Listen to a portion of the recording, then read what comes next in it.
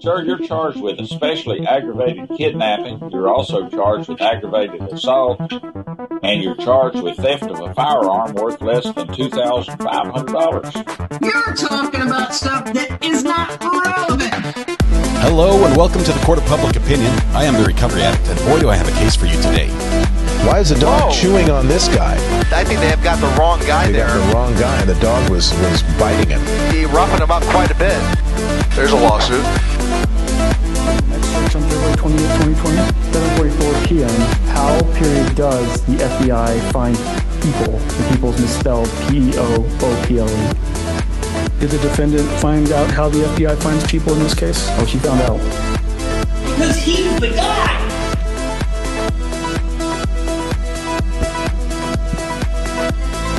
Oh, good morning, good morning, good morning. It's almost afternoon. Hello, can you hear me? Check 1, 2, test 1, 2. Why can I not hear myself? Test 1, 2, check 1, 2. There I am. Okay. That's too loud. All the settings, all the buttons have been pressed, apparently. So, good morning. Welcome to the Court of Public Opinion. I am the Recovery Addict. It's always good when things turn on when they're supposed to. Yay! I didn't this morning. I apologize. That was entirely my fault. Let's see. Things got spicy around here. That's all I can say. They got spicy in the plumbing department. I don't know what that is. I don't know. We'll leave that where it is. All right.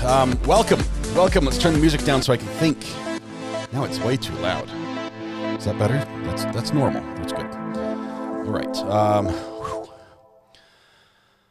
You guys, Home Depot or Lowe's opens at 8 a.m. 8 a.m. in the morning. And we were basically first ones through the door this morning because plumbing things need to happen. But man, do I have an update for you. I have an update. Ready? I no longer have a walk-behind toilet. And everyone's saying, well, what's a walk-behind toilet? You don't know because nobody has them. I was about to have one, but nobody else does. Nobody has a toilet that has enough room behind that you can just walk behind if you want, right? It's just not a thing. I sold your seats at Lowe's. Hang on one second. I knew I was forgetting some stuff. We're turning on the seating function. I had a good friend from all the way across the country get in his car with his family and drive 2,000 plus miles to come help fix my plumbing on his vacation. He and his family are doing a month-long drive tour of the U.S., doing some history sites and things as part of a homeschooling program. And they were in Tennessee last week, and they said, hey, Tennessee, North Carolina, it's pretty close. Do you want us to swing by? And we said, sure, swing by. They arrived. He's been working on my bathroom ever since. All weekend we've been, not all weekend, we took yesterday off, but the weekend was focusing on the bathroom. First thing this morning, I was up at his hotel picking him up so we could go to Lowe's, so we could buy I take that back, 2 of everything Lowe's sells for 3-inch plumbing. Every connector, 90, 45, 22, street 45, you name it, caps, adapters, flanges, couplers. We bought 2 of everything. I kid you not, over $200 worth of fittings because, so help me, we were going to put this together this morning and it's together. So now I have to take $180 worth of fittings back to Lowe's because I bought out the store as far as the 3-inch stuff goes. I'm sorry, guys, if that's what you're looking for in Greenville. That was my fault. I have it all. Okay. That being said, let's see. Today is a huge day. Oh my goodness. If you have friends who are procrastinators, please take it easy on them today. They are already stressed up to here with taxes that are due. Okay, so don't give them a hard time about forgetting to do this or that over the weekend. The zombie apocalypse may be upon us. This is like nightmare situation for all you procrastinators out there and your friends who are procrastinators. So please take it easy on them. Tax day today, April 15th. Guess what else happens today? This is not Burger King. People do not get to have it their way. Well, you can guess anyway. You don't get to have it your way. Our toilet thing is returnable if they haven't been used. And these are all just fittings. They haven't been glued. What happens today? It's the beginning of J-Hatch mediation. It's mediation day. So somewhere in Florida, Howard Hunter, and a bunch of a bunch of equally angry lawyers are seated on one side of the table, and Nick Whitney, Mr. Anderson, maybe Samantha, a couple people from the firm are on the other. And somewhere between, there's like insurance and hospital people and everybody else, and they're all sit around the table. And I imagine, in my mind, this is how it goes down. Howard Hunter walks in, and he's got his, courthouse coffee, where Mr. Anderson walks in, and he's got his Starbucks latte, super, whatever it is. And Mr. Anderson is like waving to people and smiling, and the outside there's a crowd cheering. And he comes in and he sits down, and they hit a button, and on a projector on the wall, this just pops up. And it's right in front of Mr. Howard Hunter and Mr. Shapiro. It is staring them in the face throughout their conversation. This is how I envision this going down.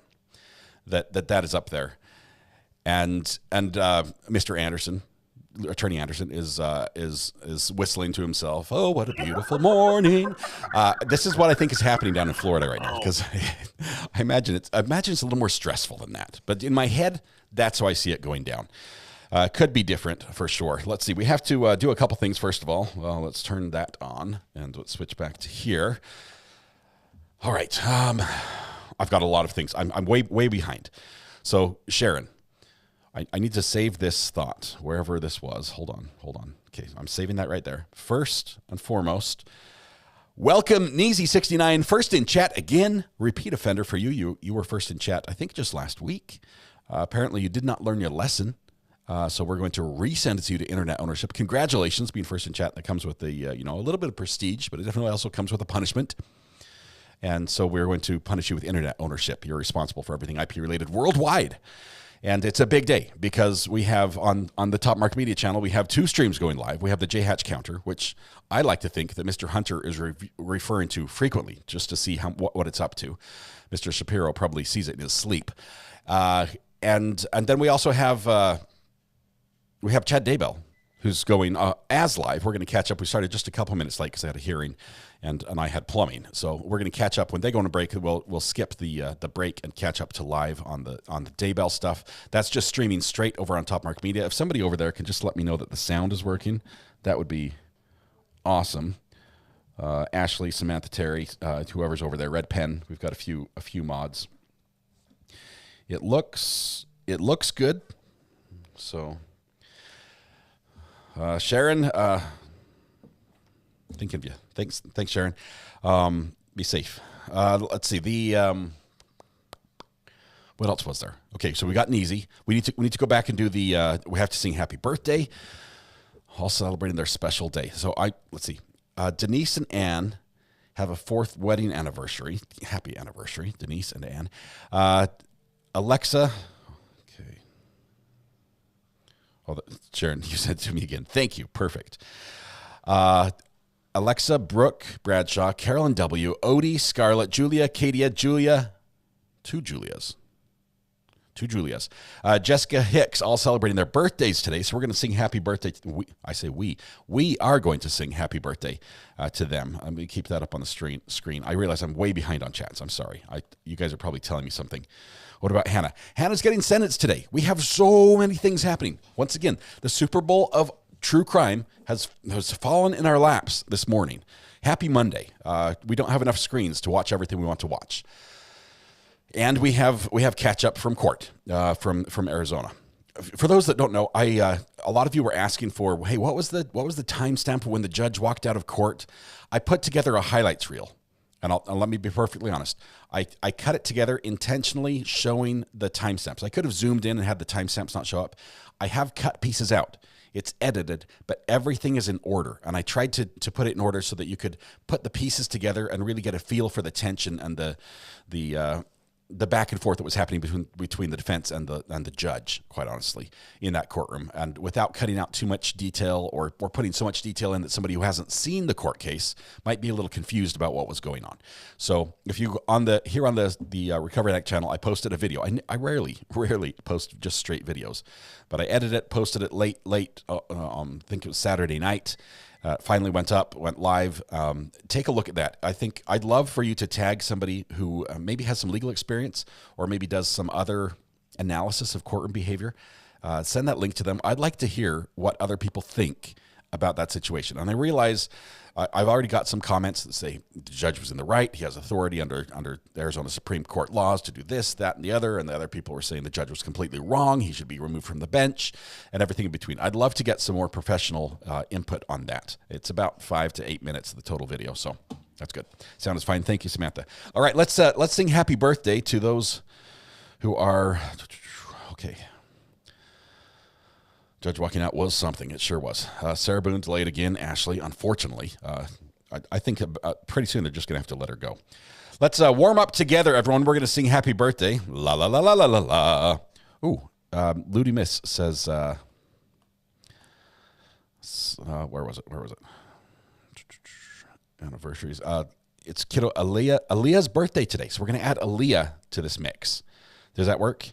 So we're singing to Alexa, Brooke, Carolyn, Odie, Scarlett, Katia, Julia, Jessica, Julia, and Aaliyah. Whew. It's going to be a 2-verser, guys. We've warmed up. Everyone places, deep breath. Sing with me. Blend your voices with that of your neighbors and those of your cubicle mates who don't know who they're singing to, but they'll join in if you sing loud enough.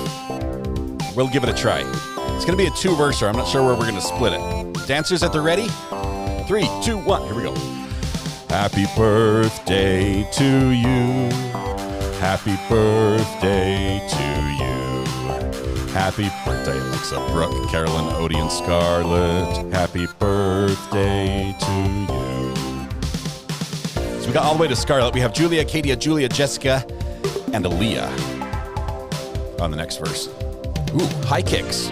And the cha-cha-chas, they're looking good. Here we go. Deep breath, everybody. Belt it out. Happy birthday to you. Happy birthday to you. Happy birthday, Julia, Katia, Julia, Jessica, and Aaliyah. Happy birthday to you. Feeling good. Feeling good. Thank you, everybody. Thank you, everyone who is celebrating and being here. I realize there are a million places you could be and a million people you could be with, but here you are with us celebrating your special day, and it's not lost on me that is our honor, our privilege, our pleasure. Hopefully we can make your day just a little bit better. I love the way you say my name. It's wrong, right? Keisha? Is it Keisha? It's the second guess, first try. Happy birthday. If it is your birthday, hopefully you've already signed up for Denny's on the app and you have a little notification that you get free pancakes today only. That would be wonderful. Wonderful to get some free pancakes today. I'm down for that. I'm ready for a birthday pancake stack. All right. As the birthday song fades away, the party doesn't stop. But here we are. All right. I am looking out of my house right here. The closet door is open. The closet has a window. I don't know why the closet has a window, but when they built it, it has a window. And there we go. So I'm looking out the window, and I'm just chuffed to no end to know that my plumbing is connected from all the way out at the street, all the way up to the toilet flange. And it would pass code. It would pass code. There are no 90-degree bends. There's no horizontal runs where, yeah, we're not going to talk about what could happen there. But it's beautiful, and I owe Jake everything for that. Jake, thank you very much. He's probably in my living room right now talking with my wife and the kids before he heads up to Maine. Hope you have a fantastic, fantastic trip. Thanks for scheduling a vacation to fix my plumbing. All right, check the anniversaries. Where are the anniversaries? Hang on, let me back up a tiny bit. Let me go to, got messages. Miss Violet, welcome to the gallery. Thank you very much. Kimbers, Ohio, member for 12 months. I'm orange, woohoo. 12 great months. Thank you, R.A. Kimbers, thank you for a year. A wonderful, wonderful year. Selena, Team Minority, says, well, I've been here for 1 whole year watching True Crime with the best peeps on YouTube. It's been great. Thank you, R.A. Selena, thank you very much. I appreciate that. You guys are the best. Georgia Culture, member for 15 months. Sweet. 15 months of change. And yeah, awesome. LOL. Thank you, Georgia Culture. Jessica Hicks. Did I get Jessica, Georgia? Did that go on the screen? They should be up on the screen. I wasn't watching. If I did, I missed it, I apologize. Jessica Hicks, member for 3 months, says, it was my 50th birthday on Sunday. Jessica, happy birthday on Sunday. That is awesome. That is wonderful. And you don't look a day over 27. Kayla says, love this channel. The highlight video was great. Thank you, Kayla. I appreciate that. Be Kind Tiger says 1 year, 9 days. Thanks, RA and chat, for keeping me company over the last year, remembering Boston Marathon victims. Boston strong. It is the Boston Marathon today, isn't it? Anniversary. And obviously remembering the victims from previous tragedy at that location. Bug Dugger, catch me up. Toilet in center of room. And does it swivel or recline? My mind is blown. Bug Dugger. What it used to do. Okay, I don't know how we ended up here, but the main drain in my house that goes all the way down to the cast iron that goes out to the street. The main drain comes up just a couple inches away from where the toilet was supposed to sit, and because we had to like transition over, the sweeping 90s we used to go over to where the toilet was, put the toilet 20 inches away from the wall, which is supposed to be 12 and a half roughly. And so it was a walk behind. There was a small corridor behind the toilet, which I was not a fan of. And I was willing to just say, oh, we can just install like a towel rack or something back there to use the space. But in the end, we not only moved it back, we also got to move it further to my right, which means there's more space for the master control of the bidet on your right of the toilet. So that it's like the Enterprise. The Starship Enterprise console comes up, and you've got all your bidet selections along the side, for the car wash of your choice.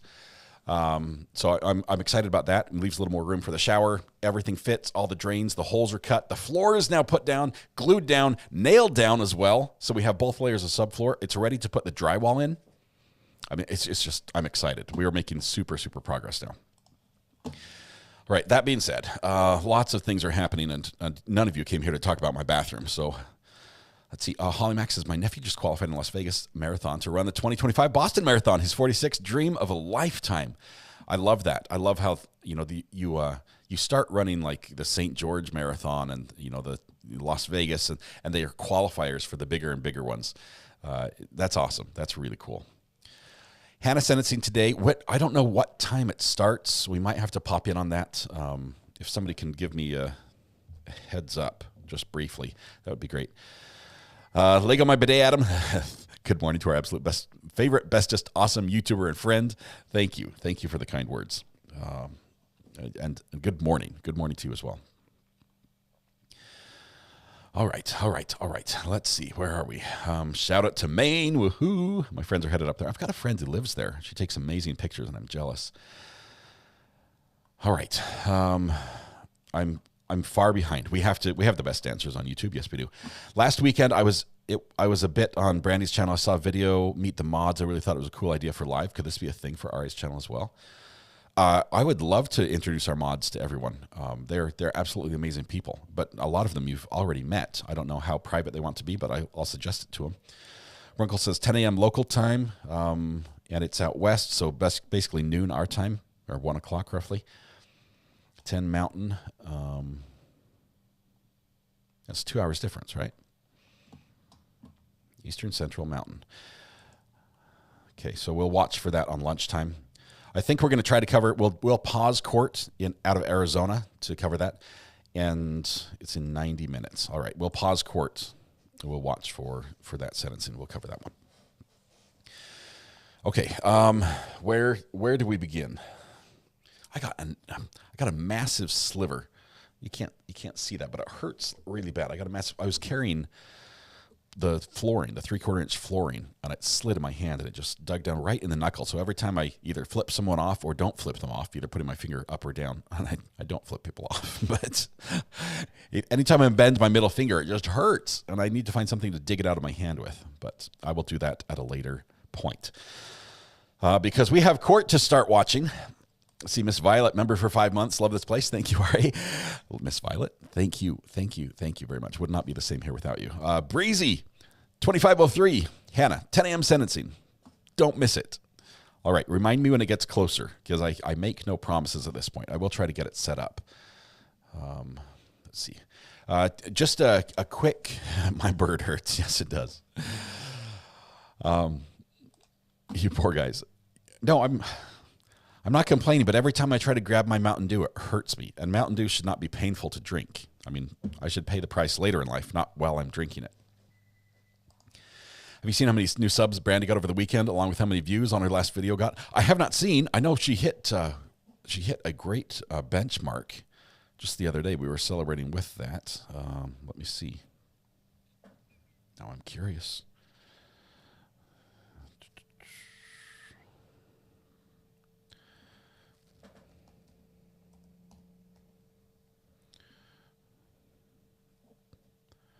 Let's see, Brandy Churchwell, 13th juror. She is up to, she almost picked up another 800 subscribers. That is awesome. And yeah, 11,000 views on her conspiracy video, Conspiracy in Canton. She is doing awesome. Brandy is absolutely amazing. She's one of the great ones. Love her. Her community as well. We have a lot of crossover. Just amazing, amazing people. I owe some thank yous. I owe some thank yous to two people. Because I went to the post office. And picked up an emotional support pickle. Still in the package. It's right here. An emotional support pickle. Thank you very much.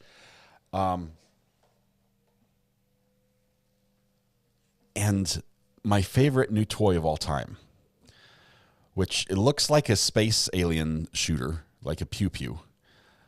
But this thing is like a turbo fan. You push the button, turn it on, and then you point it at, I don't know, like this can clear leaves off your yard. It blows like 70 mile an hour wind. And I can dust my entire the media cards just went flying across the studio because if this were empty, I could float this. I've done it. I can float a Mountain Dew bottle in the air on this fan. Absolutely incredible. Lizzie, I think this came from you. I'm looking everywhere. I think my kids blew the thank you cards away when they were playing with this. I'm looking everywhere for my thank you cards. I need to know who it came from. Lizzie, I think this came from you. Absolutely incredible. It's a turbo fan and not cheap. Oh my goodness. You have invested in preserving all my equipment. Thank you. It's rechargeable, USB-C, has a trigger on the front to turn it on and a power selector, 3 different settings, turbo fan, SDFM, X3. Just incredible. So thank you. I think this will save my equipment. Let's see. We have, so I will find where the thank yous are and thank you personally. I saved the notes just so I could do that. And the pickle jar. Oh my goodness, the pickle jar. I have to fill it with pickles so we can use it properly.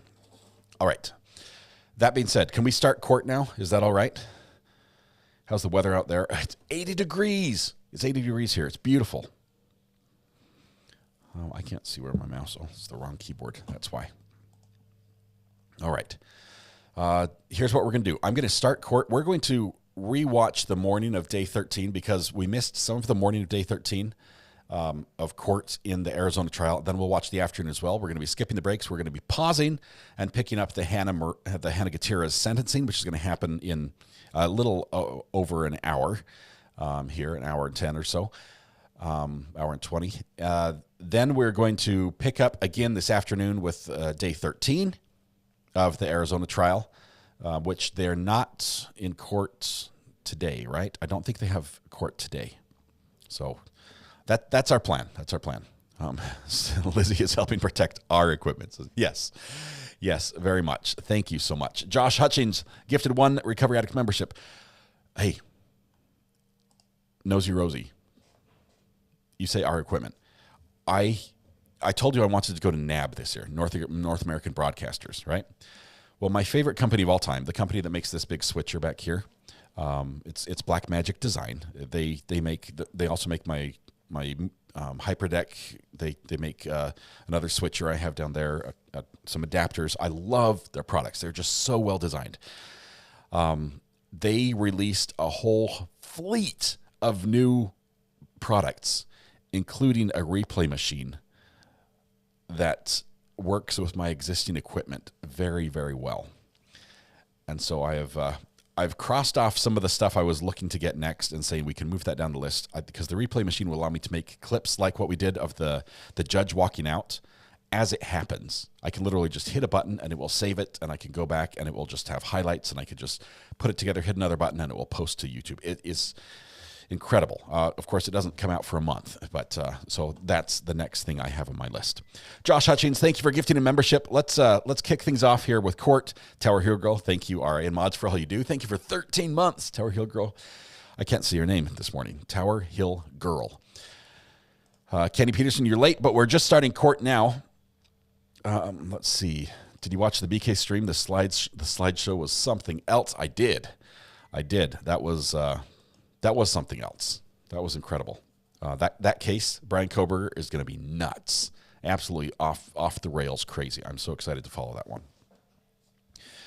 All right, let's start court in Arizona right now with, let's turn that one off, and this one on. Reset that. Make sure everything's working properly. The jury is absent. Oh, that's too fast. I'm going to accede to the jury's, first on the Monday issue, I'm going to accede to the jury's request. We're going to let's slow that down just a touch because the judge sounds like he's already drunk all my Mountain Dew. There we go. Okay, here we go. Be seated. Counsel and the defendant are present. The jury is absent. Day 13. I'm going to accede to the jury's, first on the Monday issue, I'm going to accede to the jury's request feelings about Monday. I think it's a very reasonable position. I think they're looking at it and thinking there's a reasonable likelihood we're not going to finish next week. Possibility, and that being the case, they'd rather just take Monday off, have a 4-day week, and come back on the following Tuesday. And given the fact that the trial is going to exceed what I represented the amount of time it would take to be, and given the fact that I also represented to them that we wouldn't have court on Mondays when we were selecting them, we won't have court on Monday, and we'll start back up on Tuesday. Now, I'm going to sustain the objection to the playing of this additional part of the clip to Mrs. Kelly's testimony. Mrs. Kelly, this witness, testified, as I said, in at least 5.5 hours on a direct examination, which was largely consumed with questions directed her to impeach her testimony.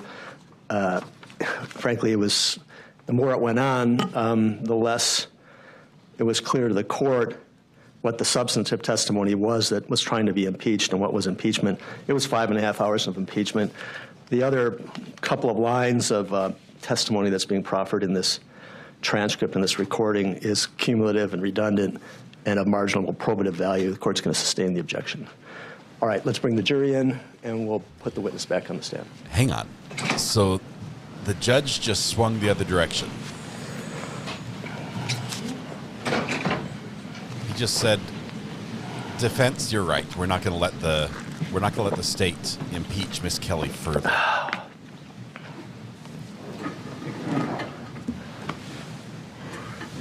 Which is incredible. Let me make sure my Zoom feed is right for Chad Daybell.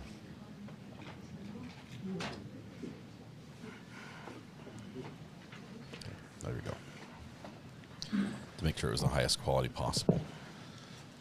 These glasses.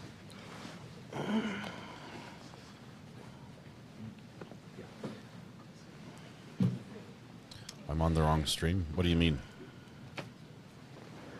Okay. Yes, we watched some of Friday morning. We missed that part.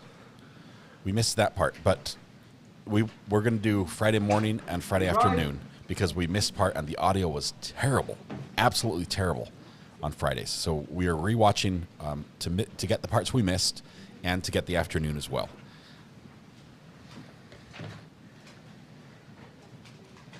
Is that right? I missed the AM stream. Please be seated. The record show the presence of all the jurors, counsel, and the You're right. You're absolutely right. Hold tight. defendant. I missed the AM. In State versus Kelly, the jury is absent. Counsel and the defendant are here. Just to make a record, all the parties, counsel and the defendant and the court and court staff did accomplish the visit to the Kelly Ranch yesterday. It went off. It's so clean. Seamlessly. There were no issues, no problems, and everyone followed the court's instructions and orders perfectly, and that includes all counsel and the parties. I'm very grateful for that. So thank you very much, and I'm also grateful for all the law enforcement that helped us facilitate that to make sure it came off as it did. There were some questions that have been made part of the record. In connection with one of the questions, I wanted to talk to counsel. At the end, I was a little confused. One of the jurors asked a question, and by the way, we obviously had the court reporter there. We took a lot of this down as needed. But the final question was, who is the man in the white-green shirt? And we tried to clarify. First, we thought he was talking about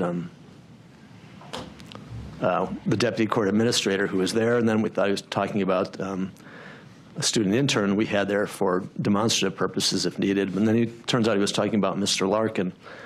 And I think I just told the gentleman as the answer that Mr. Larkin was, that the person was a person who was associated with one of the parties and just volunteered to set things up.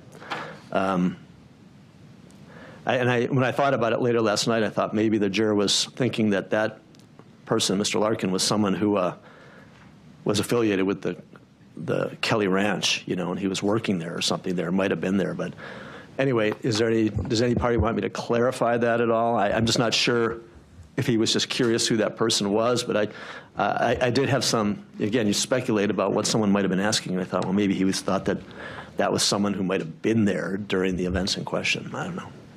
Your Honor, the state would request that we tell the jury that it's Ms. Kelly's attorney. Mr. Larkin does represent Wanda Kelly, and he appeared at her deposition. So our request would be that the jury know who he is. I'm not sure what the juror observed, but I think that there may be something he observed, which is a reason why he was asking that. Do you have any thoughts? I think the response that you gave to the juror was perfectly fine, and you asked him if he needed any further clarification. He said no. It seemed to me like it was just curiosity.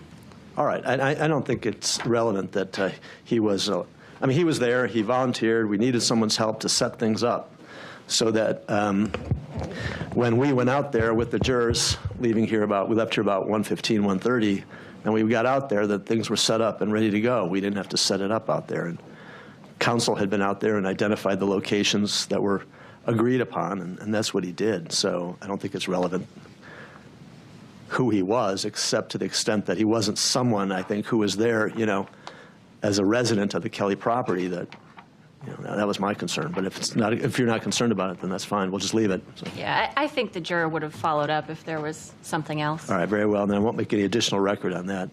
I will make the record. I've got the 1 through 15.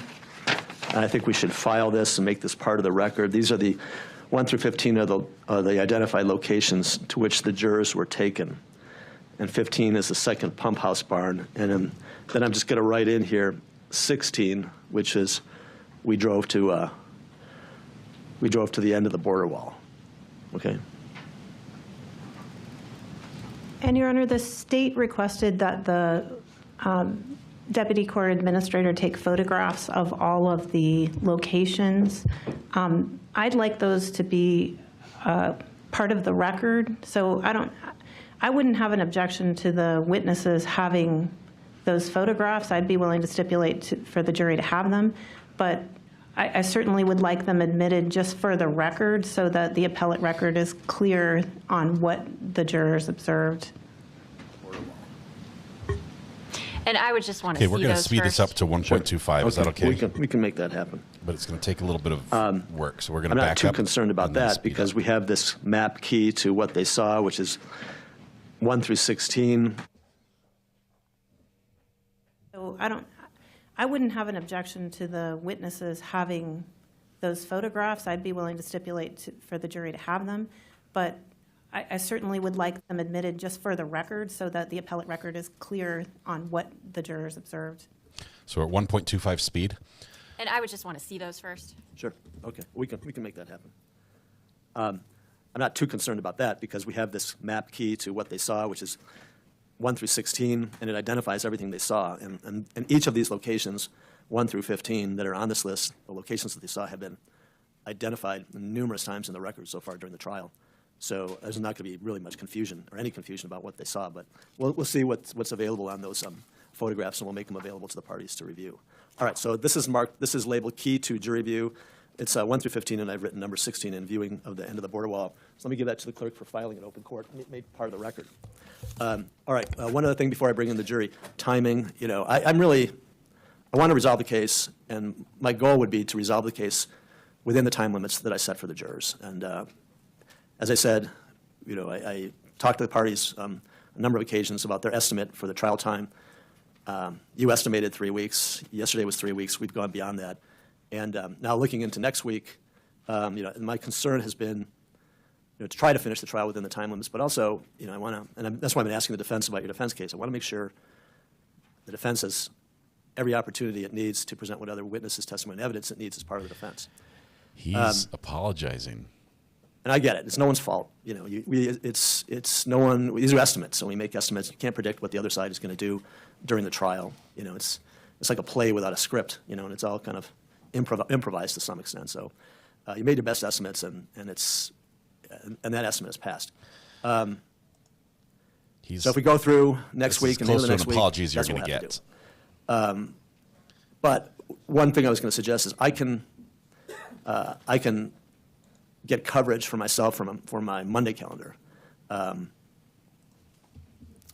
I've already talked to the other judges about that. So in order to make more time, and again, I'm not going to rush this thing to finish next week if it can't be done. So if we go into the week afterward, then I'll take that on my shoulders and I'll explain to the jury it's no one's fault. All right, these things happen. But I want to propose a possibility that we add Monday as a trial day to try to keep things as much on schedule as possible. Either a whole day or a half day. So we've already listened to the Mr. Duddy spoiler and I on already this one. discussed that, and we're going to suggest it to the court, so we're 100% on board with that. Okay. We're okay with that too, Your Honor. Okay. All right. Good. So what I'll do, thank you. Then I'll run that by the jurors. I mean, it's a change in the schedule, and we'll see what they're interested in. Jurors. Your Honor, could I make one brief record also? About what? During Detective Barba's testimony, Detective Ainza and I both overheard Ms. Lothorpe say liar. I don't know if the jury heard it. I just have some concerns, and I just asked the court to have that in mind, that is a potential issue. So I'm sure there's a recording. I didn't hear it, but that doesn't mean it didn't happen. Right.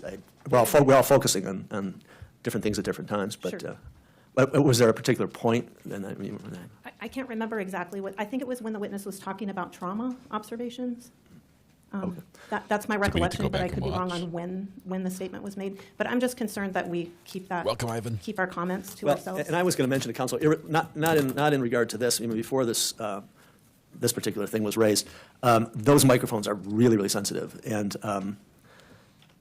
you're free to collaborate as you should with your client and with each other. But they're so sensitive that there have been times where the two of you have been talking and it's picking it up a little bit. So. And I agree with that, and it's my bad. I'm not used to using that, and having to check before we talk. So I am guilty of that, but I don't recall anything about saying anyone was a liar. All right. Just keep in mind, and again, putting that it. aside, when you consult with each other, I mean, they're so sensitive that even someone with my hearing, this isn't the greatest, but I have an extra speaker up here, so maybe I hear more, but they're really sensitive. Well, if you want us to turn on the white noise machine, we're happy to do it, but just mute that microphone. Otherwise, Remember to push. yeah, I have the same problem. Okay. Anything else before we bring the jury in? That was all All I right, had. good. I'm going to try to get us out of here. The plan for today, and this will be good if we're able to add Monday, because I think Friday afternoons are good times to get everyone out of here a little early. So I'm thinking maybe we come back at 1:30 and go like 1:30 to 3 and get people out of here on Friday afternoon. Any problem with that? I'm good with the judge. And if we get into the defense case either later this afternoon or Monday, can you have your witnesses, whoever your witnesses are here on Monday? Yes, Your Honor. Great. All right, then we're good to go. Let's bring in the jury.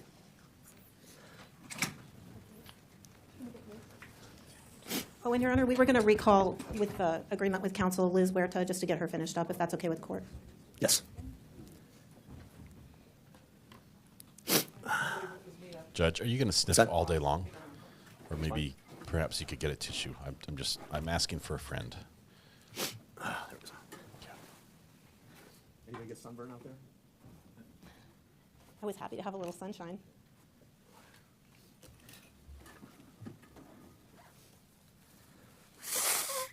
Oh, Flonase. Everybody get your taxes filed? Judge. I'm going to get an extension. What's the date today? Today's the 12th. They're due Monday. You still have to pay. They can get an extension. You can get an extension, but if you owe, you got a person doing it? No. Yeah. I'm one of those ridiculous file in February people. Please rise. Judge is getting an extension.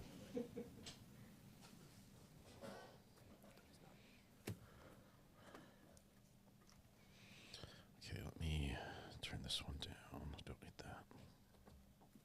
Sorry, you don't hear me mumble to Please be myself. seated. The record will show the presence of all the jurors, counsel, and the defendant. And we're back on the record.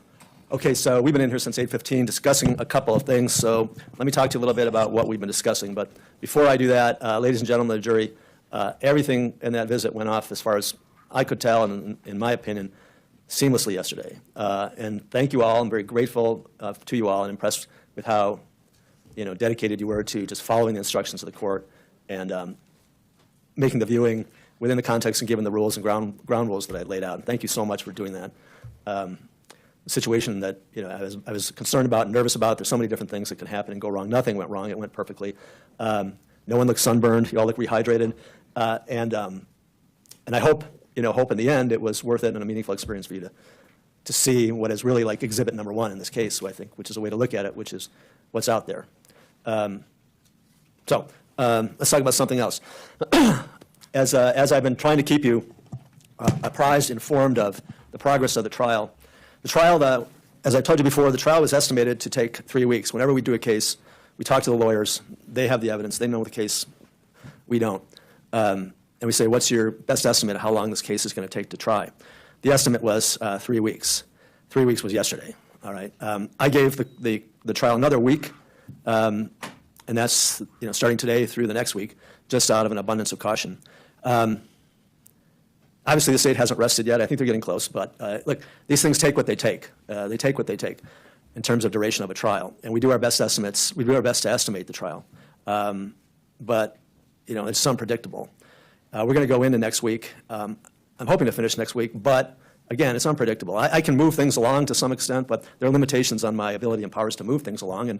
And to some extent, it's appropriate for me, and to some extent, it wouldn't be. So I've got to work within the law and the rules to make sure things move along appropriately. But it's unpredictable. Now, obviously, I've been telling you things are on schedule. Things are no longer on schedule. We are behind schedule.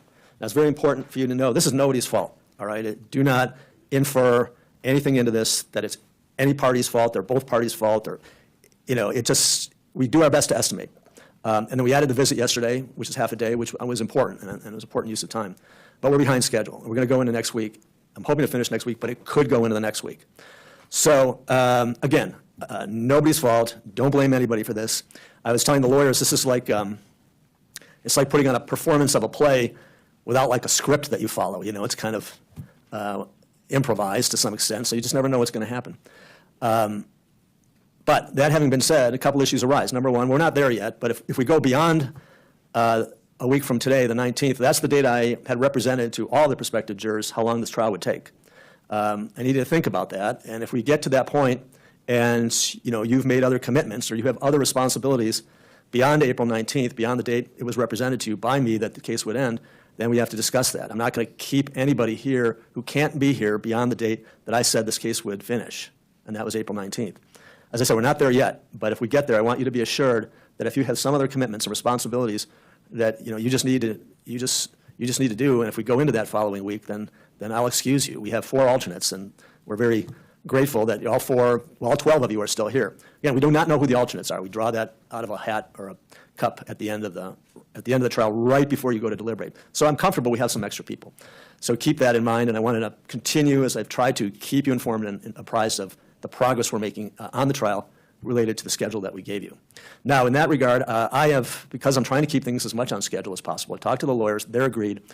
We usually do not have trial on Monday because I share one half of the other criminal calendar with my other colleague, Division II of the Superior Court, and that judge does her hearings in the morning, and I do mine in the afternoon, and so we usually take Monday off. I've talked to my colleagues, the other judges, and I said I really would like to try to rearrange my schedule, open some time up to give some more time to this trial to keep things as much on schedule as possible. And they've got great colleagues, and they've agreed. So they can cover my Monday calendar. We usually do it in this courtroom, but holding cells here, but we can do it in another courtroom. So long story short, we can have trial on Monday. The lawyers are in agreement. They're available. They understand the situation, and they're willing and eager to go ahead on Monday if possible. But that has not been a scheduled trial date. So I'm just raising that with you now. We'll talk about it again later today. What I want to know from you is if any of you have a problem with us having trial this coming Monday, which wasn't a previously scheduled trial date. Okay? So talk about that. I don't want to raise things and just put you on the spot and have you answer right away. Talk about that, think about it, and let me know your thoughts on that. Obviously, we'll talk about that sometime today because I want to know whether we're having trial on Monday. All right? Finally, today is Friday. What the schedule for today is, I really like to get people out of here early on a Friday afternoon. So we're going to go through the morning. We'll come back after lunch, and we'll go about 1:30 to 3, depending upon where we are on a witness. And then my plan is to hopefully adjourn for the day at 3 p.m. this afternoon, more or less. All right? Any questions about any of that so far? So all right. a bit of a shorter day, jurors were allowed to ask questions while we were at the scene. You asked some good questions, and we answered those questions on the scene. But you've gone home now, and maybe overnight you thought about something else that you wanted to know about with respect to what you saw yesterday. If you have any more of those questions, write them down, and we will still be able to address them. What we're going to do this morning is witness Liz Huerta, right? Ms. Liz Huerta, who's the dispatcher. As you may recall, she didn't finish her testimony in her cross-examination because she had a personal matter that she had to attend to yesterday. She was able to do that, I assume, and so she's back here this morning. We're going to finish with her cross-examination, redirect examination, and then the state will recall Detective Ayden. This is going to look familiar because we did hear part of this. Still giving testimony when we adjourned the audio yesterday so morning. bad. So that's the plan, at least for the start of today. All right? Good. Thank you. And then we could have the witness retake the witness stand. Thank you. Okay, as they take the stand, I'm going to find something to get this sliver out of my hand because it's really bugging me. And I'm not going to cry on stream, so hang on, I'll be right back.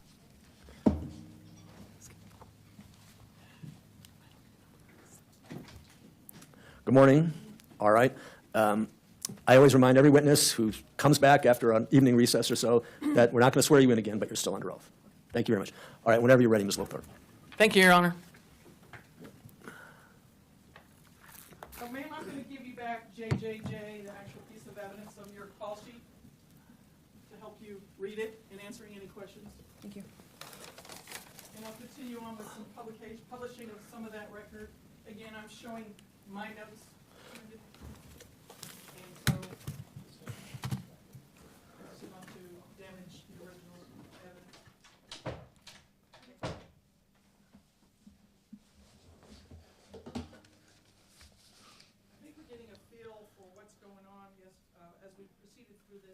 That's really quiet. Different officers responding and dispatch acknowledging. See what I can do to fix this. And I'm on page 3 of the second incident, which will be number 61 on the bottom. Are you on that page? Yes. Thank you, ma'am. All right, and at the top of the page, starting at 1924 hours, this is a continuation of the page that we were working from. And so we're now into the evening, correct? Correct. Just to put everyone back where we were. And I'm looking down here where I have it highlighted for me to reference for January, let's see, for 1, 10/12, 10/15, for first degree homicide, admitting to shooting at the people. What is, again, I don't think any of us memorized it very well, but 10/12 and 10/15. 10/12 is male subject and 10/15 is prisoner. Okay, make sure you speak up a little bit into that. 10/12 is male subject and 10/15 means prisoner. Okay, so we got a prisoner at 21:21, correct? Correct. And so that's 9:21 p.m., correct? Correct. Okay. Is anywhere above it noting an arrest, a detention to take, on this page at least? Was there anything above that? Yes. Okay, could you reference that? Where would that be? At 1953, it says 11012 detained per 158. 158 is Sergeant Abraham Pacheco. Okay, I'm pointing to it on the overhead. And is that the right location? Yes. All right, state it again now that I've located it. And so you got 11012. What is that? Detained. All right, so meaning one person detained. Yes. Okay, for 158, what's that? It's Sergeant Abraham Pacheco. I'm just putting a little line there to reference it. Okay, and so that time is, what time is that in regular time? That's going to be 7:53 p.m. Okay. Is there any notation, it doesn't tell you which person, I think we can all guess which one it is, but is there any notation of a second subject being detained in this call sheet, whether it's this page or another page after? Any mention of a second subject? I'm going to review the call sheet if that's okay. Please do. See if she can get the microphone figured out, because we just cannot hear her. Got the sliver out, guys. Good news. Won't tell you what tool I used to do it, but it's something I bought at Home Depot.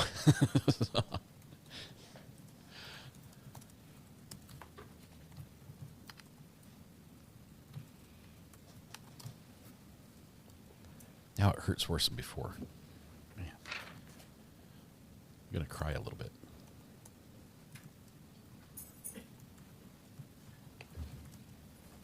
Yeah, it was a little bit confusing with what we've heard this morning. No, there's no mention of another person being detained. Well, anytime there is a transportation, and talk in a minute. And I don't know, I forgot who drove Mrs. Kelly, but you can note taking a civilian in the vehicle at some point, aren't you? Yes. Okay, and you don't see it at all?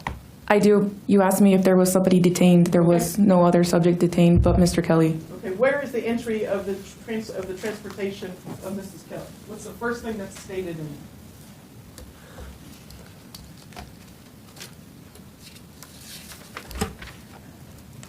Did they do something wrong with how they took Miss Kelly into custody? First of all, she wasn't a suspect, right? At 2122, it says 158 will do the transport and will interview the 101. That's the first mention that there will be a transport of Mrs. Kelly. And that's the first mention of anything having to do with her, other than maybe speaking to the wife earlier, but this is the first sign of that, right? There was a previous entry where they placed her in a unit to keep her comfortable. Okay, can you show me where that is?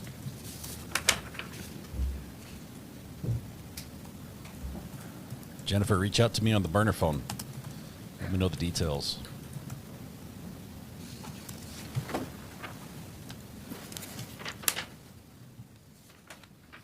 A little bit of confrontation here. No problem, take your time. I was saying it's a little bit confusing because I don't know what the judge hand gestures are. Oh, he's calling somebody up. Family member brought him his cell phone. Must have left his cell phone home. At 1951, on page 60. This morning the judge was talking about, do we hold court on Monday or Back not? a page. I'm sorry, it was 1915, on still page 60. Thank you. The jury's going to end up saying no court on Monday. 15. 15. There's mention of they're exiting the residence with Ms. Kelly in a unit. Okay, and which seconds? With 1915 and With 12 seconds. 12.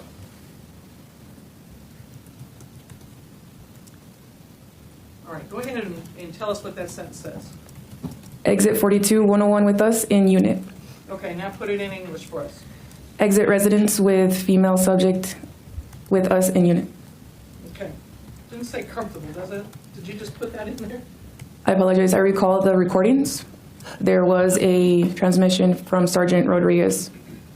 Is the police car comfortable? So it doesn't, let me start that. I was kind of rhetorical, I apologize. But that doesn't say that on here. That was just your comment. So let's just take away and tell us what it says here. You want me to repeat? Yes. Exit residence with female subject in unit. Okay. So we have that at 19:15 hours. So at 7:15 p.m. And then the first mention of arresting, detaining Mr. Kelly was where? Back on the next page or on this page also? On page 61.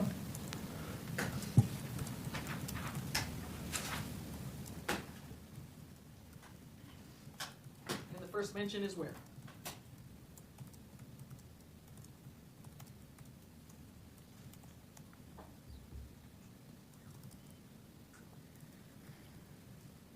It will be at 21:21 with 38 seconds.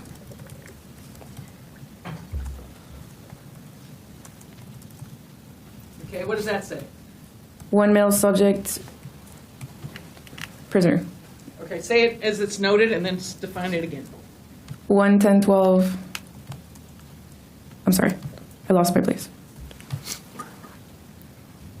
1:10:12, 10:15. Okay, now say it again in regular language. One male subject, prisoner. Okay. So it's not noted that they've arrested him until after they've taken Miss Kelly out of the house and put her in the back of a car. Does that look right as far as the order? Correct. Okay, thank you. So 10:12 was what again? Male subject. Male, one man, and so we're dropping down a line to the highlighted. So that was one male subject. 10:15 was what? Prisoner. Prisoner. And we already got the arrest. First degree homicide admitting to shooting at the people. Okay, right? Correct. At this point, this is the first entry confirming his arrest, correct? As far as you're concerned on dispatch. That will be at 21:38. It is dispatch understanding. Once they call out 10:15, that means they're under arrest.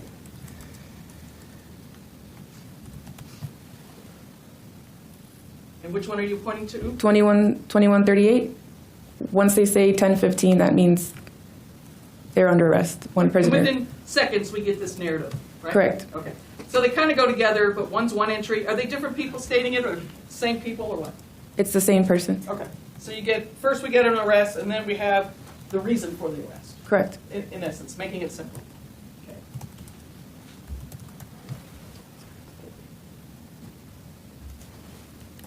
And on the second call, could you remind us the time that the first officer arrives back at Mr. Kelly's house? For this call? Yeah, this is the second visit.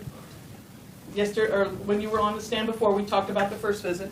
But on this visit, in the evening, remind us the first time an officer is dispatched, or let's put it this way, has arrived at the scene of Mr. Kelly's house.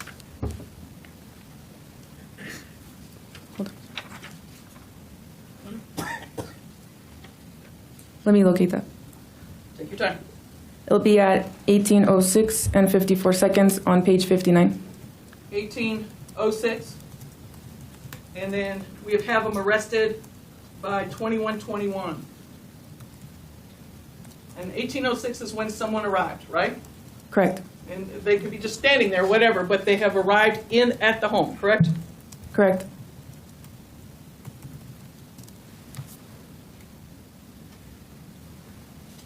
Okay. I just made a note of that on top of the page, and we're going to put officer arrived. And that was the sheriff, right?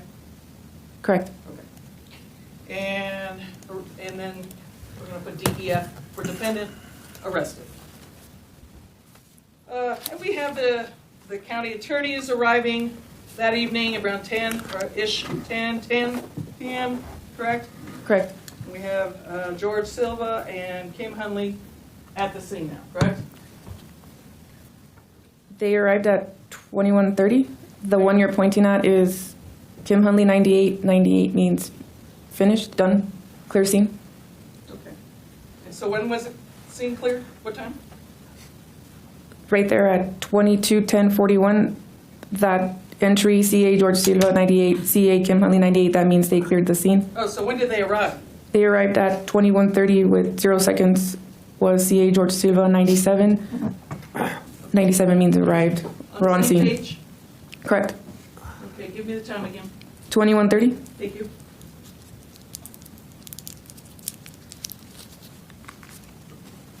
So So, is that right?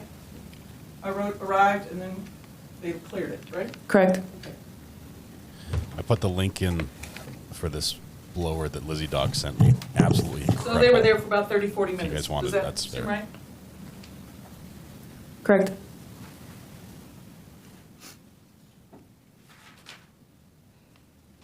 All right, I'm going to turn the page and just see if there's anything on here. What's mostly happening here? Are we getting search warrants? At the top end, correct? Search warrants? Correct. And they were noted and approved by this court, correct? And you noted it, that and a search warrant has to be put together and then brought to the court, and then they're noting that they have the search warrants and letting you know, correct? Yes, they're letting us know that the search warrant was approved. Okay.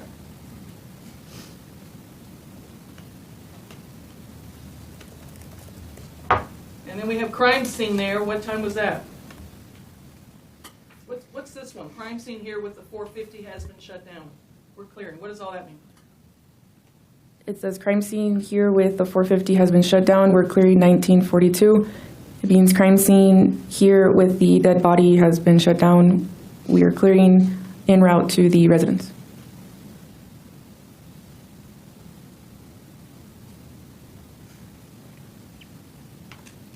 And then we have a section here about taking whatever evidence and taking it and securing it. We have some chatter on that page about the deceased. Do we have a time when they came to get the deceased from the scene?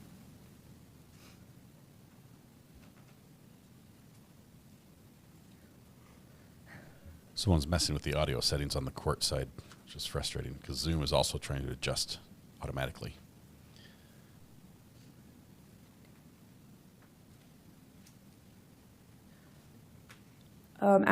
On the same page, 62:01:32 with 39 seconds, they advised that at 1:25 a.m. the body was sealed inside a body bag and Martinez took custody of the 450, the dead body. And who is Martinez? It's Martinez Funeral Home, Okay. mortuary. I just made a note. Deceased removed at 1:32 in 39 seconds, correct? Correct.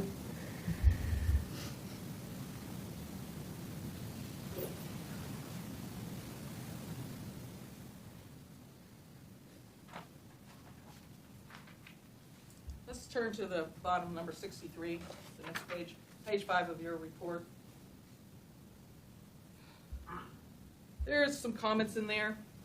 So the first paragraph, Border Patrol called, advising the homeowner called, advising he shot something. He shot something. So dispatch did receive that information, in all fairness, correct? Correct.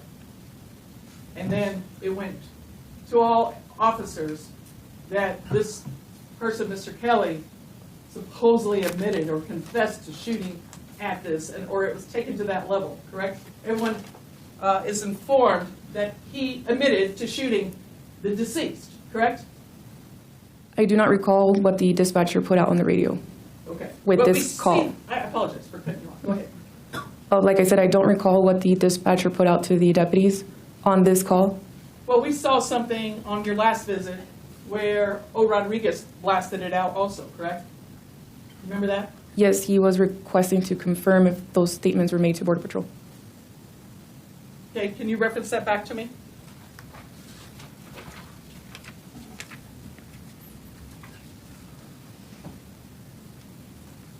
Was that on page 61 or 60?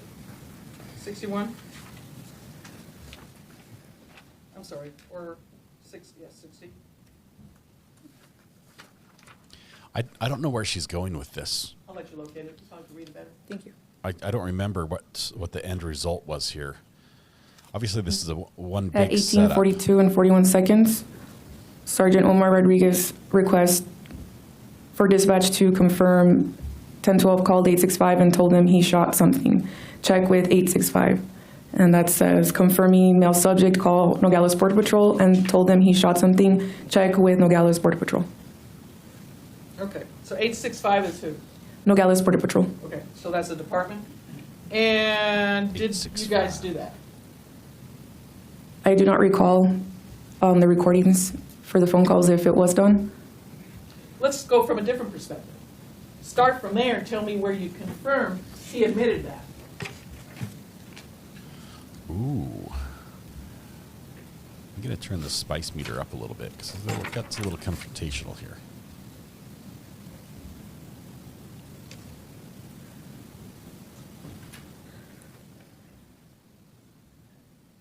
I think she's pointing out where there's a little bit of a disconnect between the actual information that was reported and what was put in the reports. Does that make sense?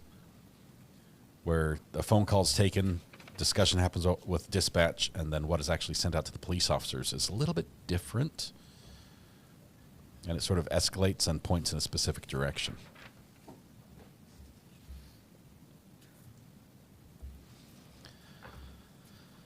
There's a note at 19:52:08 seconds. They noted branch liaison is Agent Jeremy Marcel, badge number November 379. I believe it's Logan, how you pronounce that name. Will send an email with contact info. So we still don't have an answer yet whether the subject did or did not confirm admitted, right? That doesn't give us that answer yet, correct? Dispatch is not aware at this time. Okay. So is there anything after that that would say, yes, he admitted, or no, that's not accurate?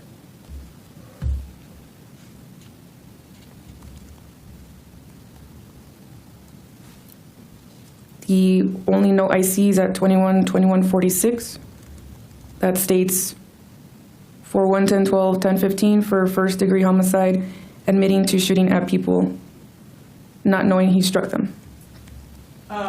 Who's that coming from? Detective Ayden. Okay.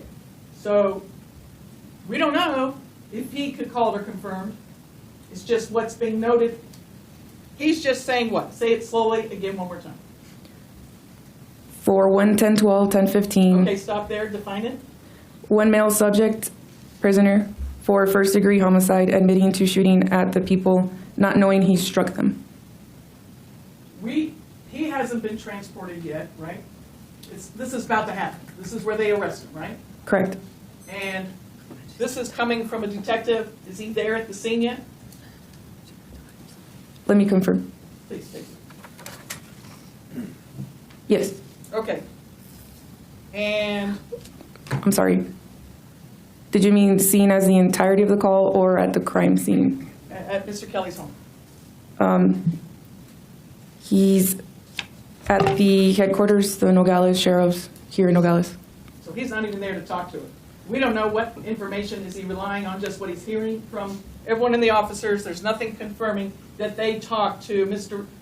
Border Patrol Agent Marcel to confirm his comments. There's nothing saying one way or the other, is there? Nothing was related to dispatch. So we have one officer at the scene asking for confirmation, and please confirm that Mr. Kelly admitted to doing this, and then there doesn't appear to be any response to his inquiry as a confirmation at this point in time, correct? Nothing on point? Not on the call card. Thank you. Which would be one way of conveying it, not only to maybe the one officer that was asking, but to all officers that are on the scene, correct? I'm sorry, can you repeat that question? Using the radio, using your dispatch to communicate with the officers not only allows the communication go to the one officer that asked, which was O. Rodriguez, okay? And there's more than one Rodriguez here, so I'm using his initial. And so that it also conveys to all other officers that are manning this radio and this call, correct? Correct. So far as everyone knows, he admitted it, right? I mean, there's nothing there saying differently. I do not recall if this was a radio transmission or it was given over the phone. Okay, but what we're talking about today is what we have proof of right here. Yes, right? but you're saying that this transmission was given out for all officers to hear. I can't confirm if it was on the radio or if he called into dispatch. So you'll note both on here? Yes. Okay. And so when you respond, would you make a note of it? No. Okay. So we don't know one way or the other in communication whether or not a statement was made by Mr. Kelly that later was proven to be a false statement. We don't know if everyone got that message, do we? According to this. No, I can't confirm.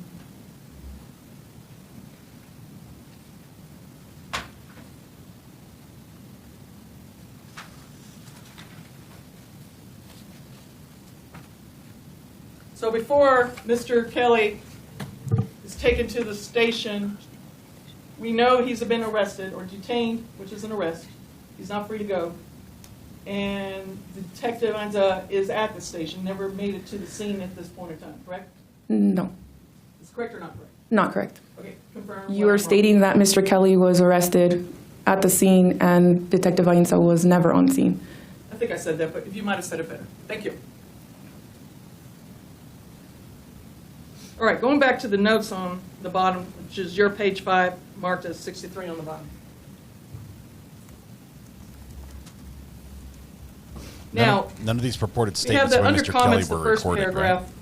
Where's this paragraph coming? Border Patrol called advising the homeowner called advising, a homeowner called advising he shot something at the address of the home, I guess. Okay, where did that first paragraph come from? That's me typing in what I received. I received that phone call of Border Patrol advising of this message. Okay. And again, that was not Jeremy Marcel that called you, right? Correct. Do you recall who it was? I do not recall. Okay. Then at 18:04 and 22 seconds, made contact with RP, reporting person, right? Now, which reporting person are we talking about at this point? Because I think we overlapped names the last time we talked. Who's the reporting person? George Kelly. Reporting person advised he needs an officer. So this is when you were able to make a call to him, right after he spoke to the Border Patrol liaison. Then you were advised trying to reach him, correct? Whoever did this call. Yes. Okay. And it wasn't you personally, was it? No. Okay. So y'all reached out to Mr. Kelly, and he was advising that earlier today there was units at the Border Patrol agents investigating, at the address, advising earlier today there was units at the Border Patrol agents investigating a 4 or 5 guy. What's that mean? Or 4 to 5 meaning numbers? Correct. Okay, but 4 to 5 guys, could be plural, in his property. I advised him I was familiar with the incident, so that person that took the call or called him was aware of the earlier call. Correct. Okay, which was that 2 in the afternoon call, correct? Reporting person, Mr. Kelly, advised he cannot remember deputies' names. However, he remembers it was 2 females and 2 males. Reporting person was evasive and was not willing to give me any information as to why he needed a deputy. Reporting person told me, so he did say he needed a deputy, but he was being evasive on the phone as to why. Does that sound about right, what's going on at this point? Correct. Reporting person told me that he knew anything he said could be used against him. So we know now that he knows there's a body, and whoever the dispatch was that called him, trying to get information from him. Correct? The reporting person, is that correct? I cannot confirm if my dispatcher knew that there was a body. All right, well, let's keep reading. Reporting person advised he just saw something about 15 minutes ago. I asked if there was a need for any medical, and he stated EMT cannot help. Okay? I asked reporting person to give me more context as to why he needed a deputy. I told him it was for deputies and his safety. Reporting person made reference to an incident which occurred, as he said, last spring. There was a female deceased in a vehicle near the area. It was just down the road from him, another incident. And did you have a chance to listen to the recording? Which recording? Yes. Okay. And that dispatch acknowledged that she was aware of that other incident, right? So correct. She knew he was referencing a dead body that was found on the property right next to his property. Okay? And she knew that, right? According to the recording. She said, I was familiar with that incident. She confirmed she was familiar with the incident, not confirming that there was a dead body. She was familiar with the incident. It is the same situation as that. Reporting person advised it was the same situation. He stated a body was found. And what is this? NAM / George Kelly that Name, George Kelly. Okay. He is sure EMT or ambulance cannot help anymore. Reporting person does not know who it is. Okay. And that's recorded, this summary of this, right? Correct. Okay. And then we drop down to the next note. Reporting person then advised there is no signs of blood. So he obviously found a body. We later learned that. And he cannot see any blood, according to this, according to the eyes of Mr. Kelly, correct? According to the recordings, correct. Right. Well, this is communication from Mr. Kelly, right? We're still talking with him, and that's a note made about it, right? Correct. And then he says, and it might be an animal laying face down. There was a little bit of a, not a mineral, not a vegetable, whatever, but an animal. He was being evasive, right? You remember that call? I remember him saying that, yes, correct. Okay. We won't go. Reporting person kept telling me if I understood what he was saying. He's trying to tell the person, the dispatcher on the phone that made the call to him, he's trying to hint about it, right? But he's not being straightforward about it, correct? Objection calls for speculation. Sustained. And then let's see, then we go down to the next note, and we're at 1845-04. Initial call at 1440 hours. The U.S. Border Patrol advised they got a call from the rancher who advised they were shooting at him and he was shooting back, right? Correct. Okay, and that's, who made that reference? That's dispatcher Alexis Ciderol. I'm sorry, say that again? Dispatcher Alexis Ciderol. Thank you. Okay. So someone put a note in there saying, I remember that earlier call, and this is the info that we also have, right? Yes. Then let's just go on to the next one. In 1858, Supervisor Leugen called and advised the rancher from the sagebrush, called their ranch liaison again, and advised he possibly struck something and needs an officer there now. So here is a transmission of something that got jumbled up somehow and wasn't the actual statement made to Border Patrol liaison Jeremy Marcel. And here is another note of supposedly him confessing, correct? Objection, Your Honor. Compound. Sustained. You can ask other questions if you break it down. Thank you, Judge. So, who made this note? 1858. I'll reword it. Again, dispatcher Alexis Ciderol. Okay. This did not come directly from the ranch liaison, did it? The note, no, states Supervisor Leugen was advising her, the rancher from Sagebrush. Okay, so now we have Supervisor Leugen. How's that help you out a little bit? Took me a bit. Now we have a name where the source is coming from that conveyed an inaccurate statement. Objection, Your Honor. And that could be where the other sources are coming from, right? Objection, Your Honor. Calls for conclusion and also compound. Sustained as the form of the question. Sergeant? Sorry. Sustained as the form of the question. So we have a name now, Leugen, could have been the source of this inaccurate information, correct? Same objection, Your Honor. If she can answer. He is the supervisor talking at the time with Alexis Ciderol. I cannot confirm if it's the same supervisor that reported it on the earlier call at 1440. And we don't have any other names noted in there of contact from Border Patrol, do we? Correct.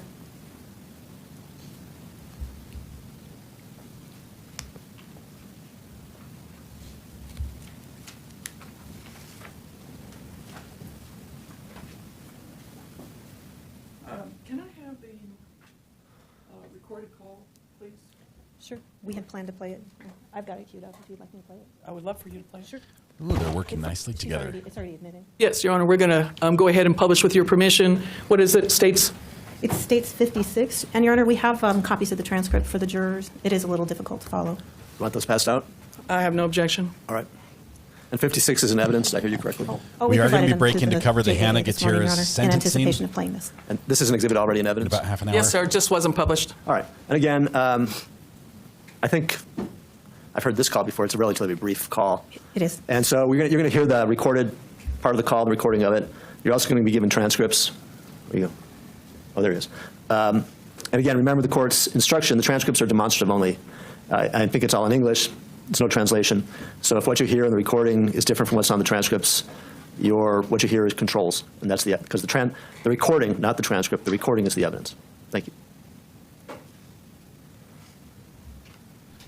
State and defense are working very nicely together, playing, helping each other out.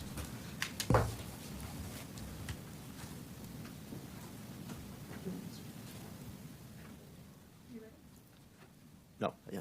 Whenever the court's ready. Make sure we have everyone. Judge, do you want one? There you go.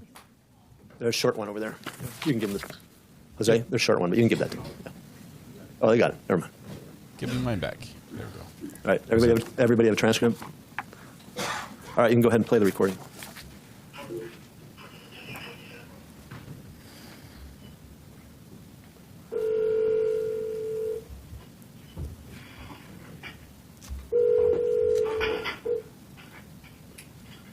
How many times does the 911 phone call ring before the answer? Hello? Hi, sir. I'm calling from the Recovery Addict Sheriff's Office. Yeah. Hi. I'm just calling because we received a report from Border Patrol. Yeah. So I was just calling to get more information. So what happened? You're going to have to send an officer out here. Okay, what's going on? I can't. I'm sorry? It's very serious, ma'am, and I'm not going to talk over the telephone. Okay, I understand it's serious, but I need more context in order to send a deputy. Okay, fine. It's going to be, Go ahead, you can talk to me. What's going on? yeah, I know I can talk to you, but you're responsible for what I say, and I'm responsible for what I say. Can you give me a little context of what happened? What's going on? You told them to shut up. What did you shoot? Oops, pardon me, Your Honor. I didn't shoot at I haven't said I shot at anything. Okay, well, that's what Border Patrol told us, so that's why I'm just asking you. Yeah. Y'all guys, the Nogales Sheriff Department had 4 or 5 guys out here this afternoon investigating a Border Patrol drug running in. And I don't know if I can't remember the officer's name. There was 2 gentlemen and 2 young ladies. Third, you know who I'm talking about? They came out to 100 Willow Cross Circle. You mean for my deputies, correct? Yeah, they were Nogales. Yes, I'm aware of what happened earlier. You're aware? Okay, then they're aware of what happened, and I don't want to get you in trouble, and I don't want to get me in trouble, but I don't want to break the law or anything like that. So what I'm telling you is that we need a sheriff deputy out here, 100 Willow Cross Circle, immediately, and that's all I can say, ma'am. Okay, is anyone hurt? I need to know, because if someone's hurt, I need to send an ambulance too. There's no. Okay, do you feel more comfortable talking to a deputy over the phone? Well, in other words, okay, you know the thing, you have the right to remain silent, and anything you can, I understand. if they can, will be held against you. I'm not admitting anything I've done, but, all those things tend to add up, and I don't know what happened. I just know what I just saw about 15 minutes ago, and it's something that an ambulance cannot help. EMTs cannot help. There's nothing out here that can be aided by an EMT or emergency services. Okay, I understand that you don't want to give me a lot of details, but what you are requesting an officer from me, so I just needed to know for their own safety and your safety a little bit of what's happening, what's going on. Okay, I'll put it like this. Last spring, out here, there was a pickup found on East Sagebrush with a dead lady in it. Mm-hmm. I don't know if you knew of that or not. Yes, I'm aware of what happened. Okay, it's a situation similar to that. How's that? Okay. If you saw it, you understand what I'm saying? It's a situation exactly like that. Okay. And so that's going to require the sheriff to come out here. Okay, can you tell me a description of the No, vehicle? I don't have a description. There's not a vehicle. Okay. The only thing that I was referring to in conjunction with that was the body. Okay. You got it? Okay. All right. Okay. Can I have your name? Yes, George Kelly. George Kelly. Okay, George, would you, if my deputy goes over there, would you take him to whatever it is that you found? Yes, I have it marked. I have a flashlight on over it, because it's going to be dark when he gets here probably, but I'll take it to him. And you are sure an EMT cannot help? I am positive. I have a medical background. An EMT cannot help. Okay. Do you know whoever it is that you saw? No, I do not know. I didn't say it was anybody. I just said it was a body. Okay. All right. Okay. All right. I'm not trying to be smart, ma'am. I'm just trying to. You're trying to be careful, and I get that. However, I hope you understand that on my end, I have to take care of my deputies too. So I just need a little bit more context as to why you needed a deputy to head out there. Now you know that there is a body here. Okay. All right. Does it look It's not alive, so you asked if you need EMT. I said no. Okay. I'm sure a coroner will be involved sooner or later. I understand. George, can you tell me something?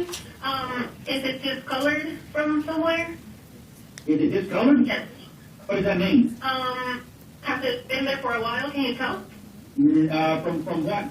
In that I only approached the body to make sure that the animal is not a vegetable or a mineral. The animal wasn't alive and it was not opaque. Okay. There were no signs. There was no signs of blood. There was just an animal laying face down. An animal? An animal, and you know what an animal is. It's not a vegetable or a mineral. Okay. It's a body, and you know what I'm talking about. I understand what you're talking about, George. Okay, I'm going to send the deputy then over to your house so you can meet them over to wherever you found what it is. Okay. Okay? Now, maybe one of the deputies around here, they know how to get here because it's 100 Wilcox Circle, and it's kind of hard to find. It's a ramp right on the border. So one of my deputies that we spotted earlier going over your way. That's good. You do that, they know how to get here, and I'll have the gate open. Okay, sounds good, George. Thank you. Thank you for that. I appreciate your help and your patience, and I'm sorry if No problem. Bye, sir. Okay. Okay, Bye. thank you. Bye. Bye-bye.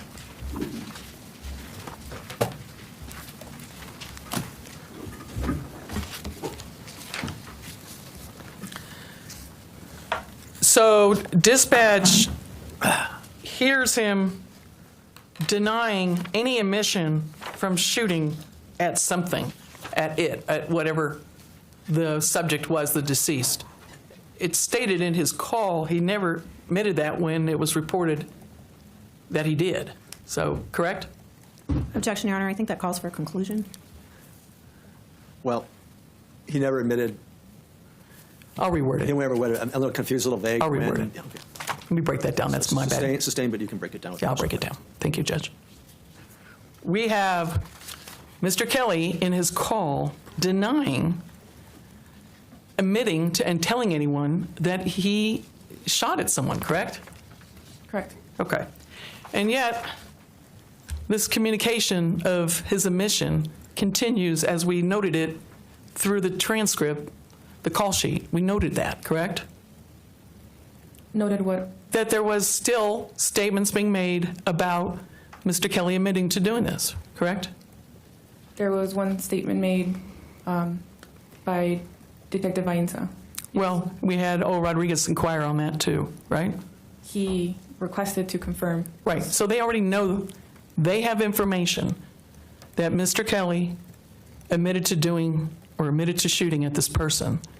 And yet, right from the beginning, before you even dispatch, and not you, just your department, okay? Referencing you or your department. Before dispatch even sends the first officer out, he denies saying it. And yet we still have discussion of that afterwards, correct? Same objection, Your Honor. Overruled if she can answer. The first call, we never made contact with Mr. Kelly. It was third-party information. I'm talking about referencing when you did this call, what we just heard on audio, okay? Now we got his words, right? Mr. Kelly's words was the caller on this audio we just listened to, correct? Correct. Okay. And when the dispatch conveyed that you admitted to doing it, he denied it right away, correct? He said, I never said that, right? The recording shows the dispatcher letting him know why we're calling him, because Border Patrol relayed the information that he reached out to them, that he shot at something. And he denied that, correct? In this call, yes. Okay, so first thing happens is you get a call from Layugan or whoever in Border Patrol and not directly from Agent Marcel, correct? We established that, correct? Correct, on this call. Yes. And this is the evening call that this was recorded, correct? Correct. Because now we have a dead body, correct? And we did not have a dead body at 2 in the afternoon, correct? Correct. Okay. So after getting that information and it being conveyed back to Mr. Kelly that you admitted it, he denied it, correct? I said, I didn't say that. You want to ask and answer? She never gave me an answer. Overruled. She can answer. Thank you, Judge. I'm sorry, can you repeat the question? Okay. I'm trying to go chronological order here. And so I established in the question before, just confirm that you're with me, that the call came in from a Border Patrol person other than the liaison. And the dispatch picked up some information that the subject, Mr. Kelly, admitted to shooting at something, correct? Correct. Now you have next thing happens, and you guys were advised to try to reach out and call him. Someone advised to do that, and that's what y'all did, and we got this recording, correct? Correct. Okay, you're following me. The next thing happens is the call is made, correct? Correct. And it's mentioned, but that you told someone you did this, and I'm paraphrasing, that you shot at someone, and he denied it, correct? Correct. And then my next point to be made was, yet this communication and admission that he shot someone continued in inquiry as far as you can see. You could see it noted in the call sheets, correct? Continuance on the phone call or throughout the entire incident? The incident of information still being conveyed that he admitted it, even though he denied it to dispatch. I cannot recall if dispatch continued on the radio to say that he shot someone. There are radio entries from deputies, including that one of Sergeant Rodriguez to confirm, and including that of Detective Ainsa. Right. And of course, you can't read the officer's reports that might note that he admitted it, right? You don't get to see that. I am a record holder, and I have access to that, if need be, for recording purposes. And at any point, did you look to note that more than one officer noted in the beginning that supposedly Mr. Kelly admitted to shooting when that's not what was said? Did you ever see that admission in any of the other officers' reports? I did not read the other officers' reports, no. Okay, so you have access, but you didn't do it. Okay, No. I get it. Did you being you or your department, take the time to let the officers know that he denied admitting to doing it? I do not recall what radio transmission was given by the dispatcher. I'm asking you, based on Mr. Kelly's denial of saying that, did you or have any record in your report here telling everyone that he is denying it? There is no record because we do not document what the dispatcher tells the deputy over the radio. We only document what a deputy is conveying over the radio to dispatch. You documented in the notes, let me go back to the report since you still have it in front of you. On your page 5, you commented, not you, I'm going to reference you as your department, okay? So I apologize, I'm not pointing a finger at you, okay? You are a supervisor, and I'm just using you to illustrate your department, okay? Under 1804, a whole narrative of this call, correct? Correct. And I'm just going to put it on the board just to point this out to the jurors so they know what I'm talking about. And I believe I'm referencing that big fat paragraph right there, correct? Correct. That's the call from Mr. Kelly and a narrative about it, correct? Correct. Anywhere in that paragraph, did someone note that, wait a minute, he denied shooting at this person? No. Wouldn't that, and again, this is not a blame on you, so I apologize if you're the one having to answer these questions. You didn't write that paragraph, did you? No. Okay. But wouldn't it be just as important when there's information saying he did claim to shoot someone and then he tells you, no, he didn't say that? Wouldn't it be just as important in this summary to put that down on his defense? It's a summary. Sometimes things are missed. Dispatch is not 100%. I wouldn't be able to tell you what was important and what wasn't important on this call. To the person that being accused would hope that that would have been documented in being important. Wouldn't you agree? If it affected you or your family or anyone else, wouldn't you agree that would be important? It was documented. It wasn't on this call sheet, but it was documented on the recordings. Yes, but meanwhile, patrol officers, sheriffs, border patrol that are at the scene, detectives, they're going on the information that he admitted to doing it, and now we got an investigation going forward with that reasoning. I'm not too sure what information patrol had. They get in contact with agents that are there. They are on foot. They're driving. They're most of the time they're not allowed to look at their computer system while they're driving. They're on foot. They don't take their computer system when they're walking. Therefore, wouldn't it be very important, with that in mind and what you just said, to verbally let the units know that was inaccurate information, according to Mr. Kelly, he's saying he never said that. However you want to word it. You could have brought it to their busyness, whether they were driving or whatever they were doing, investigating, and let them know so they could hear it, right? Your Honor, objection asked and answered and argumentative. Sustained. Nothing further. Redirect. Thank you, Your Honor. Ms. Huerta, do you have the transcript in front of you? I do not. You do not? No. Would that be helpful? Here, she can have mine. That's right. All right, I've got my copies before the witness. Thank you. Ma'am, could you turn to page 2? Yes. Line 3. Can you read that? I didn't shoot any. I haven't said I shot at anything. In that line, did the defendant deny that he shot at someone, or did he just say he never said that? He said he never said he shot at anything. Now, on your call log, the initial call you got from the first call that day, do you have call detail report 1 in front of you? Yes. What was the initial call from Border Patrol?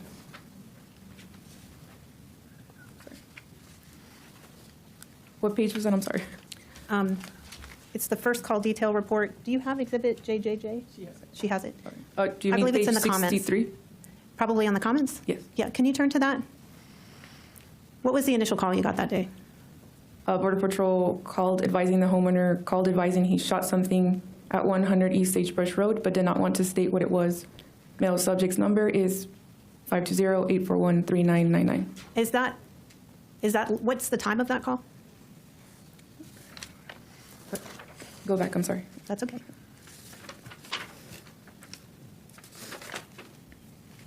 $17:56. So that's actually the second time that deputies responded to the scene was based on that call, right? Correct. I'm actually talking about the first call detail report. Do you have that one from Yes. the earlier call to the residence? I do. What's the first call? What's the first thing Border Patrol told you when they called in that initial call detail report? Do you want me to read it? Yes, please.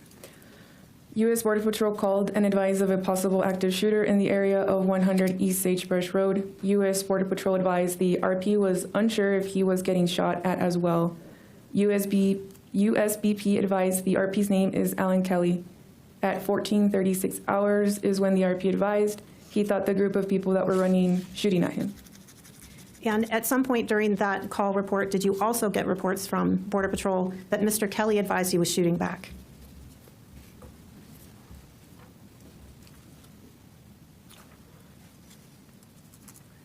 On the comments? Yes.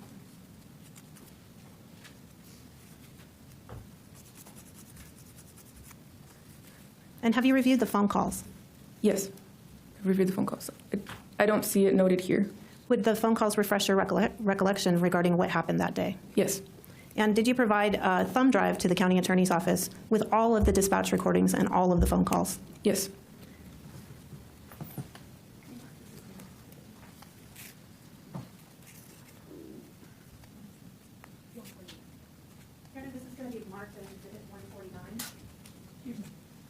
And if I could just show this to just the witness.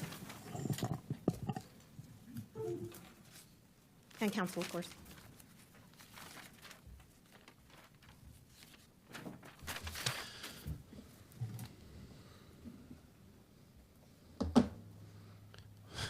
Ma'am, can you see what's displayed on your screen? Yes. Does this look familiar? Yes. And I've gone to another screen with 3 folders. Does this look familiar? Yes. Going into the first folder, does that look familiar? Yes. Welcome, Broken Bakers. Scrolling through. Good to have you all here. Appreciate you joining us. Does that look familiar? Yes. Going into the second folder.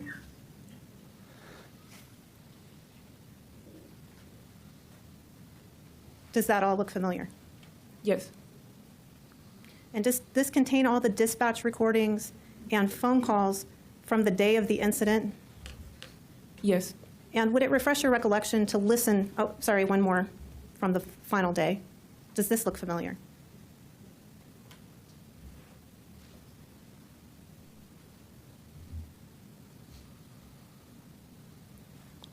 Yes.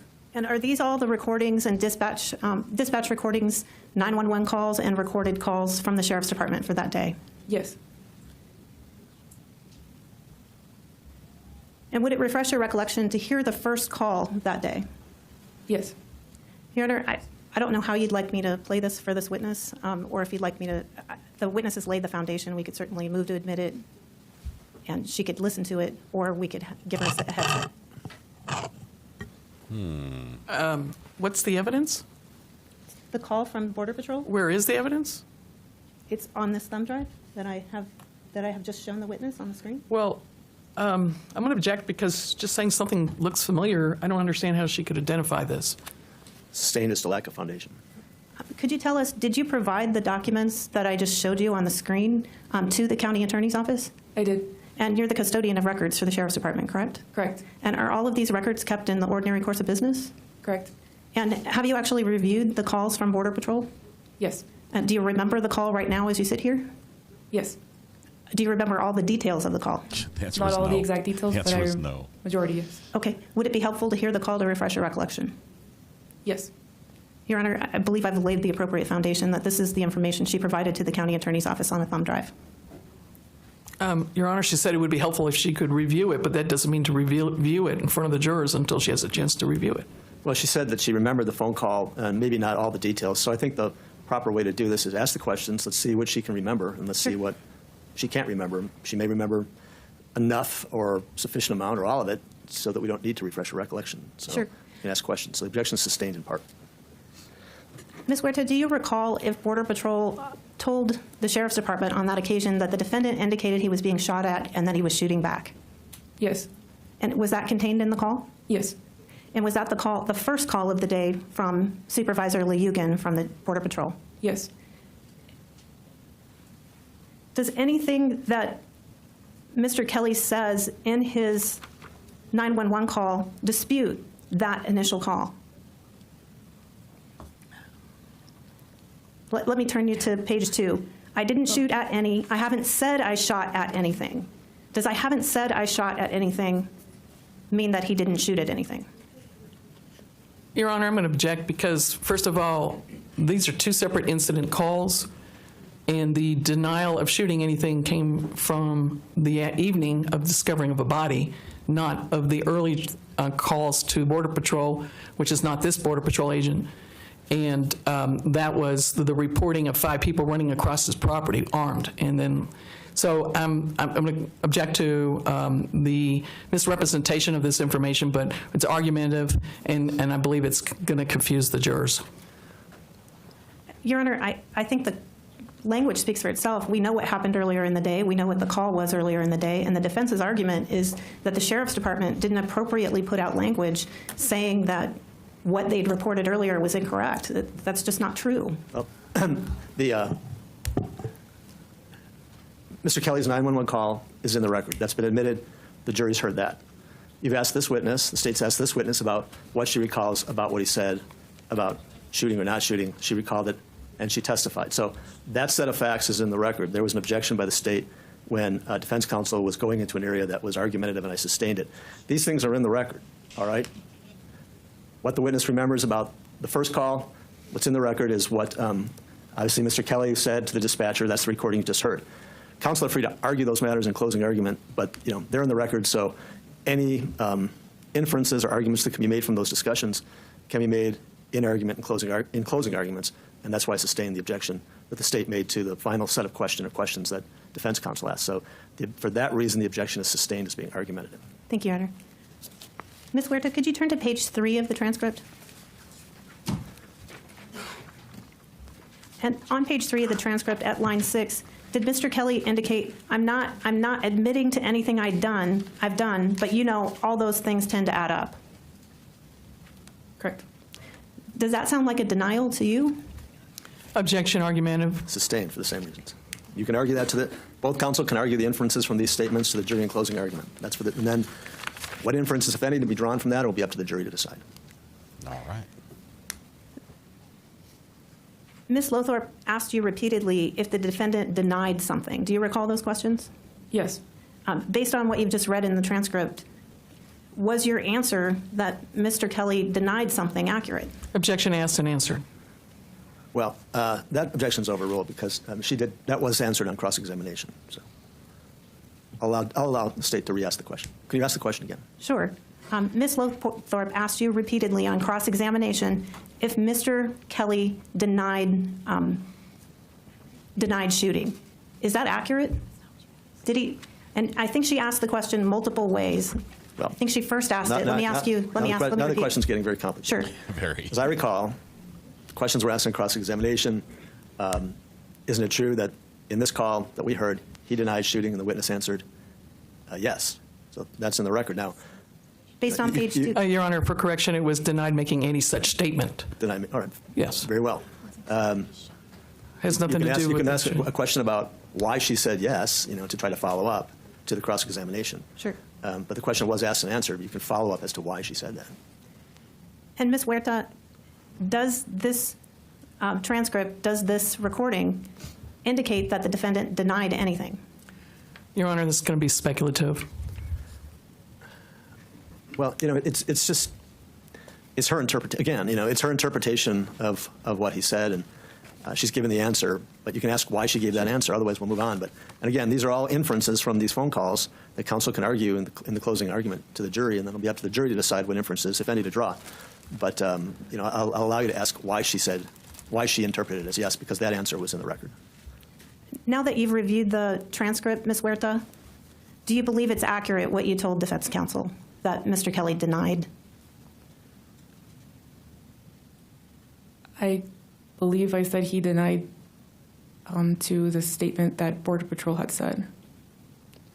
Can you verify that? Okay, so you believe that he said he denied saying he struck something?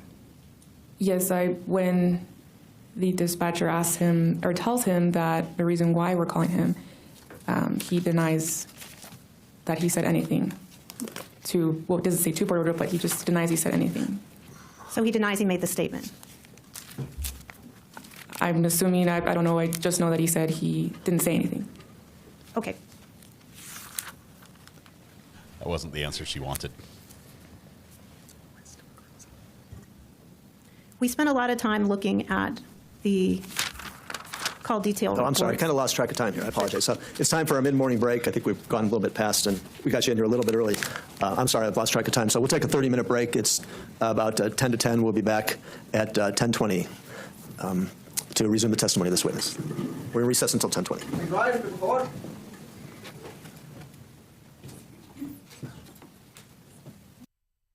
Okay, so as we go to that, let's see. We're getting there's a feed just of a courtroom that's visible of the Gutierrez trial. It's just a light on the wall, so we'll keep an ear out for that as it happens. I think we're still about 20 minutes away. We're going to fast forward on our live stream. Where is that coming from? Man, where's our source? Over here.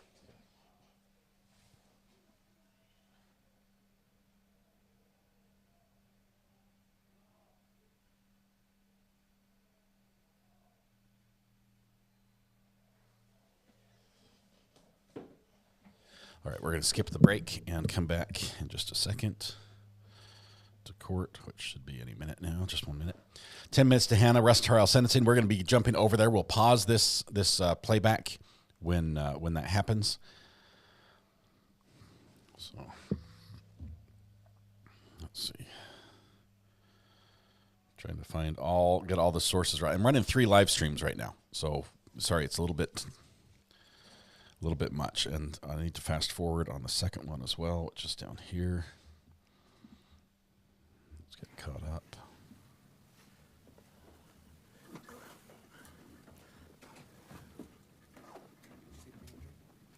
Everybody here? Yeah, here goes. Okay, that's caught up on that one. All right, you can bring in the jury. And we're going to come back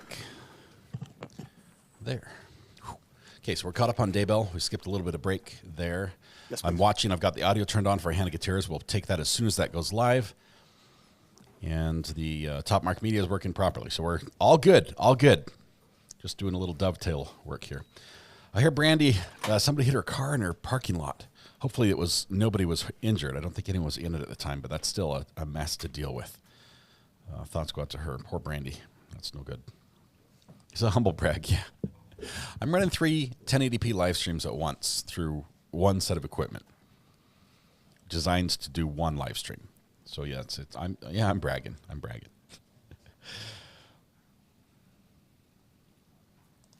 The other channel is the Top Mark Media channel. So Top Mark, all one word, TOPMARK. That's where we put just straight feeds from court. Like we're streaming the Chad Daybell trial over there, just a straight clean feed because the judge deletes his as soon as trial's over, or as soon as the day is over. So we're putting that up just to preserve the record. The record to show the presence of all the jurors, counsel, and the defendant. Witnesses back on the witness stand. Members of the jury, I don't know if it's too early, but have you had any thoughts about Monday? Yes. Okay. I'm sorry, I can't hear you. We have a question. You have a question? Write it down. Is deliberation included in next week's schedule, or just the defense or the prosecution rest of the case? Well, great question. Very fair question. Here's the, and the answer is I don't know, but the reason I don't know is as follows. Here's the sequence of the trial that remains, okay? The state will finish its case in chief, what we call the case in chief. That's all the evidence they intend to produce in their case in chief. Then the defense has the right to present a defense. Remember, a defendant never has any obligation to present any evidence whatsoever. But, so that having been said, they wait and see until the state's case is over. They wait until then to decide what they need to do and what they don't need to do. And then they make that decision. So then, anyway, after the state's case in chief, the defense has a right to present a case. And how long that's going to take, the duration of that is unknown because they don't know that until the state finishes its case. And then, if the defense presents a case, the state has the right to produce a rebuttal case. The state has the burden of proof, so they get to go last, and that a rebuttal case would be in response to the evidence or any evidence that the defense may have produced. So all that has to happen, and then what happens when all the evidence is in, then the court gives you final jury instructions, like the preliminary instructions, but these are the final instructions that control. They're a little bit more involved in the preliminary instructions. We have to have some time, once all the evidence is to decide what are the appropriate instructions. So I have to have some meetings with the lawyers about that. And then we have final jury instructions, and then we have closing arguments. State gives a closing argument, defense gives a closing argument, the state has a rebuttal closing argument. After all that is done, that is when we then select who the alternates are, excuse the alternates from deliberations, and then you go to deliberate. So all of that has to happen before the case gets to you for your deliberation. How much time that takes is unknown, okay? But, you know, out of an abundance of caution, because I want to try to use as much time to be able to come in as close as possible before the April 19th date that I gave you. I don't know if it'll be possible or not, but to try to make that happen as much as possible, I've arranged for to move things on my calendar and have other people cover. So that's why I suggested using Monday. So the answer to your question is all those things have to happen. I just don't know. We feel that probably it's going to continue on until Friday. Maybe closing, the two parties are going to rest by Friday, and it's going to continue until next week, I think. I mean, 2 weeks anyway. So we're going to say that. Whoa. Okay. That's fine. That's what I needed to know. And that's the consensus of the this jury. will probably take 2 weeks. All right, fair enough. Thank you for letting us know. This will All right, probably take I'll 2 discuss that weeks further anyway. with the parties, and we'll see what we're going to do. And also, if you come back with any more information, we'll take another time.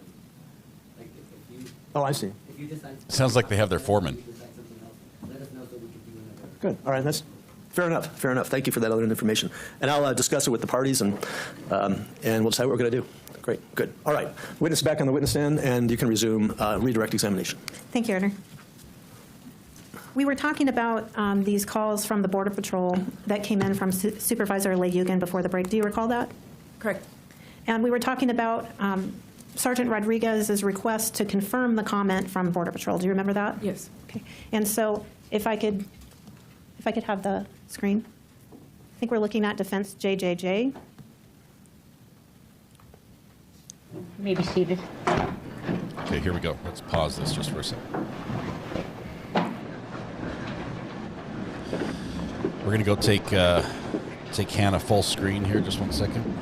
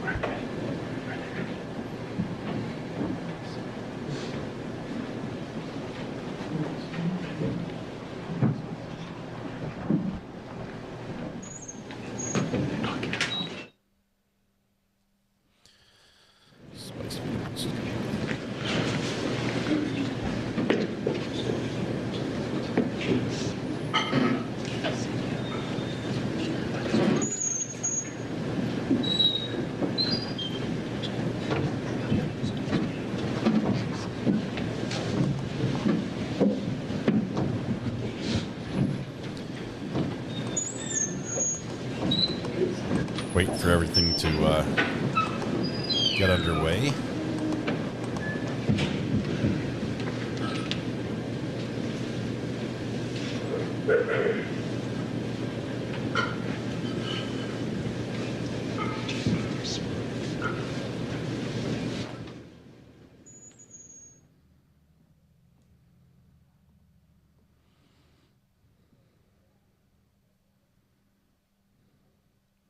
Now we have no audio.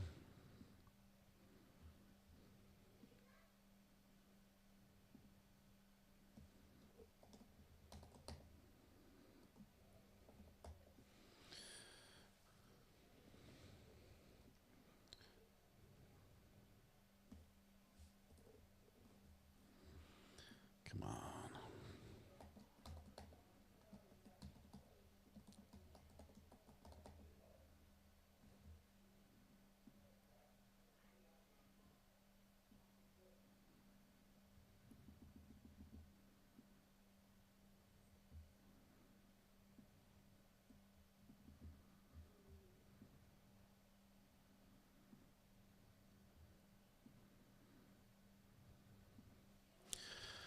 A few more people finding their way into the courtroom. See a few familiar faces there in prosecution.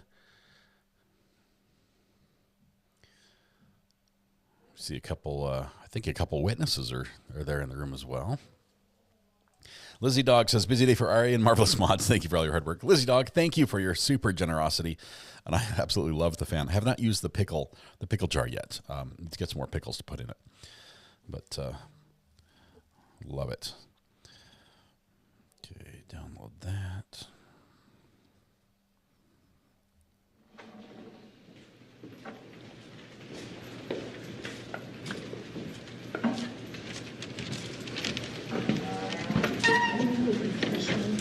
There's Hannah. She is in custody. Has been in custody since the conviction. Judge revoked the bond.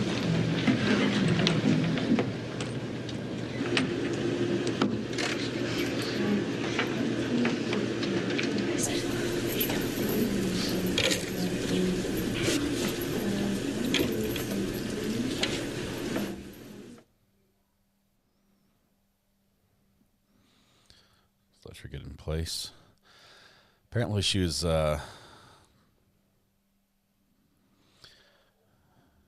she did not have a good experience going to prison, is our understanding.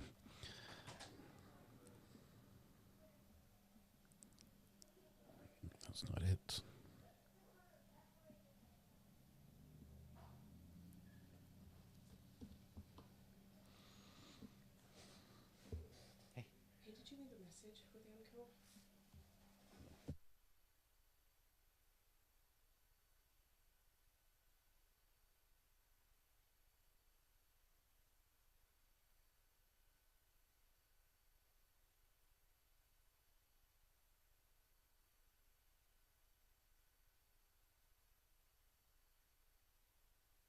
Judge has a little sidebar going on here.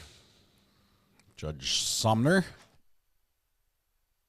I was all for Hannah receiving a lenient sentence until transcripts of her jail calls were released. 18 months is very appropriate. I have not heard the jail calls. I don't know if they'll mention that here at sentencing. I don't know. I don't know if that even should weigh in. Have to make a quick phone call. Ian, your uncle covered the jail calls. I'll have to look for that. Good call to see what my card is. State of New Mexico versus Hannah Gutierrez, D101CR 2023-40. Parties state their name. Carrie Morrissey and Jason Lewis on behalf of the state of New Mexico. Good morning, Your Honor. Jason Bowles and Carmela Cisneros are here from Ms. Gutierrez-Reed, who is also present. All right, thank you. All right, this is a sentencing. Let's proceed.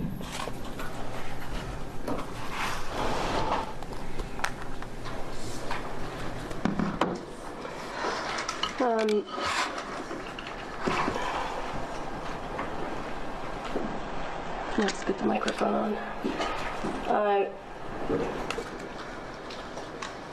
Your Honor, I wasn't sure exactly what recommendation would be appropriate in this unprecedented case until last week when I completed the review of Ms. Gutierrez's jail calls. It was my sincere hope during this process that there would be some moment when Ms. Gutierrez took responsibility, expressed some level of remorse that was genuine, and that moment has never come. Ms. Gutierrez continues to refuse to accept responsibility for her role in the death of Helena Hutchins. Rather than accept responsibility, she has chosen to place blame on the witnesses who testified against her, me, you, the jurors, the set medic, and the paramedics who tried to save Ms. Hutchins' life. Her jail calls, and there were probably close to 200 of them, 200. Tell us who Ms. Gutierrez really is. And in the state's opinion, the content and tone of her calls demonstrates that Ms. Gutierrez should not receive any type of a reduced sentence. Helena Hutchins died due to a cascade of safety violations that began with Ms. Gutierrez introducing live rounds to the movie set, loading one into a prop gun, telling the members of the crew that it was a cold gun, thereby ensuring that it would make its way into the hands of Mr. Baldwin. That conduct, absent responsibility or remorse, is deserving of a sentence of 18 months in the Department of Corrections with a designation as a serious violent offender, and that is what the state will be requesting today. And those are the only arguments I intend to make in terms of sentencing. I would like to move into the presentation of the witnesses who would like to address the court on behalf of Ms. Hutchins and her family. Thank you. I would like to start with Craig Mizrahi. Mr. Mizrahi.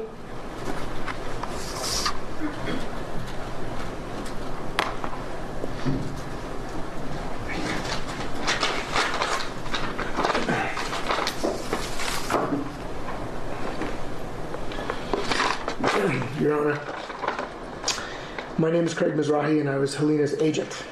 I was compelled to be present today. Okay, is your mic on? Can you talk a little into the mic? More into the mic?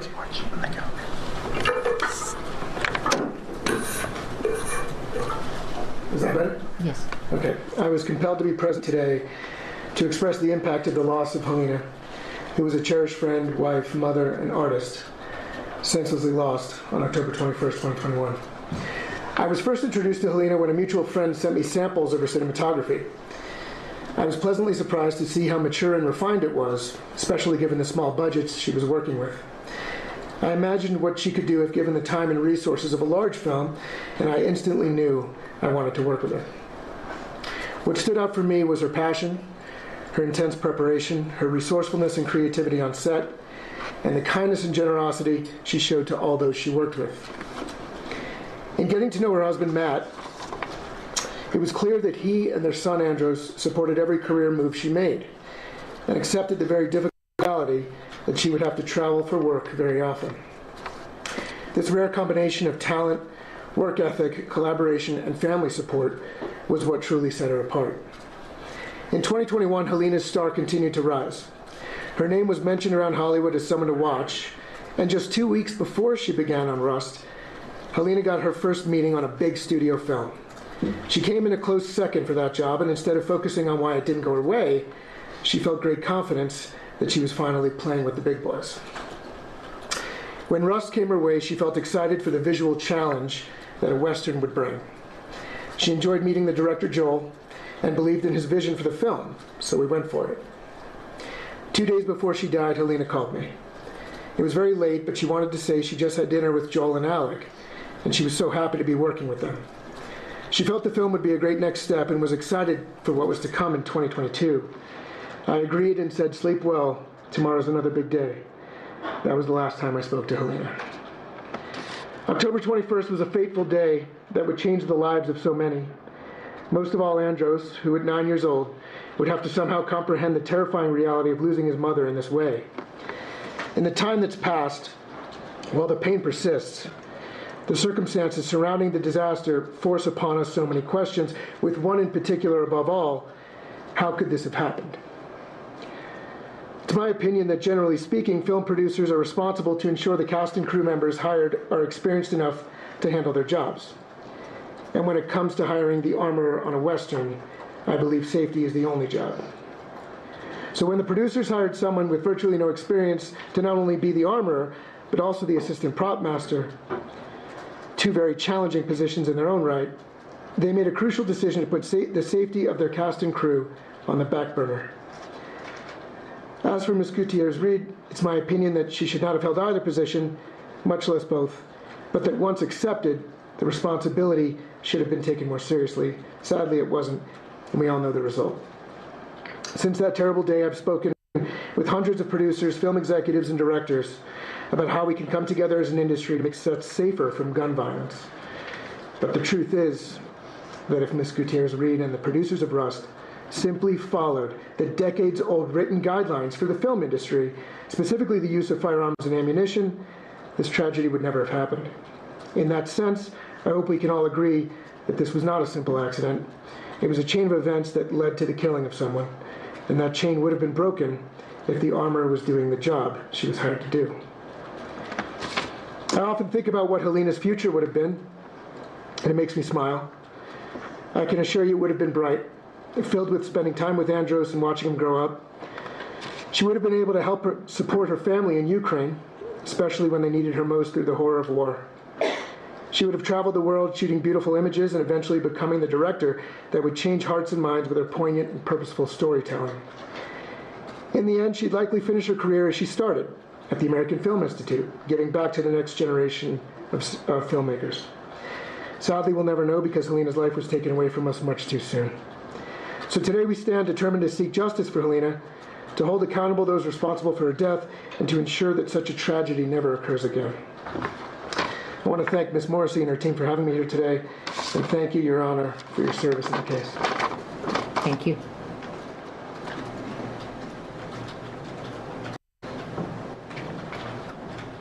Emilia Mendieta.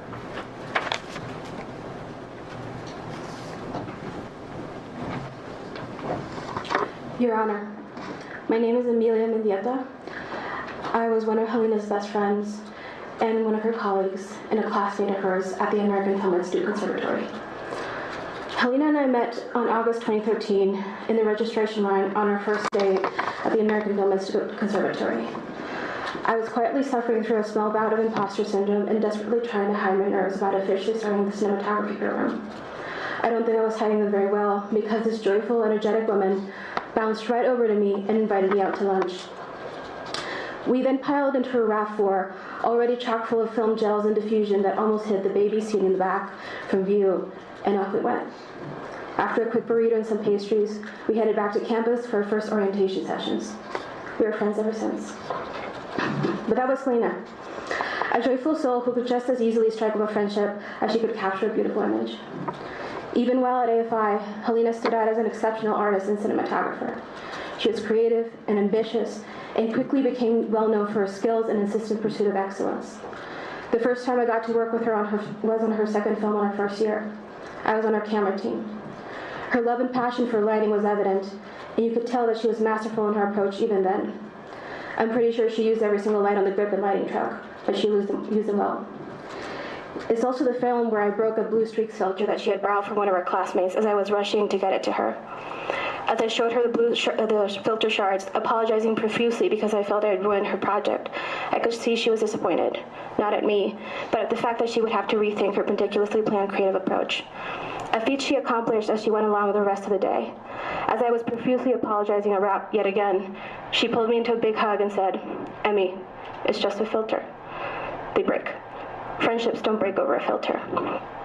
Despite the great filter incident of the first year, we went on to collaborate on most projects at AFI and beyond. At first, we crewed for each other on our first year films, our visual essays, and our first feature films. After that, as our careers grew, we leaned on each other for emotional and technical support. She even stepped in front of the camera for a music video I shot and directed, despite her aversion to being on that end of the lens, like most cinematographers. "But only for you, Emmy, and only this once," she quipped, as she stared down my gaffer sweating on the sidelines with a stare that read, "I know where that light should go, and you better not put it where it should be." I loved being on her sets or just talking with her about what she was going to do, because she was always trying something new, something innovative. She was luminous and endlessly curious. Helena would research how she wanted to accomplish something and make it happen. She had this uncanny ability to balance her career ambitions, her family life, and still lead a thriving social life. I admired and still admire that. I have no idea how she did it. I've always held her in high esteem as a classmate and colleague, but to me, she was first and foremost one of my closest friends in grad school and beyond. We were able to confide and trust in each other as we navigated the challenges of being women in cinematography. That extended to confiding in each other about navigating our personal and professional lives in the film industry at large. One of the beautiful things about our friendship is that we could just as easily wax poetic about the goat cheese salad at the cute brunch spot we had trekked out to over in Venice Beach, or the chromatic aberrations of the lenses we had used on one of our last projects that you really, had given the story some character. But really what I remember her most for was her adventurous and generous spirit. As our lives and careers grew and we got busier, we'd try to meet up for a meal every month or so. It was often lunch, followed by a brisk walk, and usually ending with a coffee and pastry. She had a big sweet tooth. Whenever we would sit down to eat, she'd always look at the dessert menu first. She favored pastries with chocolate, but she liked cookies too. I make decorated sugar cookies for my friends on Christmas, dropping them off the second week of December. Every year without fail, not even an hour after I would drop off hers at her house, she'd text me pictures of the empty cookie bag, followed by some of her and her son happily eating them all in one sitting. Sometimes her son would come along with us on our outings, bouncing with energy. Her spirit mirrored in him. Her little man, she would call him. Her husband and her son were her boys, and she often spoke of them lovingly. Helena was proud of being a mom, and often spoke about how the experience changed her life, sometimes even egging me on to have kids whenever I did find a partner. And motherhood was important to her, but I think people were important to her, and she prioritized them. A lesson I've taken to heart since her passing, and a balance that most of us in the industry struggle to achieve on a daily basis sometimes. Helena was also a social butterfly, the quintessential extrovert that had a knack for somehow going to every single event she was invited to, and being bright and bubbly and charismatic. Most of her friends were introverts though, myself included. We'd like to joke that she had collected a small gaggle of us along the way and made sure we showed up to these events too. She would call you up whenever to talk to you about going to some event, and one that my own little introverted heart maybe would have not dared gone otherwise. And she would make sure you weren't left alone. She made a point to take care of us and include us. I appreciate that. It was, still is, so hard to come out of my shell, and she made things easier socially. Now whenever I go to an event and I'm doubting whether I should go, I ask myself, what would Helena do? The answer is usually go. Late in the summer of 2021, I got a call from her. I was prepping for my third feature film that was starting filming in a week away, and I hadn't heard from her much since I knew she had been on a different project in Canada for most of the summer. I'm at LAX, she said happily. Do you have any suggestions of where I can have good food in Santa Fe? She knew I had family in New Mexico at the time and had spoken lovingly about New Mexican cuisine before. What are you doing in New Mexico? I asked, pouring out a small list of recommendations. I'm shooting a Western. She sounded really excited. It had been a dream for both of us to shoot genre films. It's so hard to land a genre job sometimes, and she has a soft spot for both Westerns and hard sci-fi. And we reveled at her good fortune on the phone. It has horses and gunfights, and we're shooting out in the desert. It's a huge stepping stone for me. It's going to be so much fun, she said, excitedly. And she felt it, that it could be the project that could actually help her career propel forward. Little did we know that it would be the project that killed her. I often think about that moment, her excitement, her joy at embarking at this new adventure. I think about how hard she worked to get there, to get that opportunity. It kills me a little inside. The last time we spoke was the day before Russ started shooting. I called her because a friend of mine gifted me 4 tickets to Disneyland that would expire by the end of the year. And I thought it would be a really nice gesture to invite Helena and her boys to the park for the day. She seemed excited about going to the park. She hadn't been in a while and felt it could be a good break after the shoot. She mentioned pre-production had been a bit hectic and stressful, but nothing that seemed out of the ordinary in the independent film world.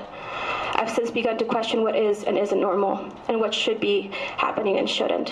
But I was fresh off my own low-budget feature experience and had a bit of the blues regarding some of my own challenges with that shoot. I confided my doubts in my career with her, my insecurities at the moment. Just another bout of imposter syndrome. She got called to a last-minute meeting. She had to go. Emmy, you're so young and so talented. I have no doubt that you'll make it in this industry. I believe in you. I believe you're an amazing cinematographer in person. Please remember that. Gotta go. We'll talk soon. Love you. Those were the last 4 words she ever said to me. I believe in you. Those 4 words will forever echo in my soul. They're a bright light in the darkness of this whole situation. They keep me going when times get tough, and times have been tough. I was working at a news station in Sacramento, California on October 21st, 2021, but I heard the news through the grapevine. One of my mentors called me to tell me something had happened on a set in New Mexico. They wanted to know if I'd spoken to Helena. I'd not. I was able to get in contact with her husband, who confirmed the worst. I confirmed the news to another one of our mentors. I heard his heart break over the phone, too. I sat alone in the darkness of my apartment for hours, sobbing uncontrollably. My wonderful, generous, adventurous friend was gone. Killed on a set because a live bullet that wasn't a prop gun. It dawned on me. Someone didn't do their job right. A lot of someones didn't do their job right. I'm also a director of photography. I trained at the same school, graduated the same year, got the same degree. We belong to the same organizations, went to the same networking events, pursue the art of visual storytelling with the same passion. I've been on sets with guns. I've been on sets where blanks were fired at my camera. I know what an armorer's job is.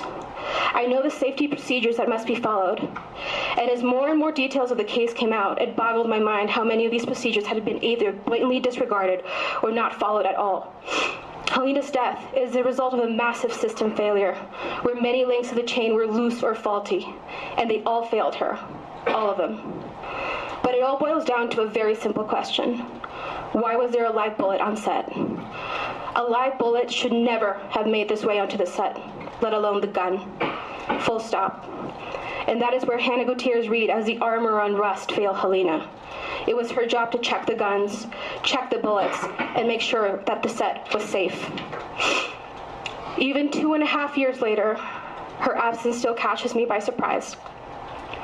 Every time I go to a networking event, I still glance at the door, expecting Helena to walk in, her platinum blonde pixie cut perfectly coiffed, leather cuffs on her wrist, naturally cool with her signature adventurous glint in her eye. At her funeral, I saw the house she never spent a single night in, the one she had bought just before coming to New Mexico.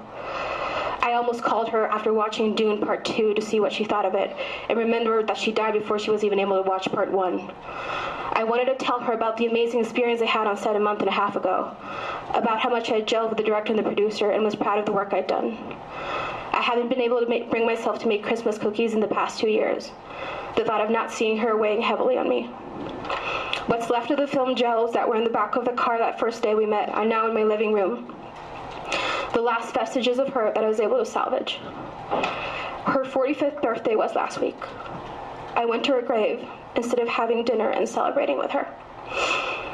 And while I feel her absence personally, the industry at large feels her loss deeply.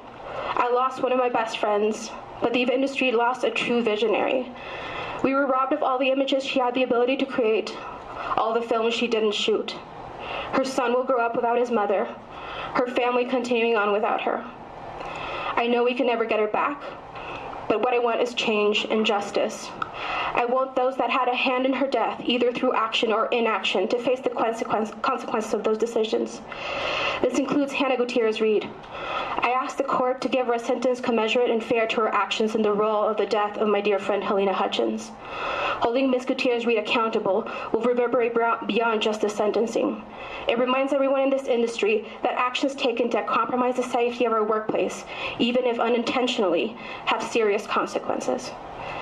There are people that leave an indelible mark on your soul, an imprint that can never be erased. And the memory of her wit, her kindness, and her unwavering belief in me are permanently etched into mine. She always had my back, and I promised her that I would always continue to have hers. Thank you. Thank you. Your Honor, I'd like to switch to the Google Meet speakers.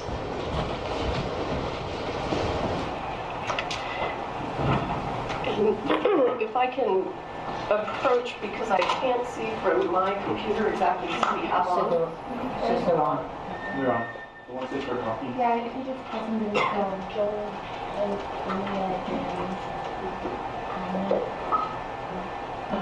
Okay. Yeah, they could hear you. Okay, great. Let's begin with Anek Rabini.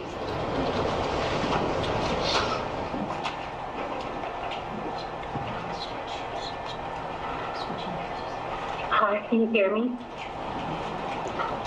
Hello? Yes, ma'am, we can hear you. Okay, great. My name is Anak Rabinal, and I thank the court for this opportunity to speak about the impact of Helena's killing on me. I know I'm supposed to address the court today, but in writing this, it felt more appropriate to address my friend, colleague, creative partner, and playmate, since we never had the chance to say goodbye. Oh, woman, where do I even start? I'm having a flashback to helping you write your AFI application. At least then, you were there to talk it out and have a little bicker, as was our typical dynamic. Instead, it's just me, alone, staring at a blank page, listening to silence. Why don't we start with the hard stuff first? The stuff that's been pinging around in my head for the last couple of years. They say that death comes in threes. Within the space of a month in the fall of 2021, you were the third death of someone who had been fundamental in shaping my adult understanding of myself and the world. As if you need me to come at you with more Hamlet in the afterlife. But it truly was, when sorrows come, they come not single spies, but in battalions. As I processed the reality of the news that had reached me, there were three thoughts that kept coming up. What a terrible, painful, scary way to die. Over and over again, I kept seeing you in my mind's eye suffering needlessly, feeling you fight a battle that you were going to lose. But then I kept thinking, what's going to happen to Andros? And then selfishly, how will we ever resolve our reconciliation? That August, when you remembered my birthday out of the blue, it was like maybe it's time to heal the 2.5-year rift that had silenced a bond that had, for the majority of its decade-long duration, consisted of communicating almost daily. But then that wasn't possible anymore. You were gone. There were so many wonderful things that would never happen again. indulging you in story time before bed during a shoot so that you could fall asleep on the phone while I drone on so you could dream of our brain baby. Who knew that was a weirdly us thing? Because you should see the faces of other DPs when I ask them if they need a nighttime tuck-in. There will be no more hanging out in your kitchen, trying not to eat too many squirrels before going on some kind of adventure. Because who knew what the bathroom situation would be whilst you teach me random words in Russian, and I'd watch you make cracked out Turkish coffee with orange peel as pre-game fuel. The two of us always plotting how we would get something epic done with very little money, sorting out our next tag team Thelma and Louise racket. Never again would I be your habitual +1 to some crazy inspirational thing where we'd be in full-on Lucy and Ethel mode, dead set on meeting the celebrity VIP who was in attendance. And usually we did, because really, who could resist our Wonder Twin charms? There will be no more fraught existential conversations about what we were doing with our lives and careers, or any more big dreams, ideas cooked up together to be kicked down the road for when we'd have the resources and enough clout to do them. You and me, none of our ideas ever liked a small budget. Thank goodness we managed 3 times with what we had to push out some of our kids into the world. Almost every day, my Facebook memories feed reminds me of some kind of trouble we were up to and some dream we were manifesting into reality. Daily, it reminds me of the 2 people who are gone, you and the person you inspired and expected me to be. As crazy-making as you could be, because let's not gild the lily. Anyone who ever truly got to know you knew how stubborn, determined, and no holds barred you could get when you set your mind to something, and how diplomacy wasn't your way. Yet as crazy-making as that could be, you would bring out the best of me. Even if that involved breaking some eggs, so to speak, and you'd bring out the best in every person you engaged with. Recent events have made me come to appreciate how with you, I didn't need a filter or to tone it down or to say it in a nice way. And the gift of being with someone who can accept the light and the dark in you is a rare, rare thing in this world. Even more rare is someone who is courageous enough to show up as authentically as you did. And here's the part that's easy, talking about what I admired in you, your courage and tenacity. I mean, you could spin your wheels in a neurotic frenzy, but when push came to shove, you would dig in, face your fears, and grab hold of your courage and go. The fact that you moved to a foreign country on your own as a young adult to pursue a dream is testament enough to your indomitable spirit, and it didn't stop there. You lived every single moment you had, and you never met a challenge you didn't give your best shot to. I admired your love of beauty and how you sought it out everywhere you looked. Maybe it came from having terrible eyesight when you were a kid, but you looked at the world with wonder and intensity.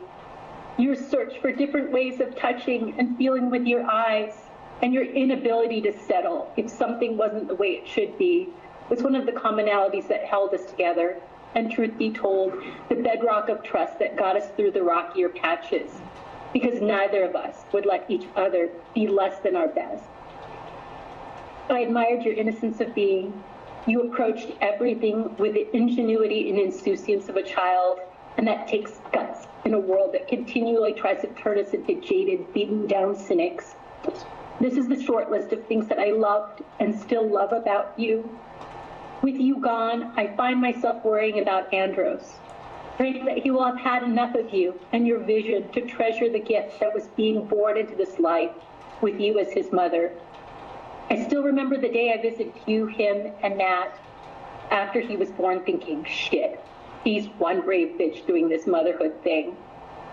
While your death is what one might call meaningless, as in it was wholly unnecessary and preventable, I pray that it will echo through time to ensure that its circumstances will not be repeated anywhere else and with anyone else.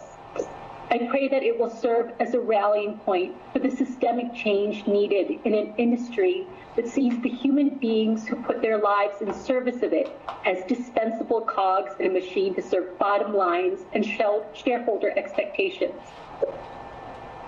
You always fought the good fight, and your death will count for something more than this sadness and regret that it's left in its wake.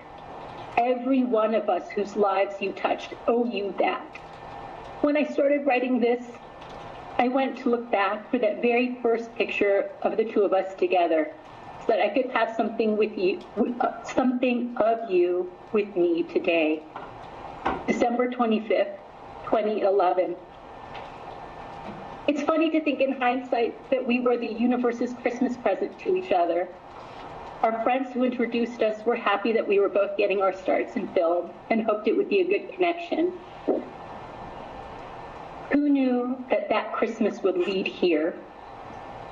If only it had led to what we both dreamt together. Being fabulous older ladies at some glamorous parties after being awarded some big accolades and driving everyone around us crazy because we'd still be bickering and nitpicking on how we could have made the film better.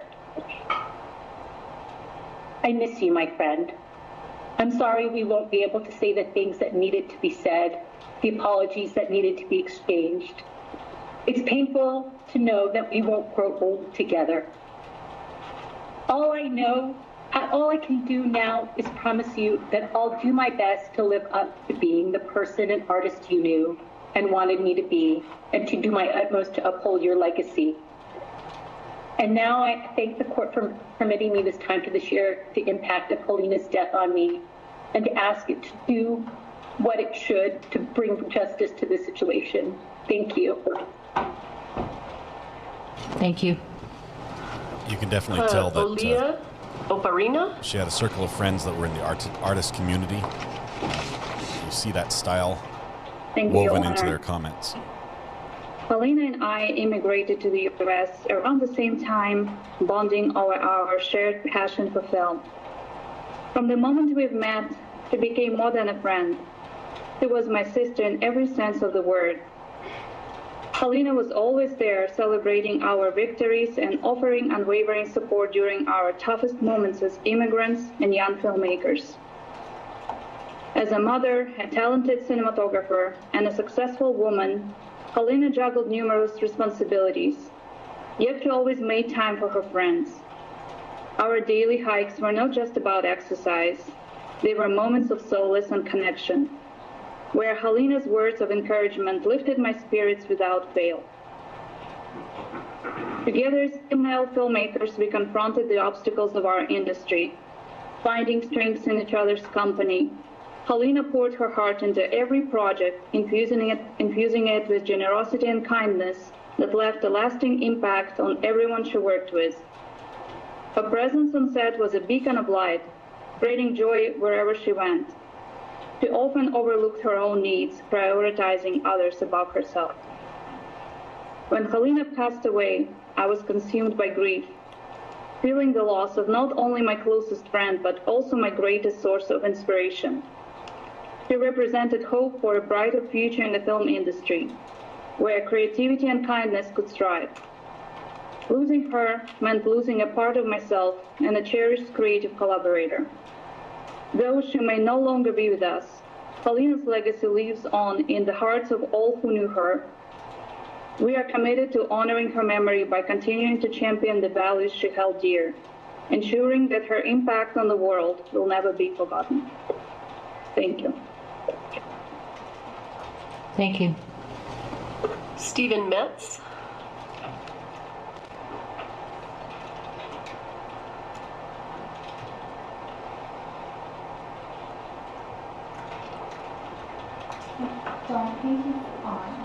Okay.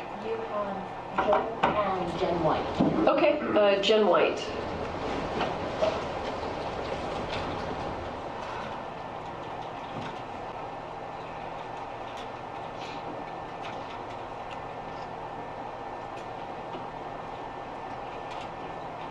Okay. It feels impossible to put into words the devastation that I've felt and will forever feel from the loss of my friend Helena Hutchins, because mere words could never hold all of who she was or what she meant to me. It is absolutely indescribable, but I will try anyway. 2.5 years have passed and I still look for her. I still expect to see her. I still wonder what adventure she's on and think about checking in. Then my heart drops through my feet and I have to face the reality that I will never see her or hug her or hear her laugh ever again. I will never get to feel that glow that she bathed everyone around her in. And I will never get to be there to celebrate what would have undoubtedly been many, many. Helena was a force. She was complicated and talented and beautiful and caring and kind and funny and committed and charming and weird and fearless. She was all of my favorite adjectives. She inspired me, and I don't think she knew that because I never got to tell her. She was one of my favorite people in the world. I feel like she has gotten lost in the swarm of all of the finger pointing and blame in the aftermath of this completely preventable tragedy. The only way I have left to honor her is to do everything I can to make sure this never happens again and to try to make sure that the people responsible are held accountable. I've struggled to deal with this repeatedly being called an accident because it was not an accident. It was negligence and nothing else. Every single day there is gunplay on film sets carried out safely by qualified armorers. There are countless checks and balances to ensure safety for the cast and crew, and it seems every single one of them was ignored on this production. There were multiple failures by multiple people, that is certain, and the actions of Hannah Gutierrez-Reed were the catalyst for Helena's death. By bringing live ammunition to set, Ms. Gutierrez-Reed set off a chain of events that could only lead to someone being killed, which was ensured by her not properly checking the rounds, by her leaving guns and ammunition unattended, by allowing the assistant director to take the gun from her, and by allowing Helena to be in the path of that bullet in the first place. Multiple breaches in protocol committed by the defendant made this inevitable, and it was only a matter of time. There's one absolute truth here. If Ms. Gutierrez-Reed had properly done her job, Helena would still be alive, and Andros would still have his mother.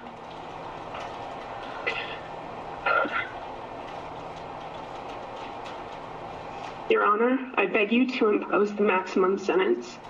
It will not be and could never be enough of a punishment for the willful negligence committed by the defendant. But she needs to be held accountable for taking Helena's life and for destroying so many others. It doesn't seem to me or anyone that I've spoken to that Ms. Gutierrez-Reed has ever demonstrated even the slightest bit of remorse for her actions, and instead chooses to throw blame at everyone but herself. If prison time is the only way she will face any responsibility for what she has done, it should be for as long as the law allows. Because the ripples of her negligence will never stop being felt by those of us who knew and loved her. Thank you. Thank you. Joel Souza. The other person was on, that Metz, Stephen Metz. Oh, okay. Then let's go ahead and do Mr. Metz instead of Mr. Souza. We'll hear from Mr. Souza last.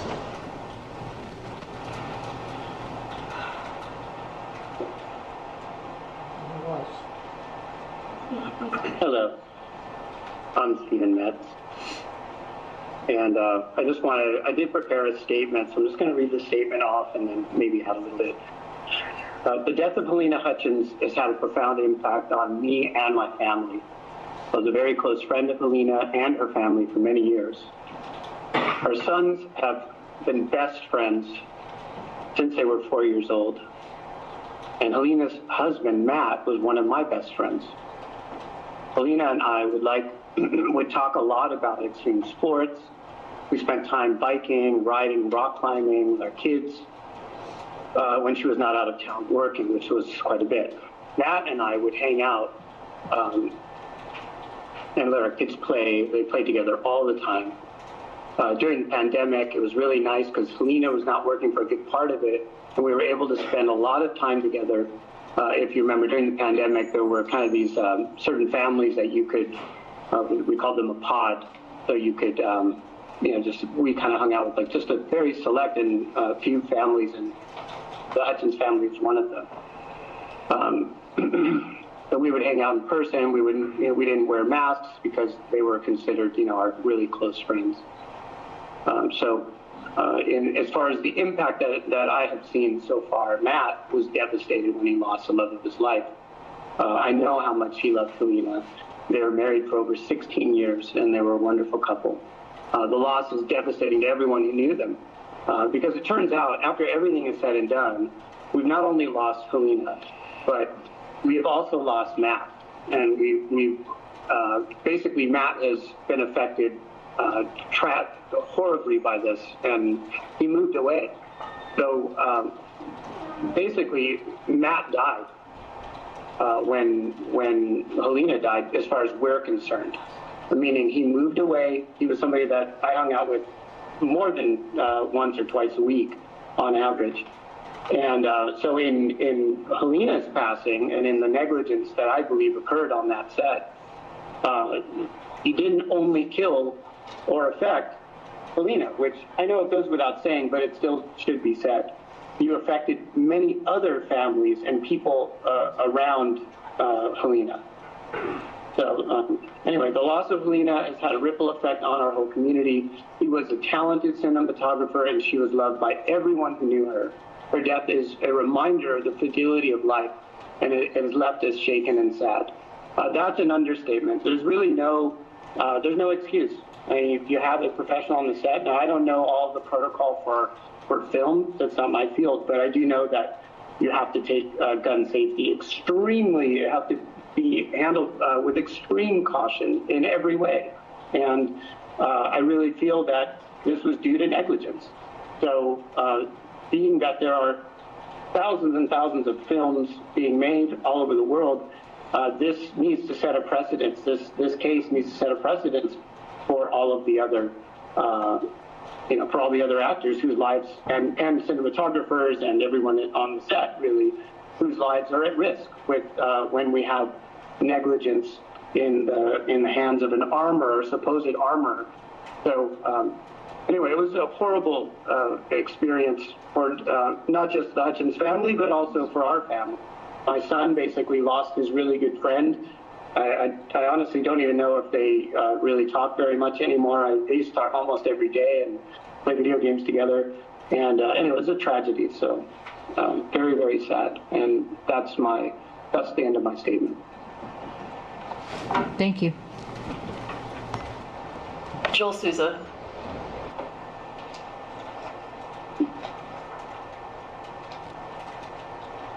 Can you hear me? Yes, we can hear you. Thank you. I would like to thank the court as well as Ms. Morrissey and her team for allowing me to speak today. Struggled with what to say here today because what I want is simply not possible. I want that none of this ever happened, that everyone's okay and that lives weren't destroyed, and that, worst of all, his life wasn't lost. I would not presume to speak for Helena, nor for her husband or her son, for her parents or her sister, but I would like to say something on their behalf, if I might. Helena's parents lost their daughter. Her sister lost a sibling and confidant. Matt lost his wife, the other half of himself. And Helena's son lost not only his mother, but everything she had to offer him for the rest of her life. Every kind word, every loving gesture, every support, every influence, every life's lesson, the course of his life has been irrevocably altered. And the world lost not only a person that was a gifted artist, but a truly kind and compassionate person, which often seem to be in short supply these days. As for myself, the last 2.5 years are difficult to put into words. What it's done to me and the burdens it's placed on me, both emotionally and physically, are my private burdens, and I think I'll choose to keep them that way today. What I will say is that one moment the world made sense, and the next moment it didn't, and it still doesn't, and I don't know if it ever will again. So again, what I really want, I can't have. I want everyone damaged by Miss Reed's failures that day to find peace. I want this whole thing not to have been consumed by the world as some sick form of mass entertainment. I want to still believe in the better angels of our nature. I want the pain to go away. I want to be who I was before this happened, and above all, I want Helena to be back home with her husband and son in the house she never got to live in. Helena not only had an incredible talent for her art, but she had a talent for life. She was a touchstone for all who knew her, and those of us who were lucky enough to have shared in her fleeting time on this planet are better for it. Thank you. Thank you. We have a brief written statement by one of Helena's friends, Anya Bay, and that will be read by Alexander James.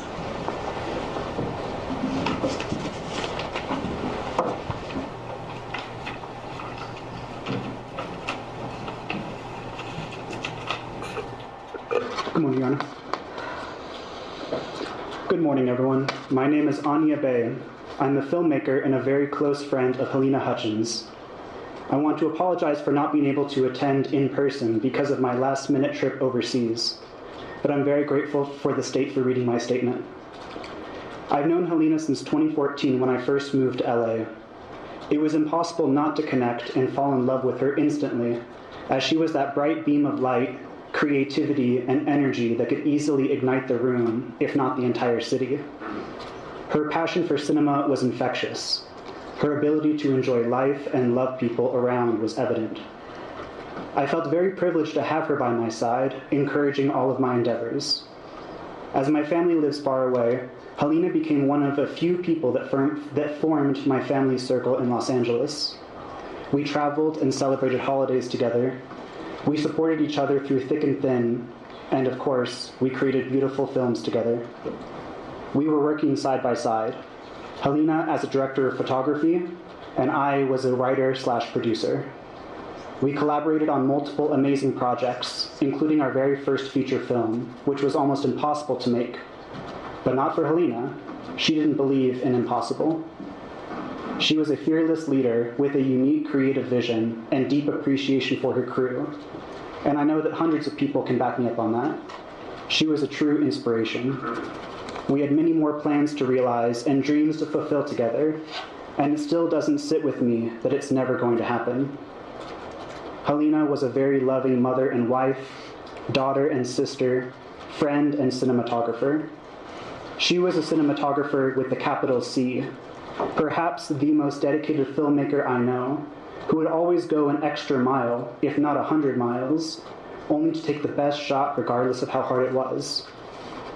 Just when finally, after all these years of hard work, she started to get recognized in Hollywood, which we all know could be very cruel and heartbreaking. This horrible turn of events during the production of Rust should have never happened.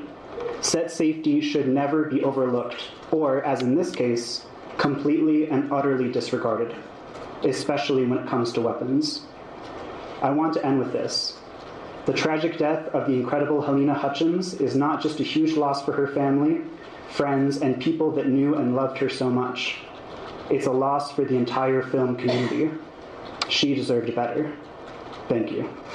Thank you, Your Honor. Thank you. Gloria Allred will address the court on behalf of Helena's mother, father, and sister. Gloria Allred. Interesting.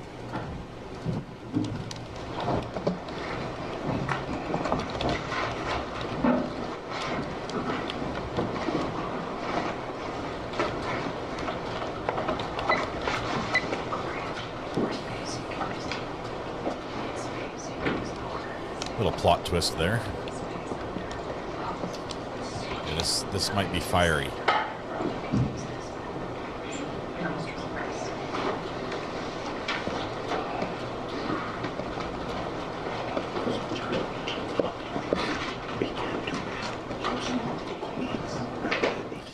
Yeah, you can. It doesn't take a an expert to read the tea leaves on this one, huh?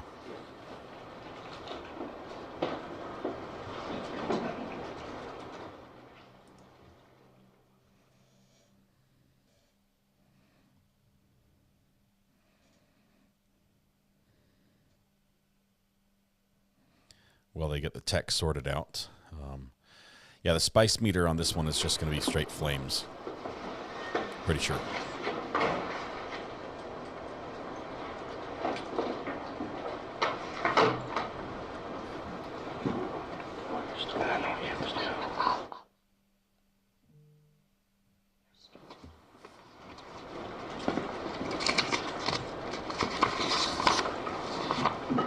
Good morning, Your Honor. Attorney Gloria Allred, Morocco, and Goldberg. And also on behalf of my co-counsel, John Carpenter and Zuckerman, I would like to read a statement by Helena's mother, and then we have a video of her mother, whose name is Olga Solovey, and she will be speaking in Ukrainian, Russian, but we have English subtitles for Olga's statement. After that, I would like to read a very brief statement by the sister of Helena, Svetlana Zemko, who will also speak in Ukrainian, Russian, but we have English subtitles for her video. And finally, I would appreciate the indulgence of the court to read a short statement of Helena's father. We have no video for him due to his health. His name is Anatoly Androsevich. And then I will conclude. I have some photos as well of the parents and sister with Helena. So thank you very much for your courtesy in this matter. This is a statement of Olga Solovey, Helena Hutchins' mother. Good afternoon. My name is Olga, and I am the mother of Helena. It is extremely difficult for me to speak about this. Helena was the best daughter on this earth. I remember how she graduated with the most excellent marks from 2 universities here in Ukraine. Even so, she left for the USA to study and pursue her dreams. She had a beautiful family, her son Andros. She loved him madly and endlessly. All of her friends absolutely adored her. After this tragedy, my life has been split into 2, before and after. Time does not heal. It simply prolongs my pain and suffering.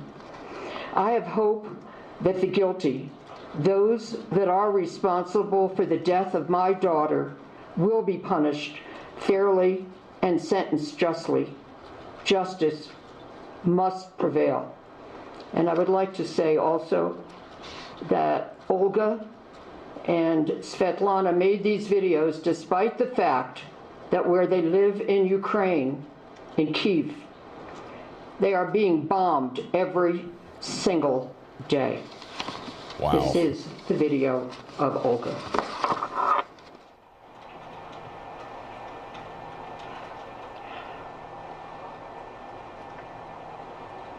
Хачинськ, мене звуть Ольга. Сьогодні я хотіла б вам розказати про свою доньку. To tell you about my daughter, who's a very bright student. Талановита, гарна, дуже гарно вчилась. Дуже добре Always до treating her нас parents ставилась. kindly and with great respect. Я пам'ятаю той I день, remember the коли day її that she was no more.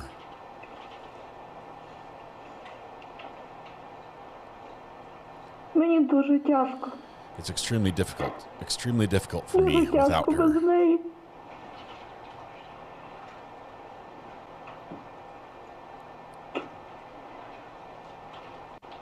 Я не можу. I cannot.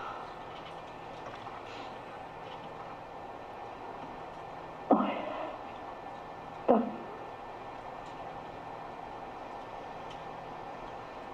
В університеті. She graduated university and she gave birth to a wonderful boy, Родила my гарного grandson. хлопчика, мого внука, з яким я Unfortunately, I have no ability to see him зараз now. не маю. She was an amazing Дуже mom. навести бачу. She really loved her work.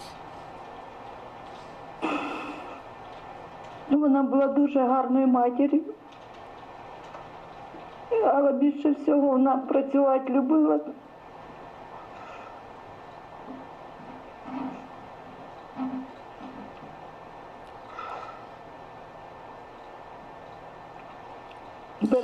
The day of her death ruined my entire life. It's heart-wrenching to see her child grow without his mother. Дуже тяжко дивитися, як дитина росте без матері.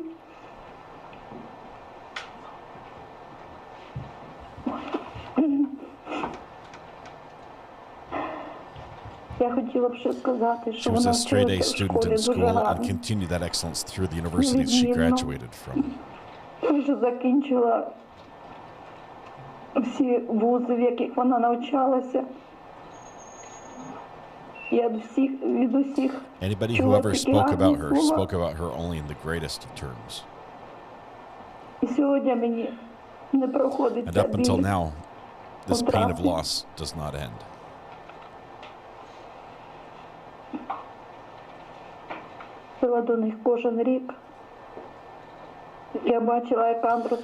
I visit them yearly and see how Andros is growing up. He looks a lot like my daughter.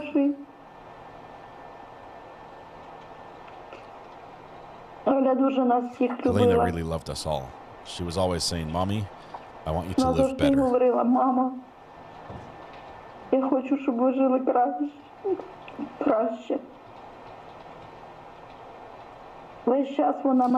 She was always inviting us to stay with her. She wanted me to be beside her. But Sventla, my younger daughter, was not old enough and I could not leave her behind. So I promised her that as soon as Sveta would get married, I would come and stay with her. However, I didn't make it.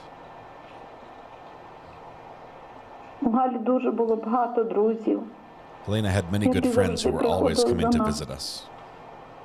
She kept in contact with everybody and called us all.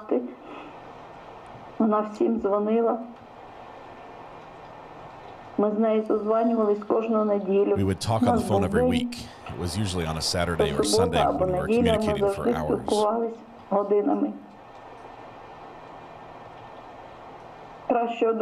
I've never had a better friend than my Helena. She would share everything with me.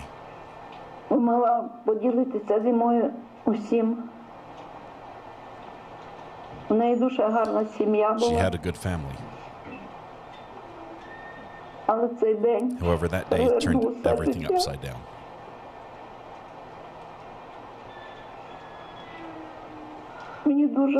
It's extremely difficult without her.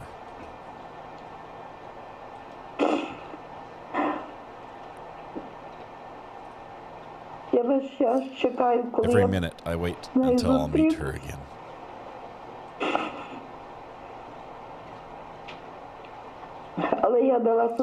However, I give myself my word that I will see Andros growing up, get an education, get married, make his own family, and I have to hang on.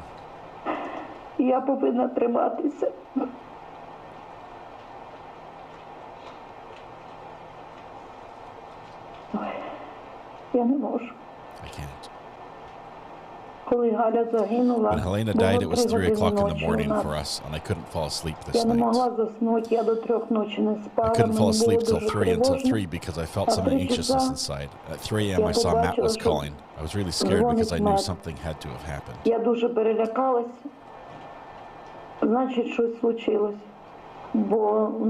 Because they never called during the night. For a long time, we couldn't verbalize what happened. He only said, "Mama, something horrible has happened."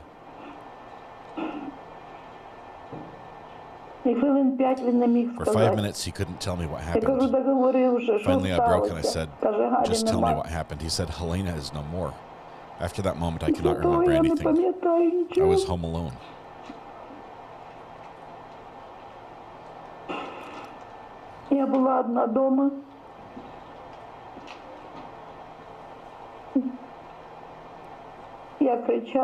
I was screaming and kept pleading with him. Maybe this is the end. Maybe something will get better.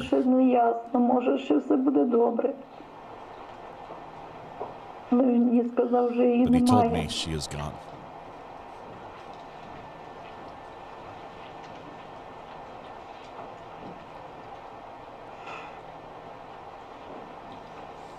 Дуже важко It's the втрачати hardest thing дітей. to lose a child. Це словами не передати. There's no words to describe, and time does not heal. І час не допомагає. Пройшло 2,5 роки, It's 2.5 years past, and it gets worse and worse. а мені стає ще гірше. Якщо перший рік The я first year I was still ще fooling myself into the hope that maybe she will still come to me. ждала, що вона приїде. А цей рік я себе For the second year I was настраювала, trying to come to пробувала terms with it, змиритися з what тим, really що happened. сталося. Але, But maybe I'm too weak. напевно, я слабка. Хоча But Галя Helena would казала, always що say, ти мама Mom, you are so сильна. strong. But it doesn't work for me. I cannot be strong. Ну, в мене не виходить. Я хочу сказати, що To say that it will not get easier for me for someone who will get punished, to how many years the terms will carry, it's irrelevant to my pain. це не має значення. Але я хочу, щоб була However, it's very справедливість, important to me that щоб there is хтось justice винуватий, and that it понесе prevails and that those who are накарання. guilty will be punished Покарання за for the crimes свій they committed. злочин. Мені дуже хотілося, щоб до мене хтось For somebody to підійшов. come up to me, express their condolences, Мені simply look into my поспівчував, eyes, and I wanted to look into those вибачився. people's eyes. Подивився просто в очі, мені хотілося подивитись тим людям. Може, мені було б легше. Maybe that would make me feel better, a little better, but nobody ever came. Але ніхто не підійшов. Я була на I похоронах was at the funeral. I was coming this last year, but no one came but Helena's friends. минулому році, у жовтні місяці. Але я, крім Галіних друзів, нікого не бачила. І боляче. It hurts that the people that are at fault have never tried to come to her mother. Люди, які винуваті, вони навіть не підійшли до матері. Я не можу зрозуміти. I cannot fathom. Ці люди, Everybody які who is connected to причетні до Helena's death, смерті Галі, ніхто до мене не підходив, no ніхто one не has ever come to вибачався, me ніхто не apologize. No one співчував. has expressed any sympathy. Вона дуже багато працювала. She was such a hard-working girl. She had every hour on her Неї schedule. весь час був розписаний. Але більше всього в She житті loved her вона son. The любила relationship свого was so сина. close. She could not have enough of him. Я не знаю, у них настільки були відносини. Розумієте?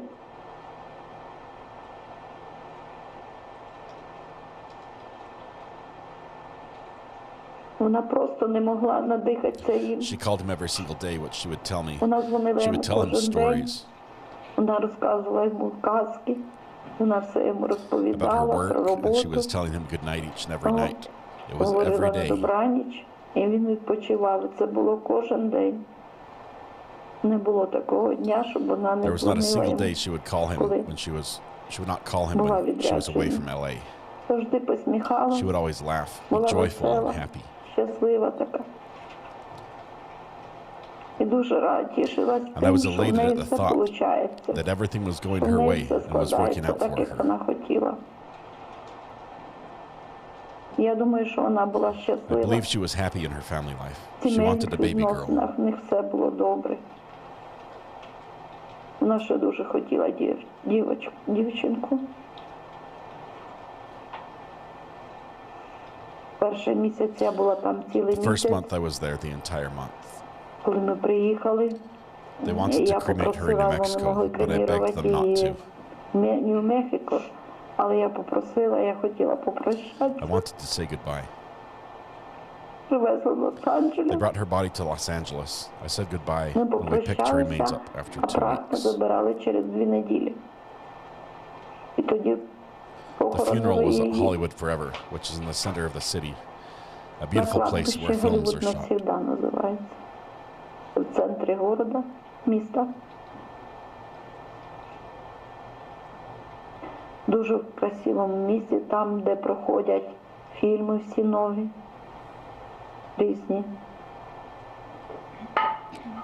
Там велика сцена. There's a big stage, a bunch of people gather there. They show films there, and she is next to her craft. Показують нові фільми, які виходять. І вона рядом з сценою похована. Канал красивий. She is next to a lake with swans. An amazing place. Дуже місце гарне. We can't do music, I'm sorry.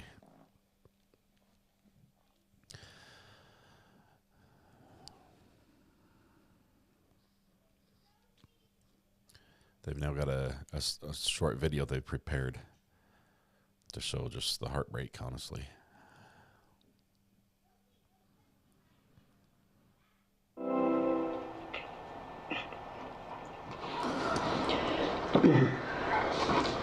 I'd just like to add, Your Honor, that Olga is one of the most courageous women I have ever met, in addition to living in the war zone and suffering the tragedy of her daughter. She is a nurse who cares for those who have been wounded in the war. Next is Svetlana Zemko, Helena's sister. And Svetlana says this. As I gathered my thoughts to write this statement, I wanted to start by emphasizing an important memory. When my mother and I were building our homes in Kyiv, one of the most fundamental things we were dreaming of was how our entire family would gather together comfortably at this home with Helena.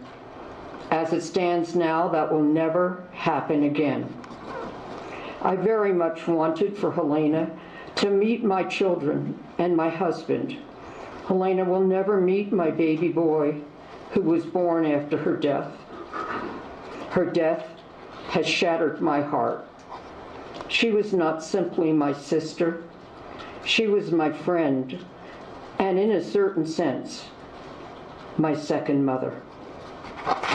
The video of Svetlana.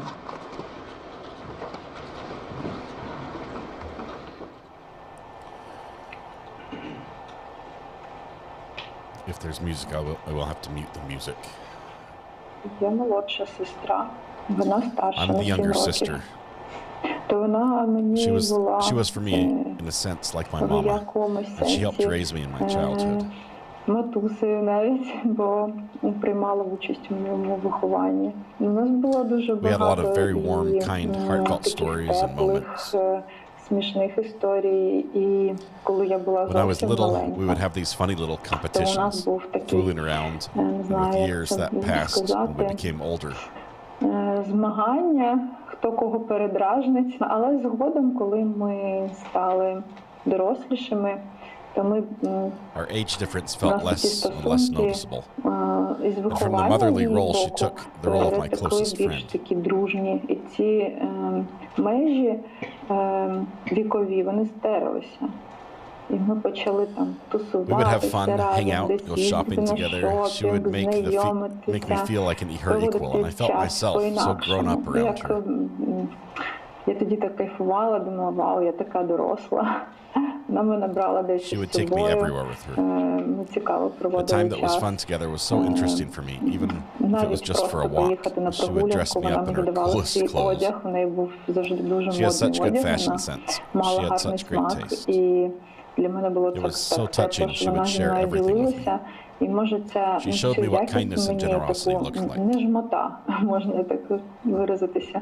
Це може і від неї трохи пішло, бо вона така ніколи She would never keep anything не just for прижимала herself. навіть She would always шоколад, even share with me the коли last вона piece of chocolate. ділила все порівно. Вона не брала собі ніколи більше. She never took anything bigger or better for herself. She'd always share it between us sisters. I was bragging to everyone about my sister. I would even joke and say, "Look how lazy I am." Що у нас я такий ледаща, а сестра And how hardworking she was. She worked for the two of us. Вона дуже She was багато really working so працювала, hard to get her щоб dream дістатися accomplished. своєї мети. Дуже багато. Моя сестра була My sister was so крута. cool. She was my friend, in a sense, my inspiration and role model. Це було моє натхнення в якомусь сенсі, бо коли мені ставало At the якось times зле, when I felt low, I would я завжди recall думала, my ось у тебе sister, сестра who was always така determined крута. and strong. Їй завжди She was undeterred by any пофіг на problems всі and would проблеми, always go вона to reach йшла and reach her вперед goal. завжди. Тобто ця She would цілеспрямованість, inspire other people as well, and she would always lift me up. вона She was завжди a так person who was надихала. shining light І around. мені здається, не тільки мене, бо вона така взагалі була світла людина. І я навіть не можу As I sit here сказати today, I realistically cannot name one bad quality that she possessed. жодної поганої або мінусової характеристики дати їй, ну, ніяк.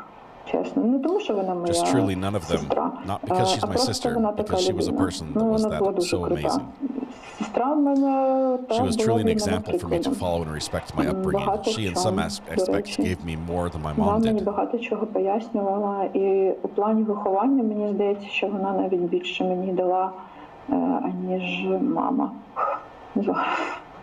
Мені дуже важко про це казати, бо то була моя така велика мрія, щоб ми збиралися з дітками усім, Together with our children at least twice a year, we would gather together around the table, like the whole family, maybe before the Christmas time or some other holiday. То була така моя мрія. That was my dream for the kids to all play together, for us to gather at this big table with a crackling fireplace. Всі так за столом, і ми разом. And it would be surrounded, but the warmth of our love, I understand now, it will never happen. I cannot. I just have to run away from it. Мені треба, я не знаю, втекти. Фух. Короче. And I didn't want to cry. It's one thing to talk about and how great she was, but another thing to understand she is gone forever. Просто одно дело, когда ты говоришь, какая она классная, другое дело, когда ты понимаешь, и все. Я взагалі намагалася триматися якомога. I was trying to hold on to my emotions as best I could, but I cannot. Міцніше, коли це трапилося, бо я розуміла, що якщо я ще буду плакати, то мама I cannot allow myself to cry because if I cry, I cannot even imagine what will happen. I do not want for the situation to be taken as an unpunished accident, like it just happened and it's gone. It's thrown in the wind. Як випадок, бо люди мають нести People should carry відповідальність за responsibilities свої for things that they вчинки. have done and for the effect that it has on others. І кожен, хто I don't винен, think it's the guilt of one person only. я I think it's a вважаю, що collective винна не guilt and тільки одна responsibility for what людина has happened тут, to бо her. ми там не були, звісно, але And that it's for the є court тут to будуть decide, but докази. everyone who is legally responsible for her death, as evidence will show, Кожного, each кого should take вдасться responsibility for their part, притягти до for their participation in відповідальності, it. мають нести цю відповідальність. Бо це не тільки життя What happened is not only that the life of one person that was taken, it's the psychological and physical health of an entire і family. ментальне здоров'я мого племінника.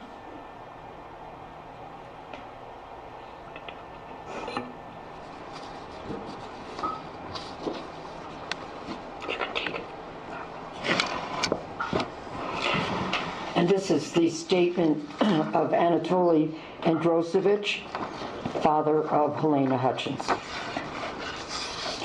The demise of my daughter, Helena, on the 21st of October 2021 became the tragedy and biggest bitter loss of my life, as well as the lives of my close loved ones. There is no way I can put into words to express the soul-crushing pain and suffering that I live through every day. The constant state of stress, the turmoil of my soul, have drained my physical strength and caused an abrupt decline of my health with continued physical pain in my heart. Every day I remember Helena. I remember the moments of our lives. Since she was a child, my Helena was a very curious and adventurous, hardworking, friendly, and caring person. At 11 years old, Helena convinced me to show her the nuclear submarine. We walked through each part of the nuclear submarine. As she grew up, it was her dream to make a documentary film about nuclear submarines with an emphasis on the threat of nuclear weapons for humanity. My Helena had a devoted and loving husband, Matthew, a wonderful son, Andros, and a profession she loved. In the most developed and democratic country, the USA. I could not have ever fathomed that her life would be endangered while she was at work. As a former Marine officer, I fully understand the responsible and correct way to handle firearms.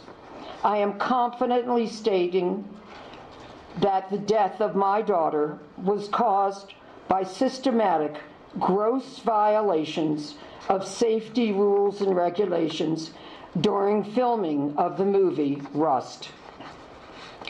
I do not wish for revenge, but believe that each person responsible for the death of my Helena needs to carry the punishment that is equal to their guilt.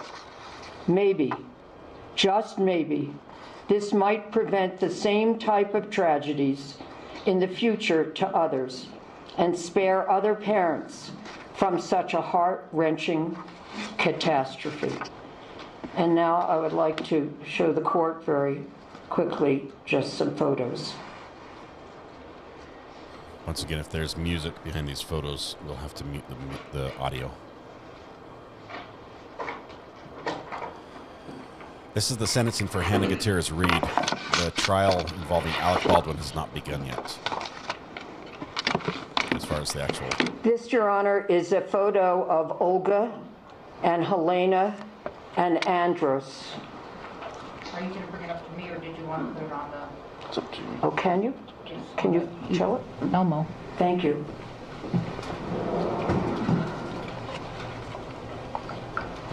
Crystal, thank you very much. I don't know if the recordings are out or if it's just a transcript. I'll have to talk with Ian and see where he got those.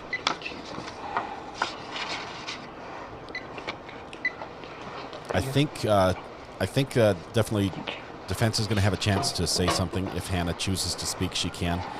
Odds are, because I know they're trying to appeal this, odds are they won't, because that could negatively affect pending appeal. But her sentence itself, even with maximum sentence, is so short. Believe it or not, 18 months is so short that it might not be able to have the appeal filed and processed and heard in time before she's released on regular time. Thank you. The next photo is a photo of Svetlana and Helena.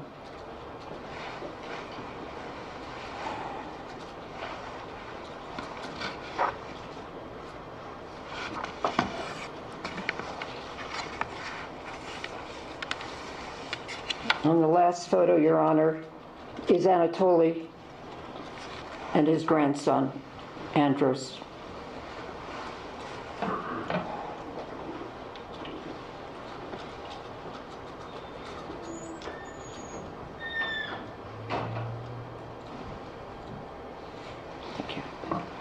Thank you.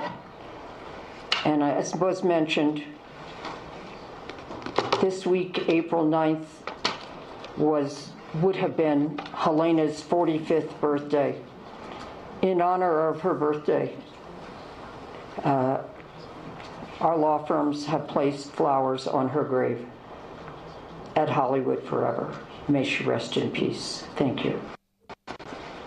Thank you.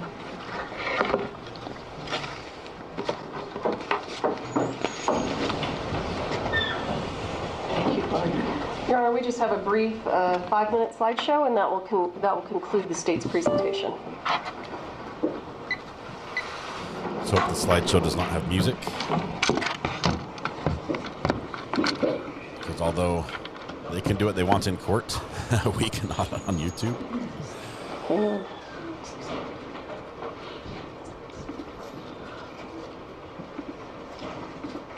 It did. Wait a minute. Come here. Why won't this go into...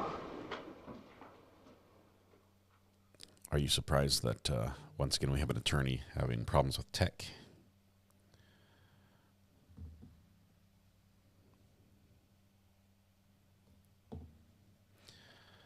While they sort out the cables, we'll see if they can come to a solution.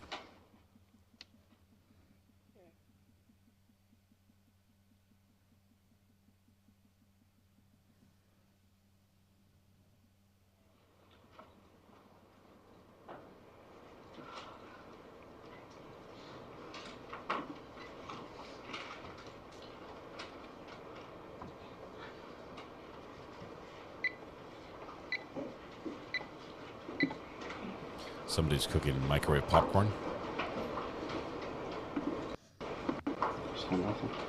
Okay, we're going to have to do this a different way. Why don't we, let me see what the best way is to handle this and like that. May I approach?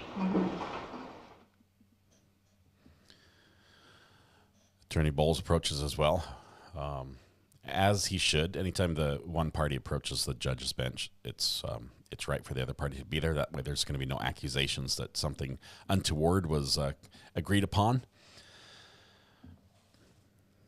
You never know. Mr. Bowles might have a solution to have this played in the spirit of cooperation.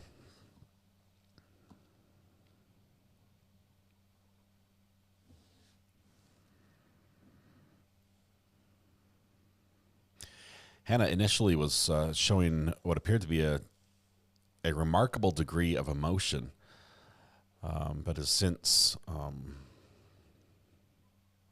ceased. She doesn't have the same look she had on her face during trial, pre-conviction, but no emotion during the last couple statements that we could tell.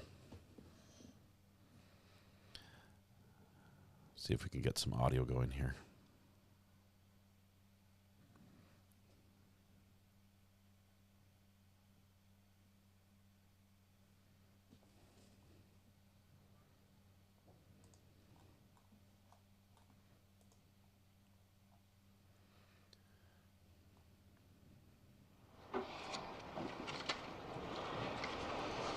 How about we put it right here so you can see it, and I think that will work for that camera. And don't forget when you get your cue, okay? Space bar. We'll start the music. We're going to literally be watching on the lawyer's laptop. And then arrow key will take you from slide to slide. Okay? Advancement. This is how we're going to be watching. This is. Let's see how we've got it.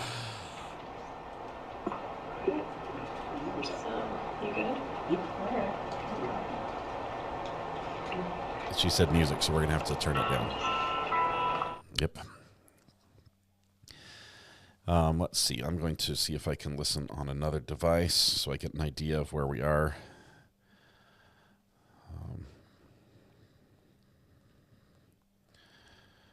So we have a slideshow here, photographs of Helena's life.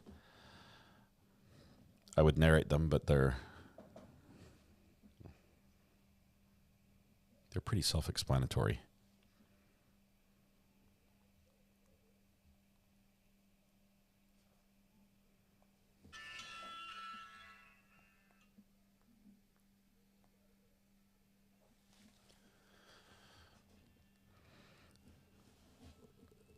I could sing it so you think you could tell. Heaven from hell. Blue skies from pain. It's a good song. It's a really good song.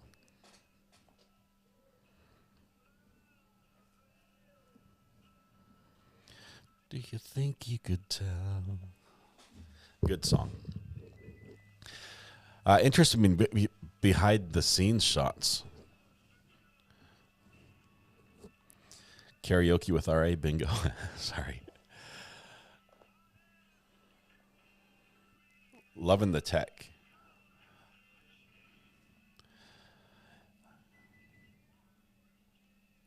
Pink Floyd, yes. You can still hear the music. I've got to turn it down. There's Pink Floyd's definitely going to strike us. As a matter of fact, it may depend on how they strike. It may take down all the feeds off of YouTube. Don't kill the hearing aid.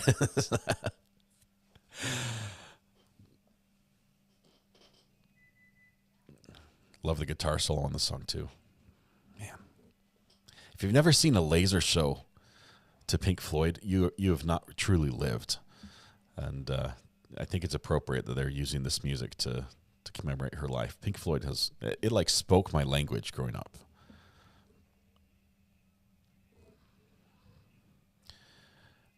How I wish you were here. We're just two fish. Year after, I forgot the words. Year after year.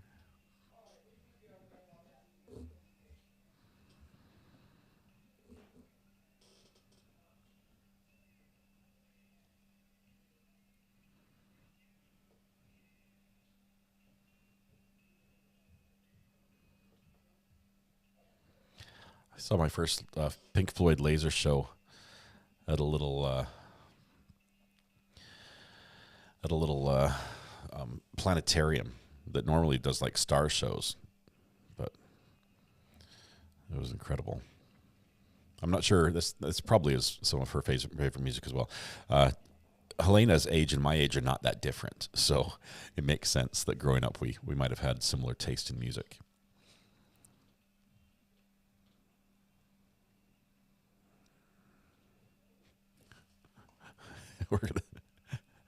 I don't think this would save us.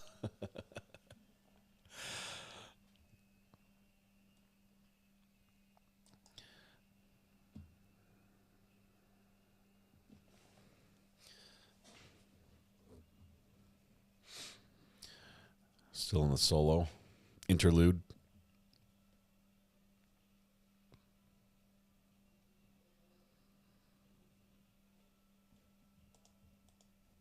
Yes, on State Street, Donna. That's the one.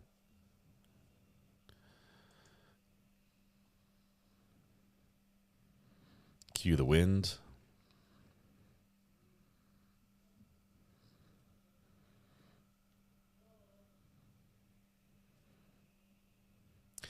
This does seem to be a little beyond, a little more orchestrated and choreographed for witness statements than I've ever seen before in another court. Just seeing fair use over and over.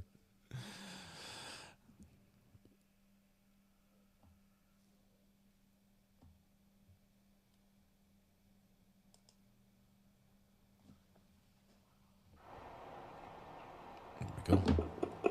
Thank you. And it's over.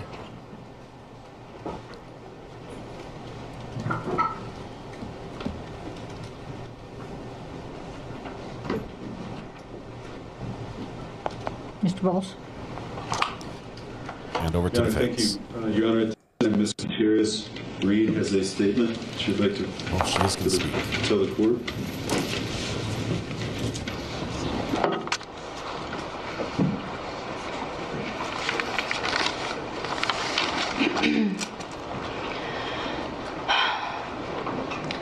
First and foremost, my heart aches for the Hutchins family and friends and colleagues as well. And it has since the day this tragedy occurred. Helena has been and always will be an inspiration to me. I understand she was taken too soon, and I pray that you all find peace. I am beyond grateful that Joel survived that terrible day. My heart goes out to the film industry for the devastating pain that this tragedy caused and the old wounds that have been reopened. I am saddened by the way the media sensationalized our traumatic tragedy and portrayed me as a complete monster. which has actually been the total opposite of what's been in my heart. Your Honor, when I took on Rust, I was young and I was naive, but I took my job as seriously as I knew how to. Despite not having proper time, resources, and staffing, when things got tough, I just did my best to handle it.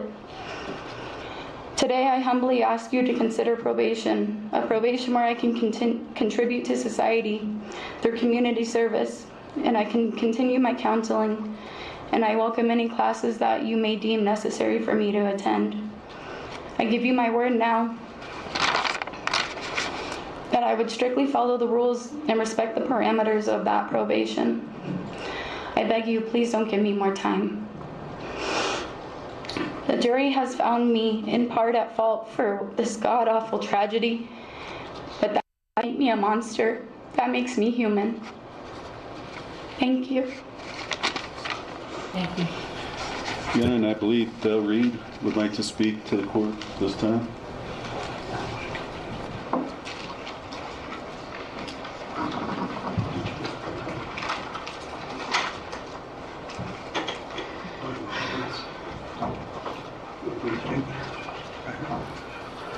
So Thelma's going to speak. Thank you, Your Honor. Brief state, but it's a horrible tragedy for that wonderful lady, Helena, to lose her life. Also, be a tragedy to put my daughter Hannah in the penitentiary for that. It's alleged she introduced live ammunition on the set. That's not true. Why would she? The two people responsible for whatever come on the set are the vendor and the property master who had to work for her. On that terrible day, they had Hannah off the set doing prop duties, and she asked him to please bring her back on when Mr. Bowman comes so he could do a final check on the gun and its instructions. They did not do that. If they had, this horrible day would not happen. Thank you, Your Honor, ladies and gentlemen of the court. Thank you. It's not the time to retry the facts of the case. And just briefly, Judge, I've made most of my arguments in the written pleadings. And Judge, it's nobody in this courtroom could not be moved by what we just saw. The family, Helena's family, her friends, it was a horrible tragedy. There's no doubt about that. And it's a tragedy for everybody. There were a number of lives changed, lost. That day, her friends talked about that, and that includes Ms. Gutierrez. I just want the court to know primarily that she has felt remorse, and maybe I've talked to her as much as anybody, at least on the legal side. She's broken down. She's had mental breakdowns. She said, if only, many, many, many times, and it hasn't come out. It hasn't come out until today because of the legal proceedings and the system we have. But she has truly felt remorse, and I will tell the court that. As an officer of the court, that she has indicated that to me. This court has seen jail calls she's made. I would submit to this court that you could probably survey 100 people after something like this happens, including everybody that participated in the trial, scrutinize all of our calls, and pick out something bad that one of us said. Because, Your Honor, none of us are what we are on our best day, nor are we what we are on our worst day. And as Ms. Gutierrez said, she's human. She's flawed just like everybody else in this courtroom. We, this court, to consider fairness in respect that this was a cascade of tragedy. As some of the speakers indicated, there were multiple system failures by multiple people. Some of those people have come before the court, as this court knows, and received 6-month misdemeanor probation. Some have not been punished. Some have yet to come before the court. At least one individual is going to be tried in July. And so I know this court has the responsibility to weigh all of that and to determine what is commensurate and fair, as one speaker said, for Ms. Gutierrez. And what does that mean in the scope of things and what has come before this court? And I'm asking the court to consider that. And also what probation might do for her in terms of rehabilitation, which is another goal of our system, Your Honor. The judge has already said that there will be jail Anything time on else? this, so I don't think that argument's going to resonate with her. All right, so I've made some notes along the way, so if I refer to the notes and I'm not looking at tables, it's because I'm reading. First of all, thank you for your presentations. Thank the friends and family of Helena for presenting their memories and their losses of Helena. There are really three choices for sentencing before me. What the defense wants is a conditional discharge. This means straight probation, unless Ms. Gutierrez comes back on a probation violation. She won't have a felony conviction on her record, so she can continue to possess firearms. Again, unless she comes back on a probation violation and receives the imposition of the probated sentence. The second one has not been offered by counsel, but I've certainly thought of it, and it's to continue her in the Santa Fe County Detention Center. That would be for 12 months. That's all she's allowed to stay at the detention center. And then put her on probation for the rest of the time. She's facing 18 months. She's got pre-sentence confinement for about a month or so. In this scenario, she won't experience prison. She will be a convicted felon. She cannot carry a firearm under federal law and for a specific time under New Mexico law. And then there's prison, and the state has proposed at 85% of the time sentenced to incarceration based on the serious violent offense statute. For all the fanfare and pundits and finger pointing that has been going on for over 2 years, we were able to seat a jury of her peers who confirmed they could listen to the evidence received in court and determine the facts and apply the law. They found Ms. Gutierrez guilty of involuntary manslaughter. What were some of the poignant facts that came out during the trial? In her police interview, she proudly owned her position as armorer. On October 21st, 2021, chaos ended after the film crew walked off. Ms. Hutchins and others were trying to rig, if you will, how they were going to keep filming. And what was the defendant doing while waiting? She was loading Alec Baldwin's gun. Did she have enough time to load the weapon safely? Plenty. Did she load the weapon? Yes, with dummies in a live round. Did she check what she was loading? No. Why? Well, in her own words, most recently, in her jail calls, she didn't need to be shaking the dummies all the time. Did she check after that? No.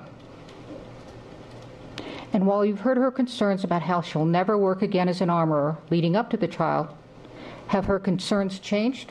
No. Here's what she says. This whole thing has been a character attack on her. Just recently, in her allocution, I'm not a monster. And what does, where is it?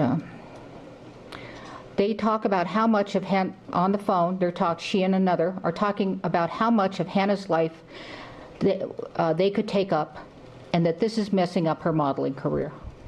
This is while she's incarcerated, waiting for a sentence. And what does she say about the death of Helena? Hannah is dismissive of the judge talking about someone dying as a result of her actions. Hannah says she's looking at 13 months, which is ridiculous over what happened.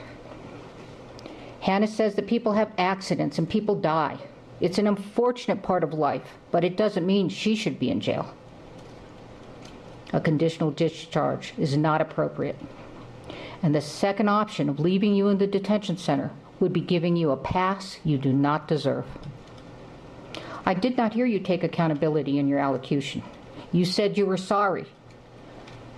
You were sorry, but not you were sorry for what you did. You were sorry for, and hope they can find peace. It was your attorney that had to tell the court that you were remorseful. The word remorse, a deep regret, coming from a sense of guilt for past wrongs. That's not you. You're hereby sentenced as follows. Stand. I'm sentencing you to 18 months of incarceration at a New Mexico Women's Correctional Facility. I find that what you did constitutes a serious violent offense. It was committed in a physically violent manner, a fatal gunshot done with your recklessness in the face of knowledge that your acts were reasonably likely to result in serious harm. You were the armorer, the one that stood between a safe weapon and a weapon that could kill someone. You alone turned a safe weapon into a lethal weapon. But for you, Miss Hutchins would be alive, a husband would have his partner, and a little boy would have his mother. Please take her. I'm going to ask the deputies to watch how the courtroom gets cleared. Please do an order of remand to the transport order to the Department of Corrections and the judgment. Yes, Your Honor. All right. We are in recess. All rise. Okay, so there is the, that's the end. The court's just filing out. Wow, that was what we expected at the beginning. The maximum possible sentence she threw it. I'm curious how the judge reached the conclusion that this was a violent offense.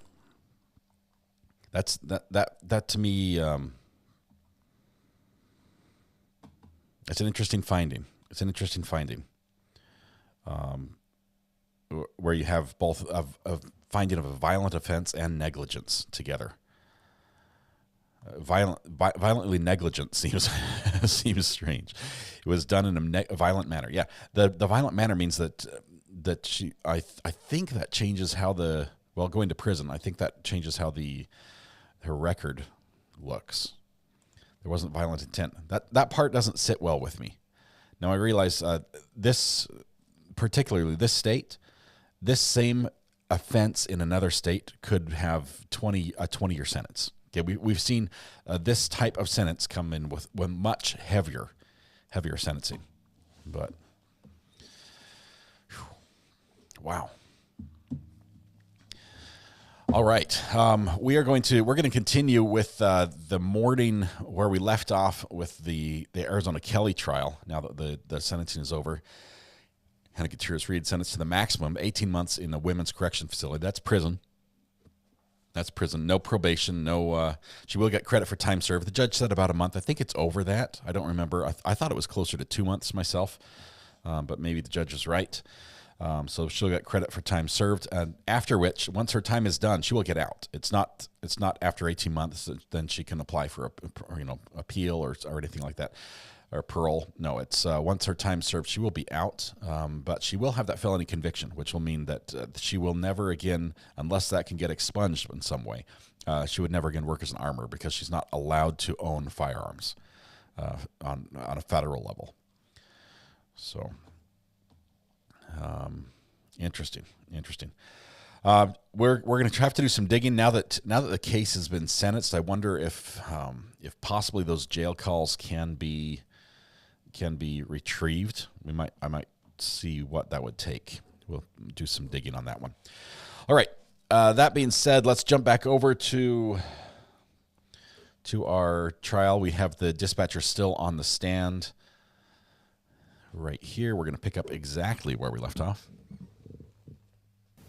Mid-sentence. Am I on? Okay, so let me lose the logo on the bottom. Oh. Helps if you plug it in. Back to Spice, right?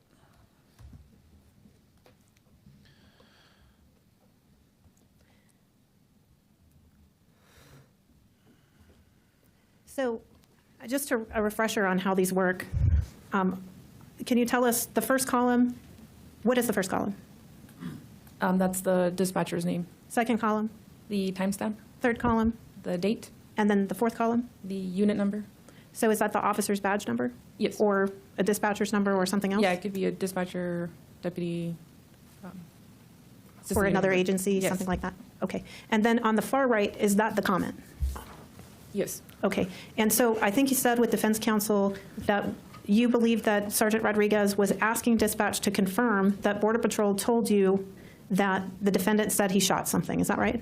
Correct. And he wanted you to check with Border Patrol to make sure that was accurate. Yes. And then down below, you talked about a couple of comments. Does this comment at 18:45, just a few minutes after that request from Sergeant Rodriguez, respond to his request? Yes. And can you tell the jury what the dispatcher is conveying to Sergeant Rodriguez with this comment? She's conveying the first initial call. She states the time, the first call at 14:40 hours, that they advised they got a call from the rancher who advised they were shooting at him, and he was shooting back. And did you listen to this call? Yes. And is that accurate? Yes. And then the next comment is at 18:58. Is this another responsive comment to the request by Sergeant Rodriguez? Yes. And what is this comment conveying to Sergeant Rodriguez? Is this about the second call, or the second? And when I say call, I mean the second time Border Patrol called, not the second call, but the second incident. She's struggling. Yes. Okay. And what is she conveying to Sergeant Rodriguez in this particular? That at 17:56 hours.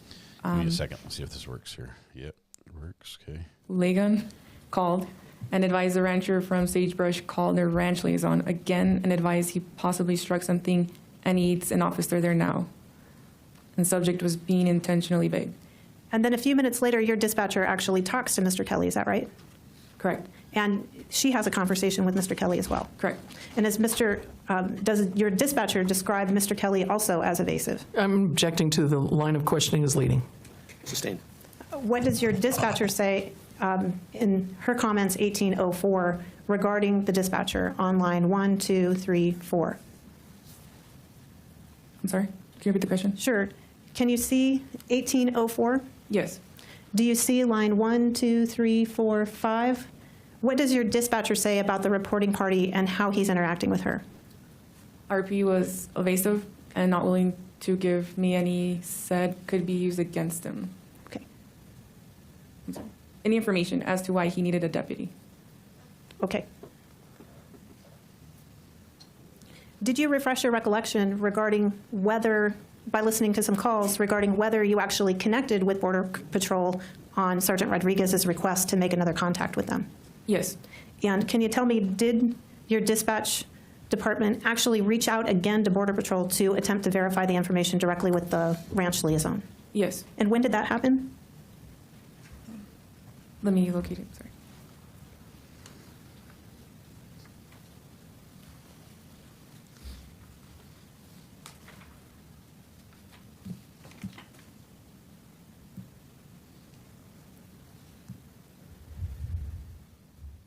At 19:52 with 8 seconds, there was a conversation noted.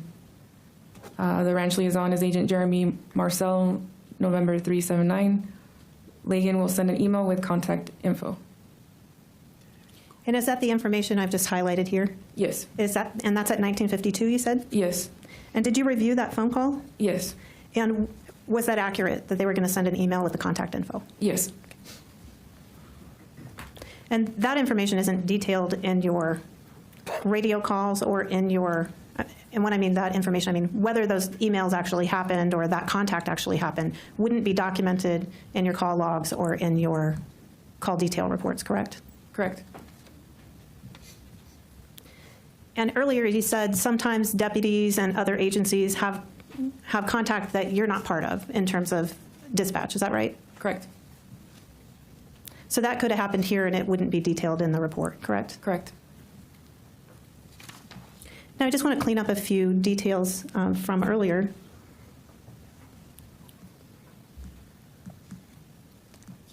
And this is a small note, but I recall defense counsel asking you about these contacts between Sergeant Rodriguez and dispatch regarding the body starting around 1821, 1824, or 1824. Is that right? Correct. Do you recall that? Correct. And then at some point she indicated that Sergeant Rodriguez later detailed that he was en route to the call at 1837, which was after the information he put in. Do you remember that questioning? I do not recall. Was it actually Sergeant Rodriguez who said that he was en route to the call at 1837? No, this states it was Detective Mario Barba. So, and when it's en route to the call, does that necessarily mean you're going to the scene? Could it also mean you're going to the station or some other location? Correct. Trying to fix everything here. Sorry, And this time was definitely not Sergeant Rodriguez, though, is that right? Correct. Let me rebuild the spice meter. And the number that's on there, that's the deputy's badge number, is that right? Yes. And that's how you know that's Detective Barba? Yes. There was also a reference, I think it was on the first call log. Could you flip to the first call log? And it's page 2 of that call log.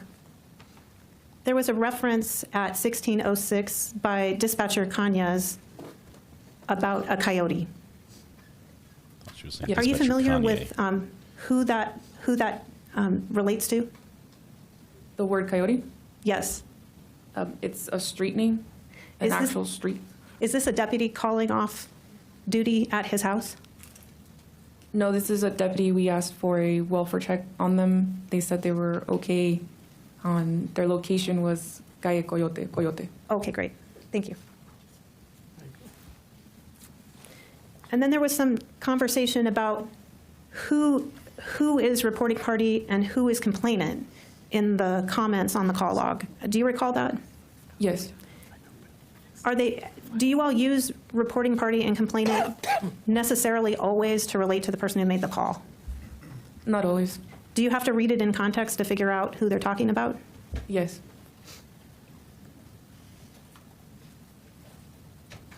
Yeah, I think that works. Is the spice meter looking good now? The 911 call we've been talking about, who initiated that call?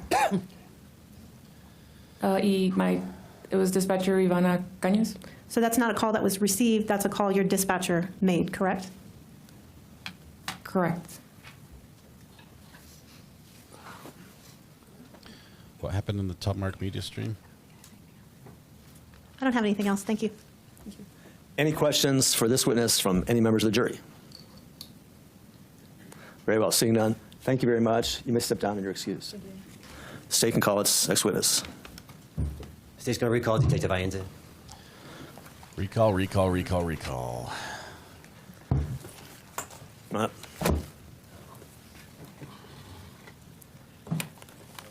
Yes, sir. And you obviously remember that, I'll take that. You're still under oath. Yes, sir. Let's see.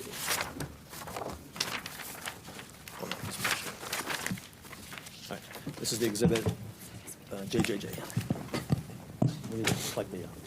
We're going to collect the transcripts.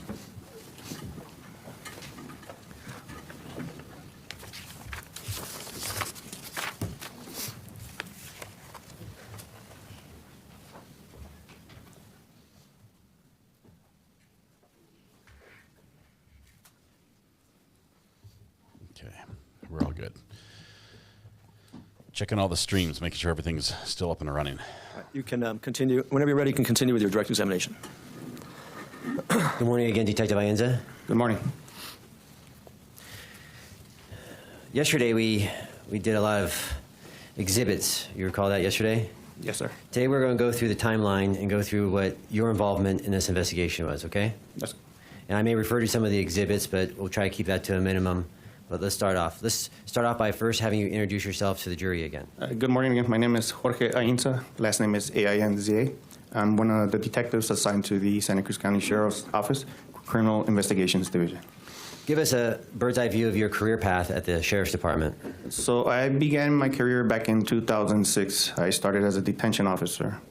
I attended what's called the Correctional Officer Training Academy. It was a 9-week academy, and I successfully graduated from that. I was there for approximately 18 months at the detention facility. Then in the early year of 2007, there was a position that was open for deputy sheriff. After successfully going through the hiring process, I was offered the position for deputy sheriff in June of 2007. Actually, 2008, I'm sorry. From there, I was successfully picked. I was offered the position. I attended a 17-week academy. identified at SELETSI, which is the Southern Arizona Law Enforcement Training Center in Tucson, Arizona. And I successfully graduated in October of 2008. And since 2008? Then from 2008, I came back to the department where I went through another training, which is an FTO program, which consists of 12 weeks. You go through different FTOs, different trainers, and I successfully passed the FTO program and was assigned to the patrol division. And how long were you in patrol? I was in patrol approximately 9 years. And I started as a regular patrol deputy, which is Deputy 1. Through the years, I went for Deputy 2. And then 4 or 5 years into patrol, I got promoted to corporal. And I was a second-line supervisor for my squad on patrol. And I'm going to hone in on this patrol period of your career. As a patrol officer, have you received Code 3s? All the time. What's a Code 3? Code 3 is where we are authorized to respond to a call for service as fast but as safe as possible. This is with lights on, reds and blues, and emergency siren on. And so when you respond to a scene as a patrol officer, are you questioning the veracity of whoever is calling in about the scene? No, we don't. You understand the question? Well, we... Go ahead and repeat it again. Are you second-guessing, whoever called you out to the scene, are you second-guessing the information when you respond? No, of course not. So you don't know if it's true or not? That's correct. But you're responding? We're responding. So after your patrol time, you said about 8 years in patrol, what else do you, walk me through the next phase of your career. So during patrol, I obtained some certifications, some trainings, specialty trainings. I became a field training officer myself. I'm a phlebotomist for the department. I take blood for DUI investigations. I'm also HGN certified, which is an exam that specializes in detecting under the influence drivers. I am also a senior team leader SWAT member for our team. After that, approximately 9 years on patrol, there was a position that was offered for the Criminal Investigations Division. I submitted my letter of interest, and after several months, I was offered the position, and I've been there to this day. And how long is that in years? Going in 7.5 years now. And your time at the, can I say CID? Yes, sir. And that stands for? Criminal Investigations Division. Okay, CID, 7 years. What kind of cases do you work at CID? So basically the role of CID, we take over investigations where patrol run out of, can't remember the word, but we take serious cases. We continue with cases when patrol deputies run out of resources, anywhere from serious bank frauds, sexual assaults, crimes against children, robberies, burglaries, auto thefts, homicides, any serious incident that patrol cannot or doesn't have the function to continue with the investigation. That's when we jump in. You take over the investigation? Yes, we take over the investigation. You mentioned homicides. How many homicides in your 7-year period as a CID? In CID, I've been directly, indirectly involved, I believe it's 7. Teresa, sorry, this just makes me laugh. And those homicides, they involve Thanks weapons for at getting all? that off your chest. Yes, they do. Hopefully. Do you remember if all 7 did? Actually, yes. What kind of weapons are we talking about? We're talking from a small pocket knife to high-power rifles, shotguns, handguns, actually, too. And within CID, 7 years, did you obtain the position of a senior detective? Yes, I am actually the senior detective right now. We have our supervisor, which is Sergeant Flores. Yes, he's retired, came from another agent, has a background, but I'm the senior one right now, under him. And how many CID detectives are in the unit? So right now it's myself, Detective Puerta, Detective Barba, Detective Muskis, and our sergeant, so it's 5 of us. 5 total, including the supervisor? That's correct. Small unit? Yes, it is. And as a small unit CID, obviously we see cases, you've seen cases that get kind of complicated, right? That's correct. You often ask the assistance from sister jurisdictions like DPS and neighboring counties? Yes, we do. We don't have the luxury of being a big department, so our resources are limited, especially with these cases. We have a real good relationship with surrounding agencies, and we do call them, and they always assist. Is that common or uncommon? It's common. Does that include DPS? Yes, it does. Does that include Pima County? Yes, it does. Does that include the FBI? Yes, it does. Does that include Border Patrol? Yes, it does. Does it include DEA? Yes, it does. Just the alphabet of agencies that you guys can call upon for assistance. That's correct. The alphabet of agencies. And specifically about the medical examiner, do you guys in Pima County, in Santa Cruz County, do you guys have your own medical examiner? Unfortunately, we don't have an OME, which is the Office of the Medical Examiner here in Santa Cruz. What do you guys do then? We have which is Pima County. That's what we use. It's the Pima County in Tucson, Arizona. And do you know, so that's the person that helps perform any required autopsies for you? That's correct. Do you know if there's a separate group at the Pima County Office for Death Investigators? They do. They do. Is there a contract between your office and their office? We do have a contract, but it's only for our autopsies, not for the actual investigators to come out and help us. And you don't have any information or knowledge about why that is, right? I do not know. Let's talk about involvement in this case, okay? We're going to shift now to this case. Yes, sir. Do you recall who... Talk about relevant stuff. You're a senior detective, so you recall who was first on scene in this case? During the first call? Yeah, during the first call. During the first call, it was several deputies along with the United States Border Patrol. And when someone is first called out, what's the goal on a first call out for people responding? When a call like this, or every call actually requires, first, most important is preservation of life. Okay, anything else? From there, once we arrive, it's preservation of the scene. From there, we go on to identifying victims, render aid to any victims if need be. We identify witness or witnesses, separate them. We identify suspect or suspects and separate them as well. And once that is done, we go ahead and start a crime scene log. It depends on the call. Not all crimes and scenes require a crime scene log, but in this case, there's a crime scene log that it's performed. First goal, preservation of life. That's correct. And then when CID, so we have officers who respond, code 3, lights and sirens. When CID responds, just reiterate, what's the goal when CID gets on scene now? Once CID gets there, we make sure the scene is preserved. We make sure that everything, like I stated right now, witnesses get separated, victims get separated. Once the initial deputy starts getting all the information, the who, what, when, where, and why we're there. And from there, we start our investigation. Are you familiar with what time the first call came in?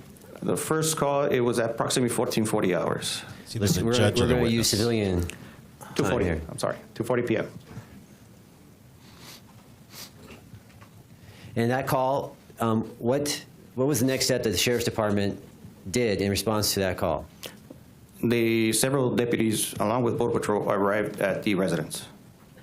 Are you familiar with the term security sweep versus, are you familiar with the term security sweep? Yes. You're familiar with what a search warrant is? Yes. Matter of fact, you've done several search warrants in this case. Plenty. And in your investigation experience, you've done a lot of search warrants. Numerous. All right, explain to the jury the difference between a security sweep and, say, a search. So a security sweep is basically you get to a location and you are looking for any possible people that can be an immediate threat to responding officers. Basically, you're searching for people. And what's the reason? For officer safety, make sure everything's secured around the perimeter, the residence, the field, whatever needs to be protected. And once that person is identified, what happens to all the anxiety that builds up about first on scene when you find the person? What happens? There's a lot of adrenaline that comes with this. Once you do find a person, whether it be a suspect or victim, everything is still chaotic, but you calm down a little bit. And at this point, do you recall, lead detective, do you recall if there's a body found on the first call out with detectives? No. Not by SO? Not by the SO or Border Patrol that were assisting that day. But they found the defendant? They did.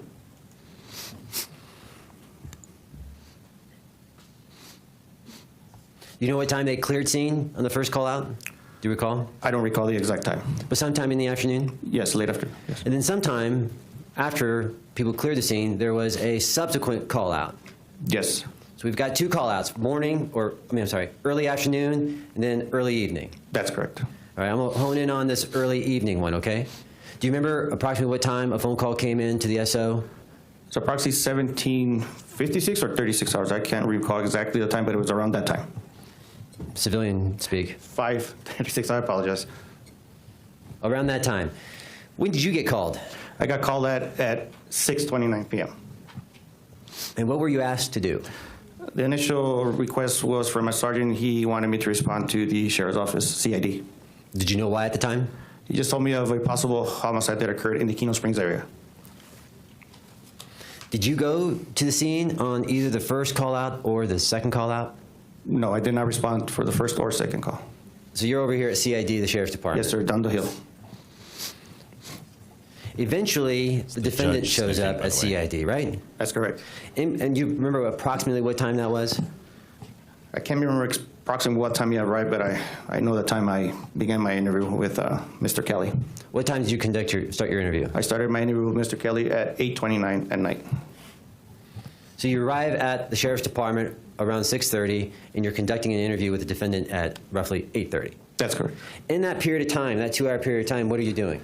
So prior to Mr. Kelly being transported to the sheriff's office, I was in contact with several people trying to get or gather more information as to what happened.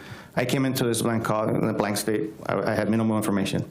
Once I got there, I started making phone calls. I made contact with my sergeant, Sergeant Rodriguez, United States Border Patrol Agent Marcel, and our dispatch. So you called officers on scene? Yes. You called Border Patrol? Yes. And you specifically said Marcel? Yes. You also talked to dispatch? That's correct. Why would you do any of those things? Because like I stated, I came into the office with minimal information, and I knew Mr. Kelly was being transported. I wanted to gather much information I could before I could speak to Mr. Kelly. And during that 2-hour period, did you listen in? You were here. Did you, at that moment, that 2-hour period, did you listen to Government Exhibit 56, which is the recording of the dispatch call? Yes. So you've got a bunch of information now ready to interview the defendant? That's correct.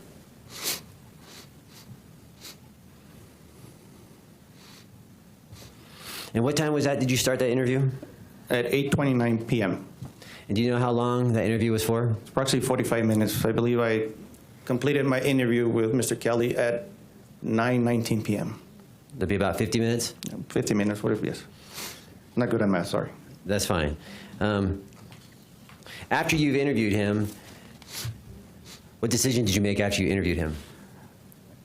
Based on all the information I received, Mr. Kelly's interview, I had probable cause to arrest Mr. Kelly. We're going to get in an interview in a bit, but I just want to continue with my timeline, okay? Did you book him? Yes, I did. Well, actually, not physically book him, but I was involved in the booking form.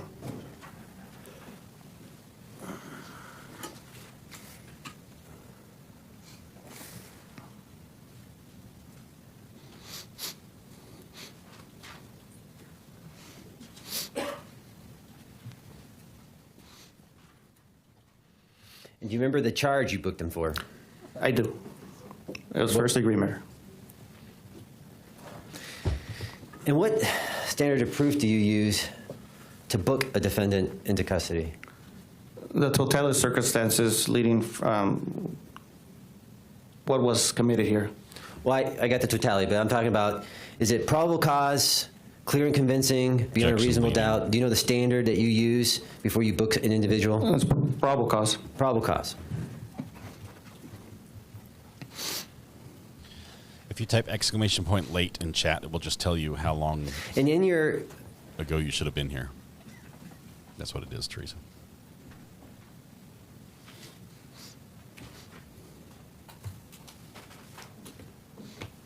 Permission to approach with government exhibit number 2, which has been admitted, I believe, yesterday? Yeah. Actually, I'm going to publish it here. I don't know why I'm approaching.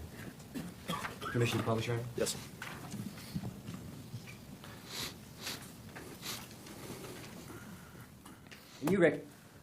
You recognize this from yesterday. We talked about this yesterday. Remember the walk-arounds and the whole thing? This is exhibit number 2, the booking form. Do you want to see it again? No, I recognize it. All right. Thank you. I'm going to show you the first page. You recognize that? Yes, I do. Can you circle for me the name of the defendant? You can write on the board thing. It's like a multiple choice quiz. Okay, clear it Who's for the me. defendant? Yep, you got it right. Circle the address for me. This is when they Go ahead and showed clear it. the And how tall is Mr. defendant's social security number on Kelly? the screen. He is 6 Cut feet that 0 out. inches. Sorry. Okay.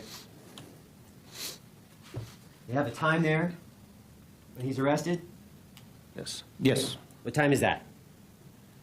It's 21:21. 9:21 p.m. And how far after your interview with him concluded did you make the decision to arrest him? It was minutes.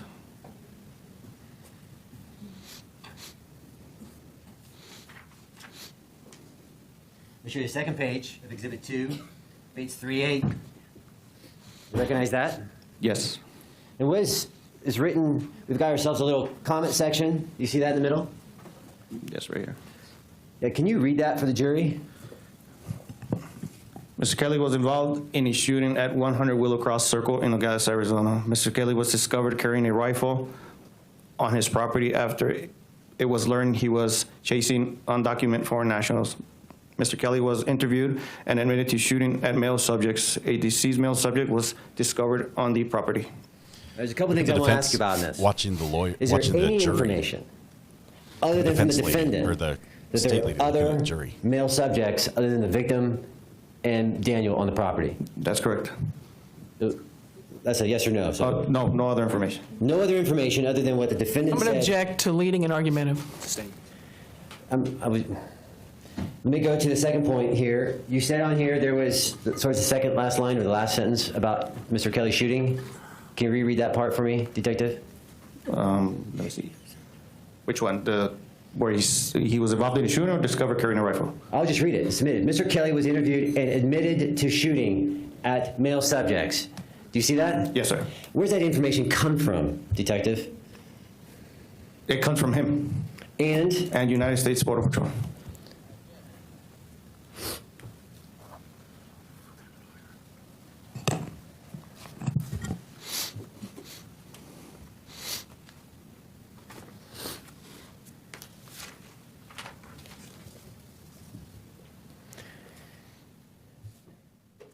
in your interview with Mr. Kelly, was it voluntary? Yes, it was.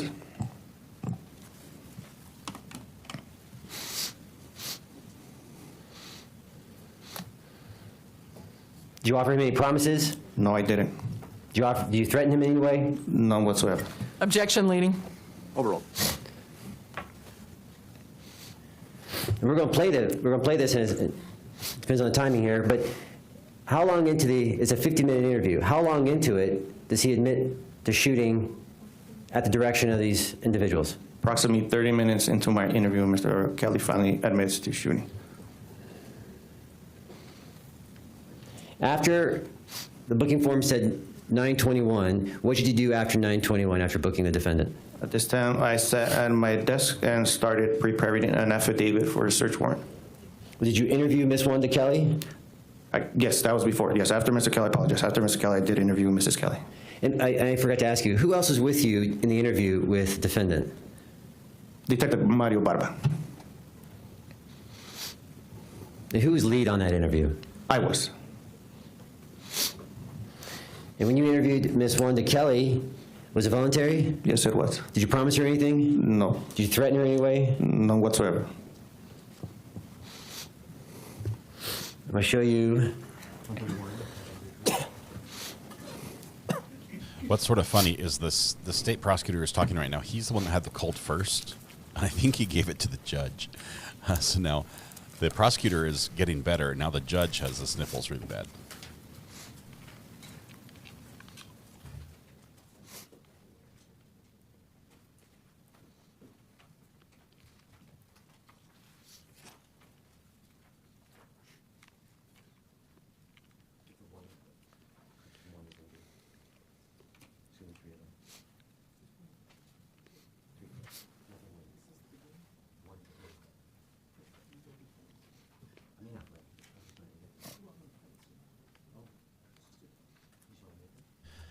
I had to listen very carefully because you can't tell in this video. The image isn't good enough. But I did hear when the investigator was talking and he was actively saying words, well, the sniffle occurred. So I could tell that it was the judge. And we know the judge has been sniffling since the beginning. He had a big nose-blowing incident right into the mic first thing this morning.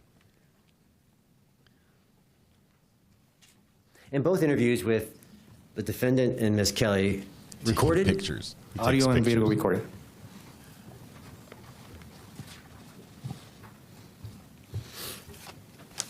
Are you trying to admit something? I'm going to lay foundation. Okay, you want to do that first? Okay. You're trying to admit I just want to see where we something. were. Just tell me what you're doing.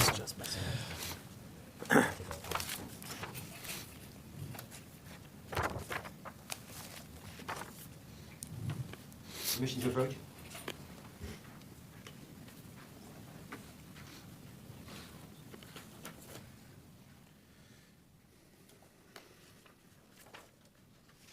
That first exhibit 131, that staple is all funky, so just be aware. Funky staples. Do you recognize state exhibits 131, 132, and 133? Yes, sir.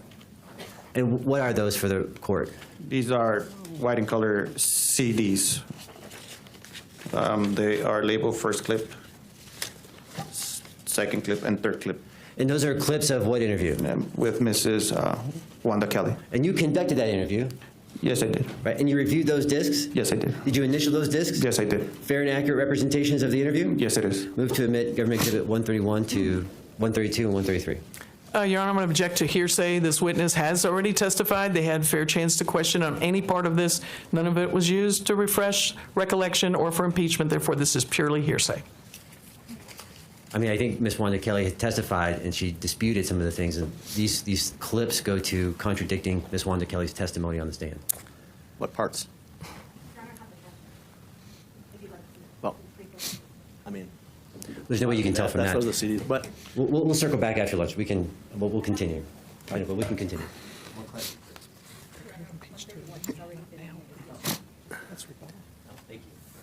I don't know if you heard that. The clerk says that 131 has already been admitted. That's correct, Your Honor, and you indicated when I used 131 that I needed to lay the proper foundation and that I didn't have sufficient time on a redirect to do the other two clips. So that's why we're playing them with this witness, but I did already confront her with the issues. So it was impeachment. If you watch and I have the transcript that I provided to the court and counsel previously for the court. As I understand it, the request of takes a co-counsel video. is to wait and not address it at this time. We can address it after the break. Right? All right, so no ruling on the objection because the offer at present to admit at least the other two exhibits has temporarily been withdrawn. Good enough?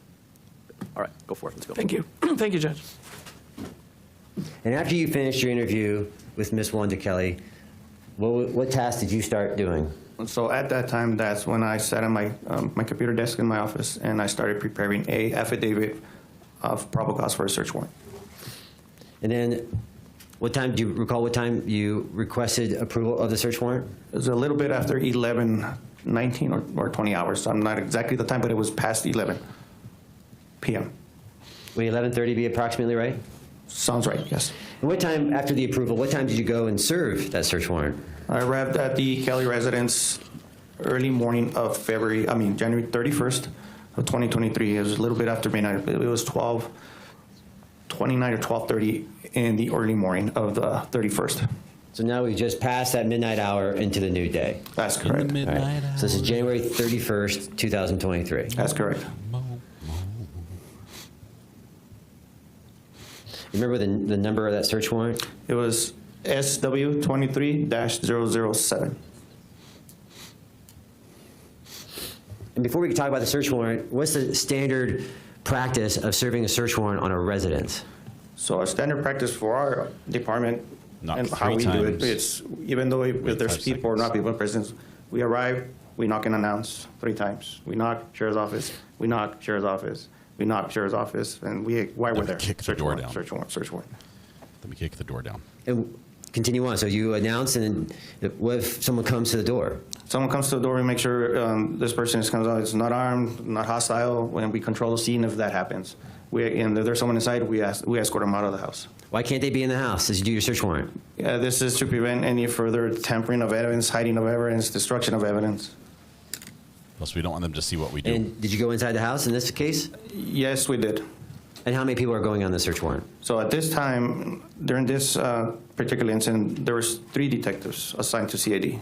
And what's the role for each, and what's the role for each of these detectives? So we all help each other out. We work as a team. Once the photographer, we label the house. We have a scriber and we have a collector. And sometimes we do multiple roles. We bag, tag, and secure tagger. evidence.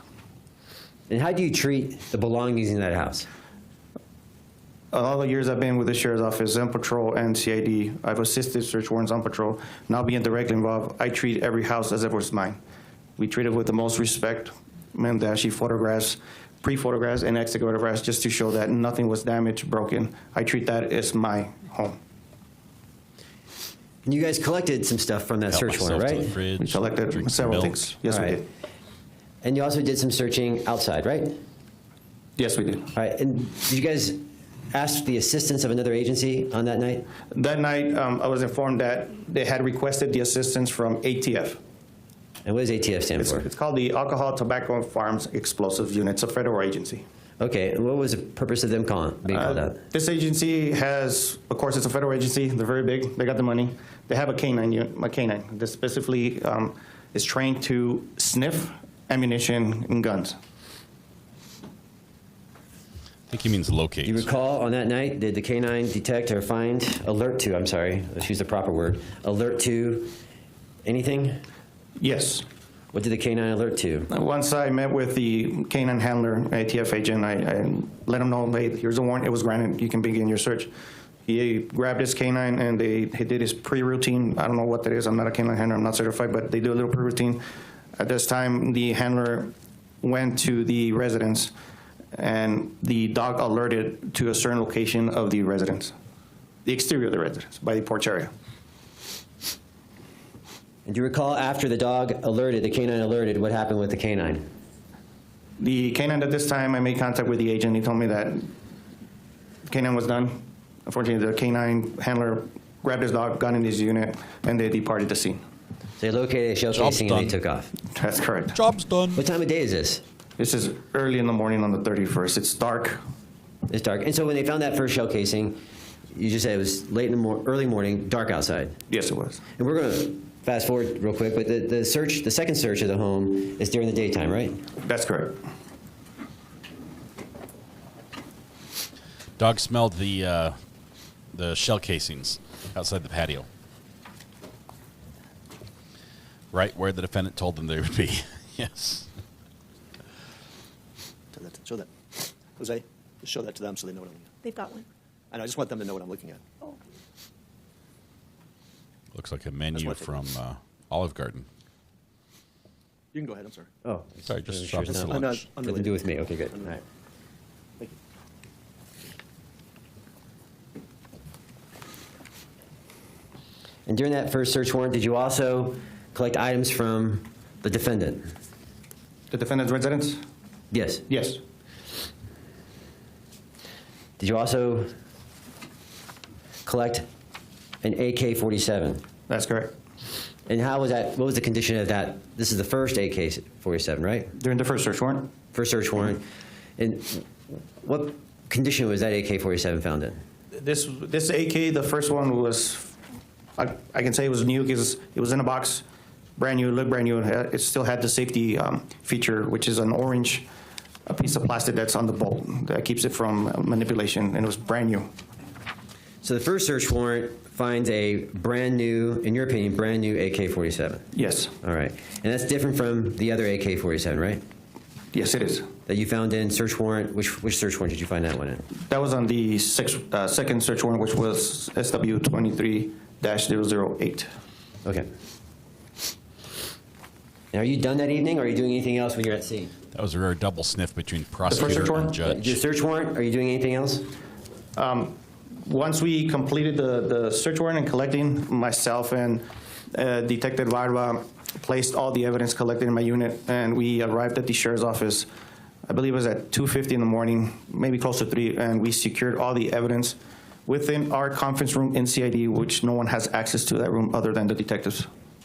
Well, did you also at the scene take photographs? That is correct. You took photographs inside the house? We do. Yeah, like, and the jury has seen that, so I'm not going to waste time showing those pictures, but you took all those photographs, right? Yes, I did. Anytime did Miss Kelly return home? Yes, she did. You know what time that was? I do not have the exact time when she arrived, but she did arrive right before we finished the search warrant. All right. So you go home, you go to the station, lock everything up, and go home? That's correct. And what are you going home for? To get some rest, because I knew we have to come back. All right. You go to bed, you come back. What time do you come back to the station? My normal work hours. I went home, got home like around a little past 3, rested, and I came back to the office at 8 o'clock. All right. When you return home, when we returned to the station, what did you do? I started preparing another search warrant. Why? Because we were informed that the AK-47, the first AK-47 was not the right one. The one that was Also, still there was wrapped in plastic. other structures on the property? Yes, during the first one, we were informed by Deputy Felix that the residents, pretty large residents, had a pump house and a barn just south of the residence. Let's go back to that AK-47. Why wasn't the first AK-47, the new one, why wasn't that the right one? The description didn't match. Like what? The actual AK-47 that Mr. Kelly was found in was weathered, it had bluing, had a green strap, it had wood stock, and had a flashlight duct taped to the barrel. And that first AK didn't have any of that? None of it. So you prepare a second search warrant? That's correct. And do the same process, submit it for approval? Objecting to leading. It's just foundational. It is leading, but it's foundational, so the objection's overruled. Submit for approval? That's correct. And then you go and execute the search warrant? That's correct. What time was that? Do you remember? It was early afternoon. If I can refer to my report, but I don't know exact time, but I know it was late afternoon, early afternoon. Would 12:30 be about right? Yes, it is. And when you do your search warrant, you walk through the process already, so walk us through, when you executed this search warrant, what did you do? Actually, Mrs. Kelly was at the residence when we arrived for the second search warrant. We have heard this before, but this is time with good audio. What do you do when someone's at the home? I introduced Mrs. Kelly and asked her if she recognized me. She said yes. I asked her if she could step out of the residence and presented her the search warrant. And then what? She complied, she read it, and she understood. And then? She exited the residence and departed the residence. So what did you do? I executed the search warrant. And did the same process? Same process. We photograph the residence, we label the residence, we take pictures. Now we're in the daytime though, right? That's correct. And so you also searched the barn and the pump house? Prior to that, if I may get into it, prior to that, we searched 2 vehicles. All right, you searched 2 cars, pump house, and a barn. That's correct. All right. And then I want to focus in, because the sequence doesn't really concern me, but I just want to make sure that everything you've done, okay? That's correct. So pump house, barn, 2 vehicles, but now I'm focusing on the house again. Yes. All right. You do a search warrant, you execute the search warrant in the residence. That's correct. Walk us through that search warrant. So the process of this search warrant, we label each room with these letter templates. The main entrance, we start with A. This search warrant, we started in the garage and made our way into the residence, the entire residence. We label every room. We document what room is it: master bedroom, living room, kitchen, hallway. You do the same thing again? Yes. All right. And then what's the focus here? What are you looking for? We're looking for the AK-47. And then where did the AK-47 end up being found? It was in a bedroom. Listen, this is admission. The AK-47 was located behind a door, bedroom door, covered with a green T-shirt or long sleeve shirt. Why did you miss the gun the first time, Mr. Lead Detective? And she's finding that exhibit for me. I'm gonna jump. You guys also went out to where the victim's body was at, right? That's correct. Why'd you guys go to where the victim's body was located? I have not seen the area where the body was located the prior night, and we went out there just to photograph additional photographs of the area, and we were trying to see if we can find any other evidence. Okay, so we've seen photographs from your supervisor, Sergeant Flores, yes, on the night of. Yes. And the next day you go out there and take photographs too. Yes. And your goal is, what are you looking for when you're out there? We were actually looking for a projectile. And how do you look for a projectile? We were walking around with our eyes, because there was actually a metal detector out there. So you're doing a visual inspection? That's correct. And you also use some modern device called a metal detector? That's correct. Do you remember what the setting was on the metal detector? This detector it's owned by the Sheriff's Office, bought by the Sheriff's Office, it's signed to CAD, and we had the setting for all metals. There's so much more to it. That's like saying we had and how many metal detectors piano did you have out there on the 31st? If I remember correct, that night that afternoon we had one.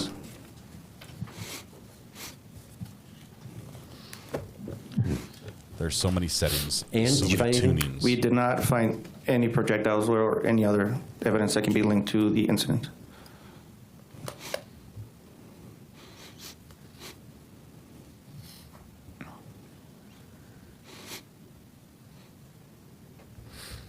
So back at the house, you find the AK-47 behind a door? That's correct. And what was over the AK-47? It was a light green or green colored shirt. Okay, let's just ask you, did you take photographs on the night that you came on the, let me separate for the jury. The search warrant 007, the first time you were at the house. That's correct. You're a photographer, right? That's correct. And did you take photographs of the entire house? I did. Including this room? That's correct. Including behind the door? That's correct. So you actually took that photograph the first time when you were there on 007? Yes, I did. And he missed. Why didn't you see it? During the photograph, if you see the photograph, there's a scabbard, black in color. I got excited. I concentrated on that. And to this day, I am embarrassed that I missed that AK-47. Well, don't give yourself too much. What's over the AK-47? It's a green T-shirt, and if it appears that whoever put that AK-47 took the time to drape it over the whole AK, including the magazine, all the way to the stock. And when you came back the next day on 008, did someone find it because of a visual inspection or from an auditory sound? It was an auditory sound. Do you remember what happened? It was Sergeant Flores that went into another room because he stated he was not going to leave until we found this AK-47. While I was to an adjacent room, which was a bathroom, he called me over. He said, I found it. All right, and we've seen Found that it right here in the Exhibit open. 101. You've seen that. That's the gun we've seen in trial, right? Yes. That's the same gun. Yes. Did it have a magazine in it? Yes, it did. And we've seen that, which is Government Exhibit 102. Both have been admitted. And you also collect. You were here when Rick Wyant, the gentleman from Washington, the expert ballistics individual, right? Yes, sir. Right. He tested some ammunition, didn't he? That's correct. Did he get ammunition? How did you get the ammunition? From the magazine. From the magazine that you recovered? That's correct.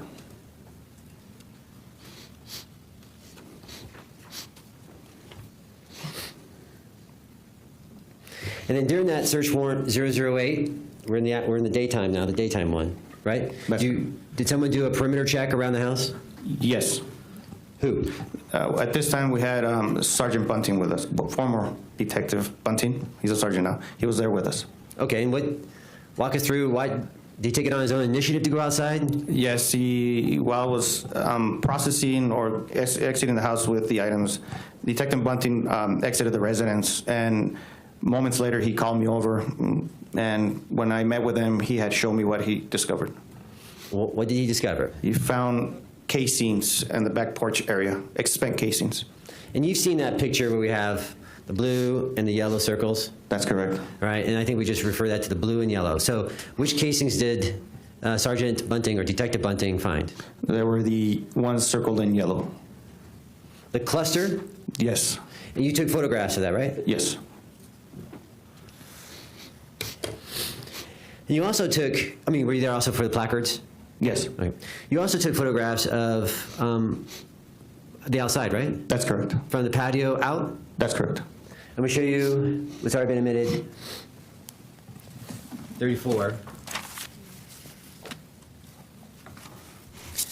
It's like those juvenile kids, like at a concert, and they clap after the song, and then somebody wants to keep clapping to be the last person to clap. And so there's like two people clapping after everyone else has stopped, and the sniffing is just going back and forth and back and forth. That's already in? They're competing back and forth with sniffs. It's admitted? terrible. Oh my goodness.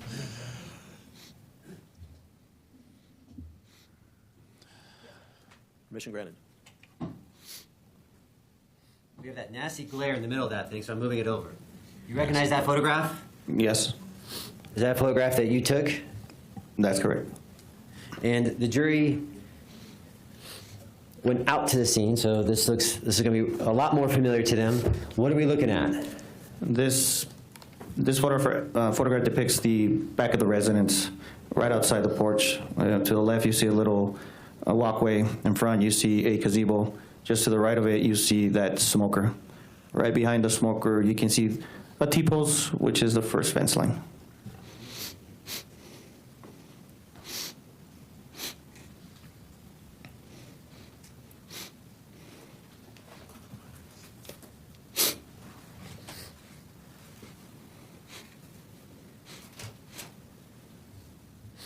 And Detective, how tall are you? I'm 5'8". And when you took that photograph, you're taking it from a photograph of someone standing 5'8"? That's correct. And how tall is the defendant? 6 feet. If I do my math right, that's 4 inches taller than you? That's correct.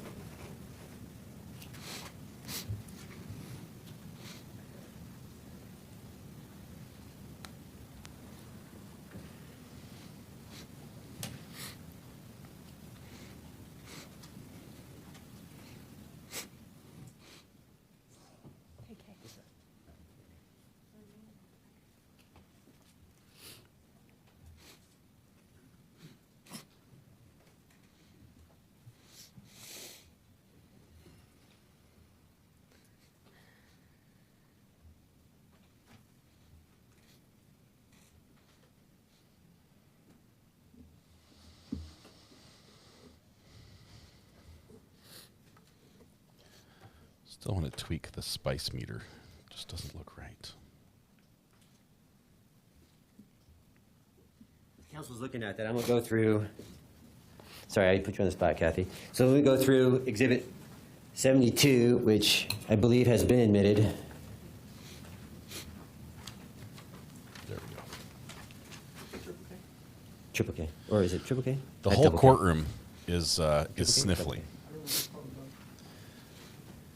The prosecutor who's up at the lectern is sniffling. The judge has the worst case of the sniffles. I've heard one or two sniffles from the permission to publish 72. It's admitted, so granted.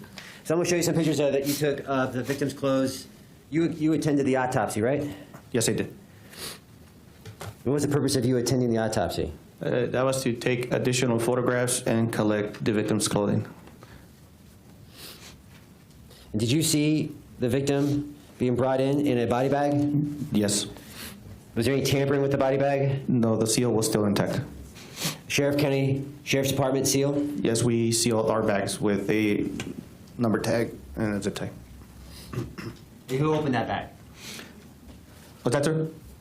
I'm sorry. Who opened that bag? That's the OME personnel that opens that bag. In your presence, right? In my presence. All right, I'm going to go through some photographs with you, starting with image 1743. The reason I'm showing this, the jury has seen these items, already admitted, but I want to show that they're in the same condition as you photographed them on the day of the autopsy. That's correct. All right, the day of the autopsy is February 1st? That's correct. What's that picture of? That is the outer green jacket.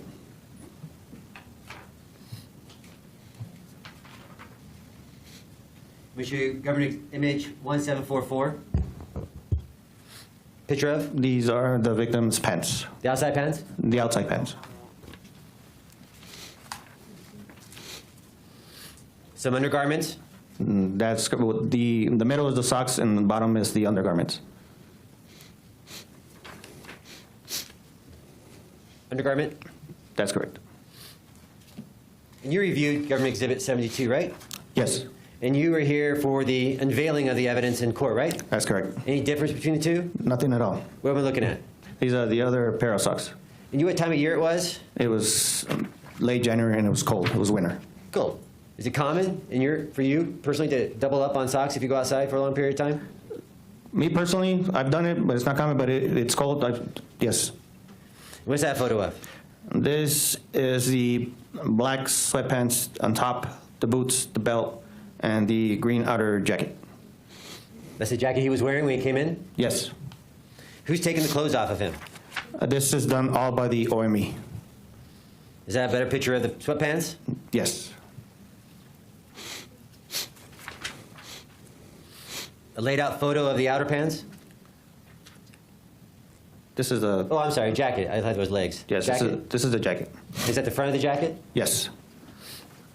So if I'm looking at the front of the jacket, what side has the blood on it? The right side.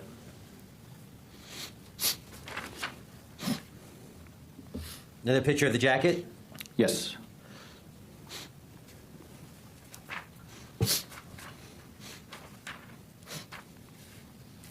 We have a picture of the boots? That's correct. Same condition as we've seen in court? Yes. Picture of the shirt? Yes. Same condition as we've seen in court? Yes. So this is February 1st of last year? Yes.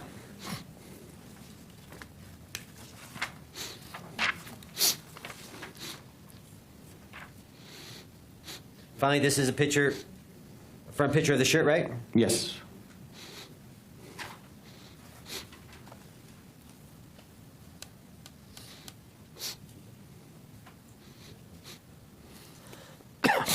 We'll go back to Government Exhibit 34, image 4377.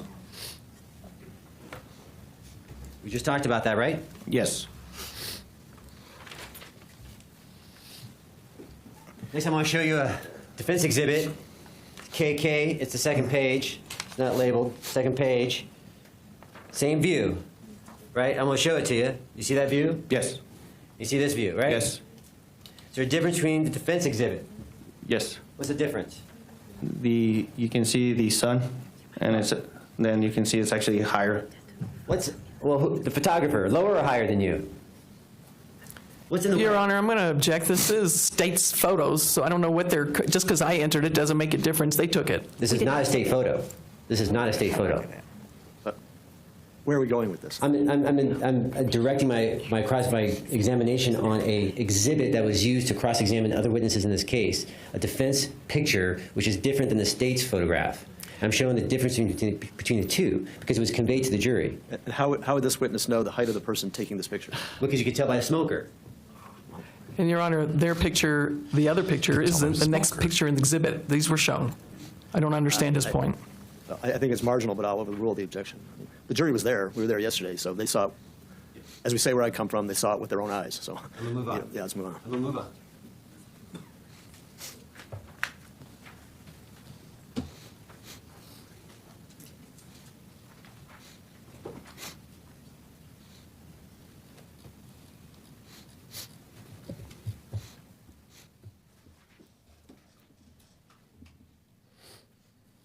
You also took possession of a backpack?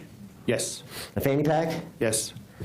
And we've actually seen those in court. Any damage to the backpack? The only damage that I observed while processing right before submitting to evidence was the cut straps that were done by Sergeant Rodriguez. Any bullet strike? There was no bullet strike. Any evidence of a ricochet, deflection on the backpack? Nothing like that. And just so we know, if the agent is permitted to stand up, I just want to make sure we understand how the backpack and the bullet entry wound is on the body. Permission for him to stand up just to show us again? Sure. You want to stand up? Every time he says the show word us again, on the body of the victim where the bullet entry hole is. that's key. Means we shouldn't be doing it. Is that at where you all, wear a backpack? Backpack rests on the back. because we already did. And you also have a fanny pack, right? Yes. Any damage to the fanny pack? Not that I could see.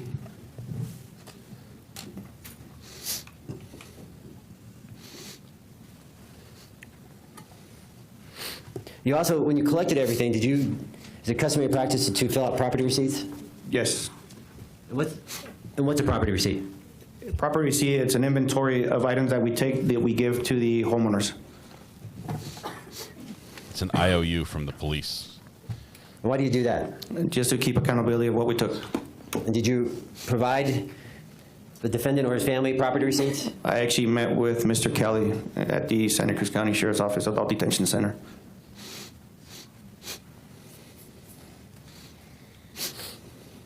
And you also, we heard testimony already about Border Patrol surveillance. You also looked at DVDs, right? Yes, I did. How many DVDs do you recall that everyone looked at? I think it was 3 to 4 that I reviewed. How many in total? It was a lot of DVDs that were given to me, but I reviewed 3 to 4. And how many people reviewed them? It was myself, Sergeant Flores, former Detective Bunting, and Detective Barba.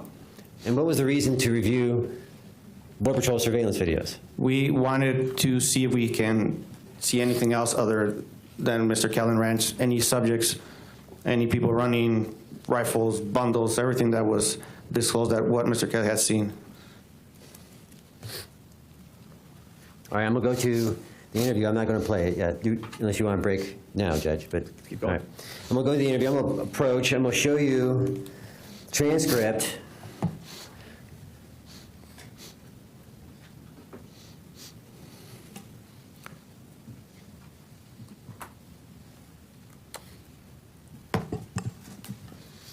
This transcript is Government Exhibit 15. Can I have the actual one back there, ma'am? 15. My auto body, my car repair place called. They fixed my car, fixed the rotor, checked everything, drove it, test drove it, and said, come pick it up. And I'm like, how much do I owe you? And they said, nothing. Just come get your car. They're amazing. This is why they've won my business.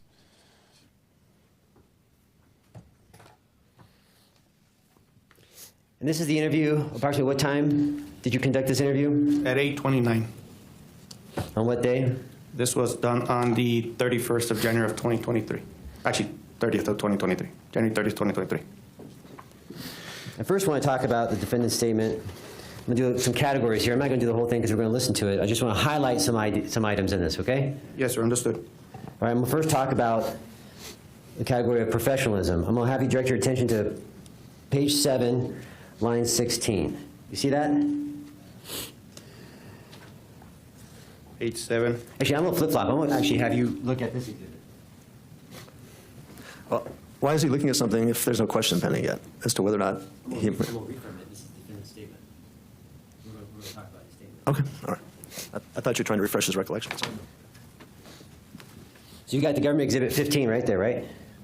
Yes. Page 7, line 16. You see that? Yes. Your question was on line 17. Your question was, quote, tell me everything you did today from the time you woke up to the time you came here and me talking to you. Did I read that right? Yes, you did. Is that an open-ended question? Yes, it is. Tell me everything you did today. I'm going to have you go The to entire day. page 35.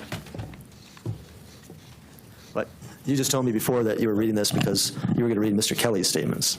What I just heard was a statement from the witness. Well, I'm true, but I'm getting context to. You're right. Let me back up. I'm going to scratch that detective. I'm going to go to a different category. All right? Yes, sir. Just like. And before I get into it, I any let you do evidence this. that you collected or you reviewed in this case of another shot being fired on the property? None whatsoever. Any evidence that you collected or reviewed of a robbery? None whatsoever. Any evidence, physical evidence? I object to all the leading questions. Overall. Any evidence that you reviewed that were 5 Actually, I have to to object maybe to up to each 15 men on the property? None whatsoever. Any evidence of a struggle? None whatsoever. Any evidence of drugs? None whatsoever. Any evidence of guns? None whatsoever. No evidence of guns? Not buying that. Let's talk about the defendant shooting. Let's go to page 24 for me.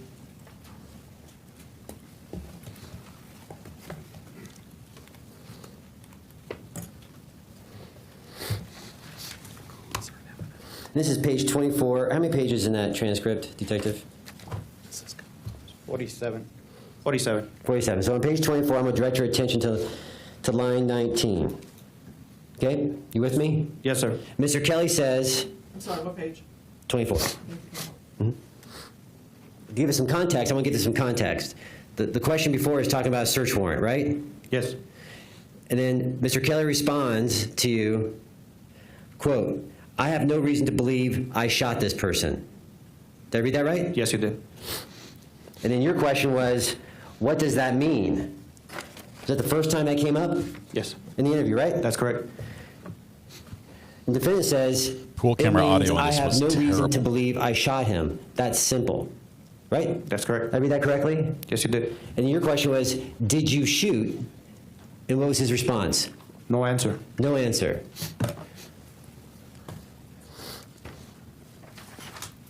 Your Honor, I mean, a lot of this information is taken out of content, and I would just ask the court or the city attorney to play it so it could be heard in content and then ask these questions so we all know what preceded the comments. It's misleading. I'm honing in on the very fact that cross-examination hit on that the defendant never admitted to shooting. I'm honing in on it. It's not a question of whether you can do it, but it's more of a question of when it's more proper to do it, and I could do it after. perhaps more effective. So I could do it after. I think it is a better practice. That's fine. I can do it after. Fair enough. All right. Why don't we? So, I'll sustain the objection. We'll play the recording, assuming it's in and proper foundation is made, and then you can follow up questions. And just for the record, I think the recording is admitted already. All right. Makes it even better, easier. All right. We're going to take our. I'm going to stay here with the lawyers, talk about a few things. We're going to take our noon recess. Please be back. We're going to at 1:30. We'll resume the testimony at 1:30. You're excused for the lunch recess. I'll stay here. Be right before.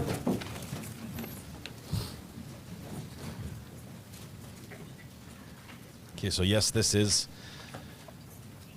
it's heard out of content. So we covered this last week, but we covered it with terrible audio. And I thought it would only be fair to actually be able to hear everything that happens. We are covering it again with the Zoom feed and great audio. Unfortunately, it's great audio with two very prolific sniffers. All right, thanks. You could have a seat. The records show the absence of the jury, but counsel and defendant are still here. First, the jury expressed their thoughts on coming to court next Monday for trial. Any position on that from any side? We would defer to the court, Your Honor. We would like to get it done, but we defer to the court, whatever you think is most appropriate. That's today, basically. Speaking from someone from Texas, I'd like to get this done. But I think that we can make more progress, and I think they think it's going to go through another whole week. I'd like to see how long this detective is, where the state ends. Maybe we can reconsider that, if they rest or not today or not. If not, I mean, I know we're having a short afternoon, but personally, I would personally like to see us continue on Monday. I appreciate that as being an out-of-town attorney. And I thought their position was very reasonable. I think what they were saying was they're believing that the case will not be submitted to them next week, at least not in time for them to really deliberate on the case. Right. So, well, in other words, I think they're thinking that the case will not be submitted to them by the end of next week in time for them to really deliberate. So that being the case, I think the thinking is why not just, they're going to come back the next week anyway. I'm mindful of the fact that when we told them as prospective jurors what the prospective timeline of the case would be, in other words, how long it would take, we told them 3 weeks or 4 weeks, and it's going to go to 5 weeks, and we also told them we wouldn't have court on Monday. So we're already going to likely or very possibly exceed the 4 weeks that I told them within which we'd be able to do this. So that being the case, I'm inclined to defer to their request to have Monday off, because we also represented them that they wouldn't have court on Monday. I said, I made the arrangements. I'm able to do it. I think we could use the time, but I think their position is fairly taken. The only thing he said at the end was, well, if there's something new or different, that could affect that scheduling, to let them know. But, so we can wait till about 3 o'clock and see where we're at and then address it then. But I kind of have a feeling that this witness will still be on the stand at 3 o'clock, I would imagine. Either through direct or cross. All right, so we'll wait until then. Now, what about this issue with Mrs. Kelly and what the state wants to do?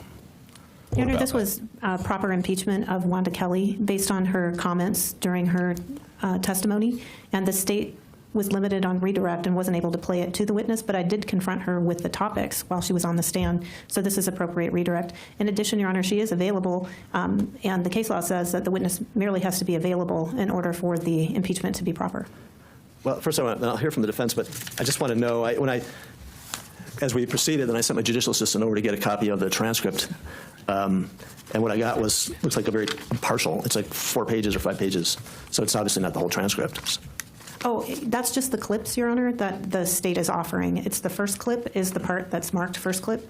The second clip is the part marked second clip, and the third clip is the part marked third clip. We weren't introducing the entire Wanda Kelly interview. So what I have here is what you've proposed to use to play for impeachment purposes. Yes, Your Honor, and we've already played the first clip. You just told us that we needed to lay the appropriate foundation with Detective Ainsa, which we have done today. You admitted it. Which one of these are all of these on CD 131? 131 is the first clip, 132 is the second clip, and 133 is the third clip. All right, and again, I'm going to hear from the defense, but it's potentially proper impeachment if the witness said something that's materially inconsistent with another prior statement that she made. The problem I'm having is the witness testified I had the clerk tally it up for 6 hours. I can't possibly remember within that 6 hours or 5.5 hours of testimony that she did everything she said and what she denied, and whether or not anything she said or denied is inconsistent with what's in these clips.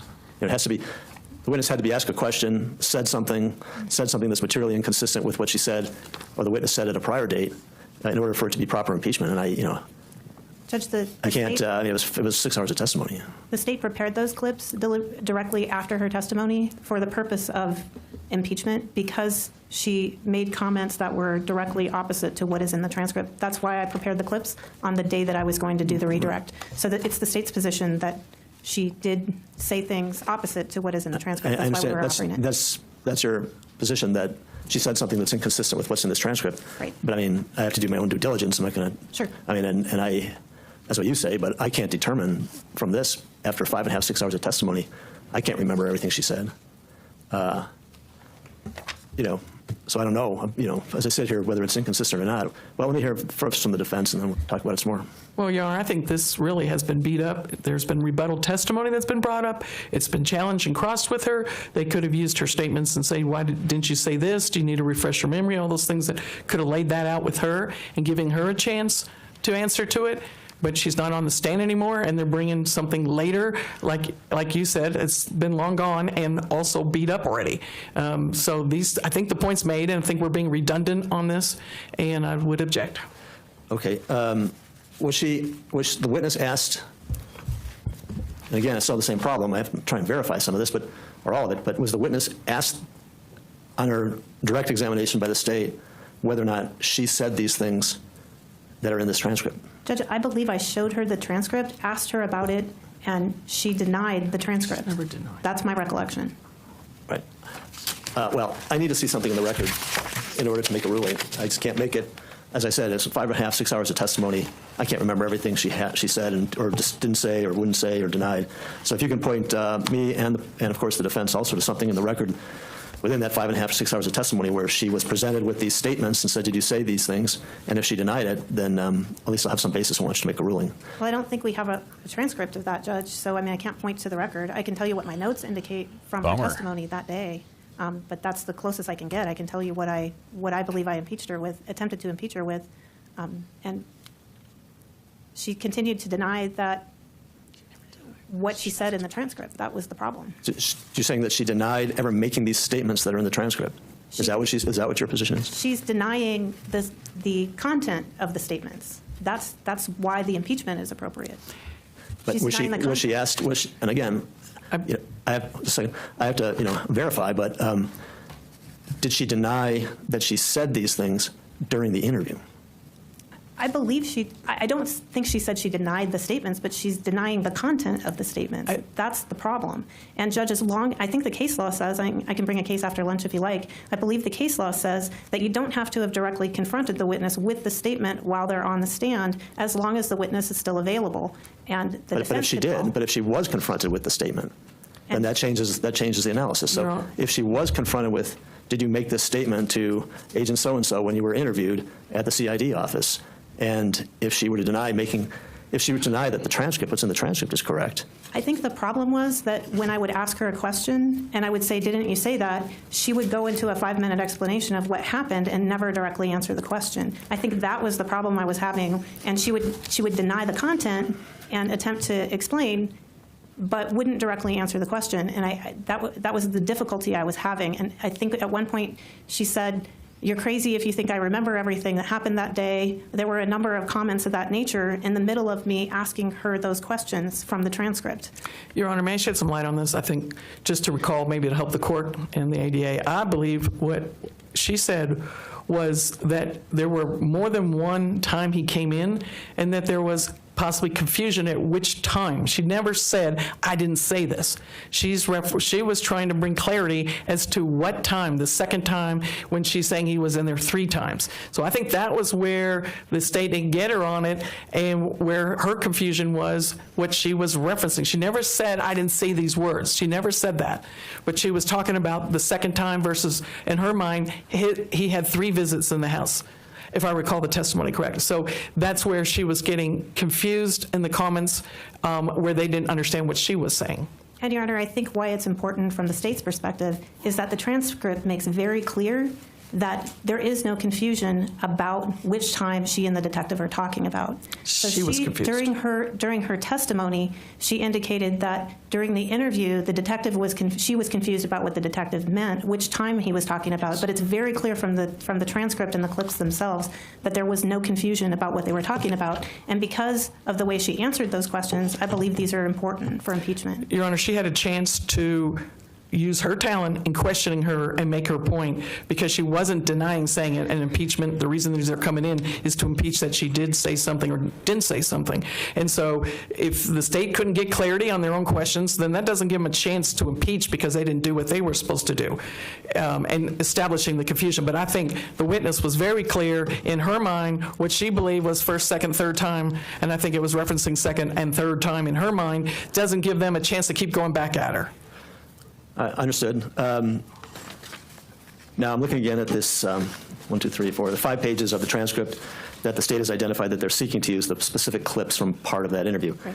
I thought I heard you say, correct me if I'm wrong, that the first clip is in evidence, right? Judge, I played the first clip during the redirect, but I ran out of time because we were limited, and I wasn't able to play the other 2 clips, which I had prepared to play during redirect of Mrs. Kelly. I just did not have that opportunity. I don't believe that I have to play them with the witness. I believe that this is appropriate impeachment through the witness who was actually present at the interview, which is why we were doing it this way, since we were limited on time. So you were, you did play the first clip. Is that what That's you said? correct. It was admitted, subject to the foundation by the detective. So you played the first clip, and you're saying you didn't ask her questions about the first clip? Did you ask her questions about what was played? Yes, I feel did, like Judge, you've but I been didn't get to shortchanged. ask about the other 2 clips because of the timing issue. Correct. Yes. All right, so what I'm showing, that's why I'm asking these questions. I'm sorry to go over the noon hour, but from the portion of the transcript that I have, the first clip. Think how long you get to have a pink first, courthouse, Ivan. 3.5 pages. That's correct, Your Honor. So then the second clip starts on what's been marked here in this transcript, page stamp 1491, on line 12.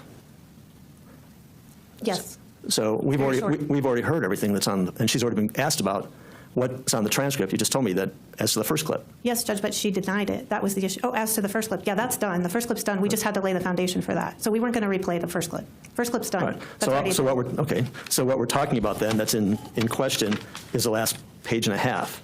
And I think it's about a minute of clips total. All right, but let's look at the content of it. Yep.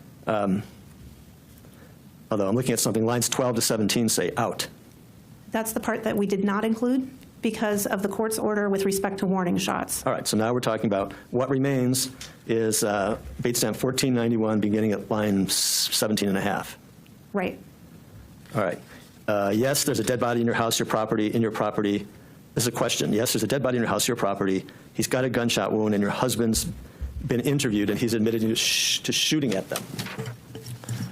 Answer, well, he usually shoots a warning shot, like, just to let him know, hey, don't come close.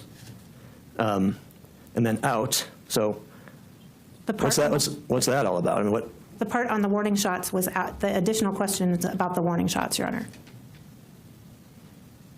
Well, then it says out. Right. That's the part that we left off the clip, Judge. That's why it says Okay, out. so I'm just trying to define what it is exactly what it is that you're seeking to play. And then it goes to we're on the last page, third clip. Okay, did he tell you today he shot a warning shot today? Answer, well, I heard a shot, so I assume so.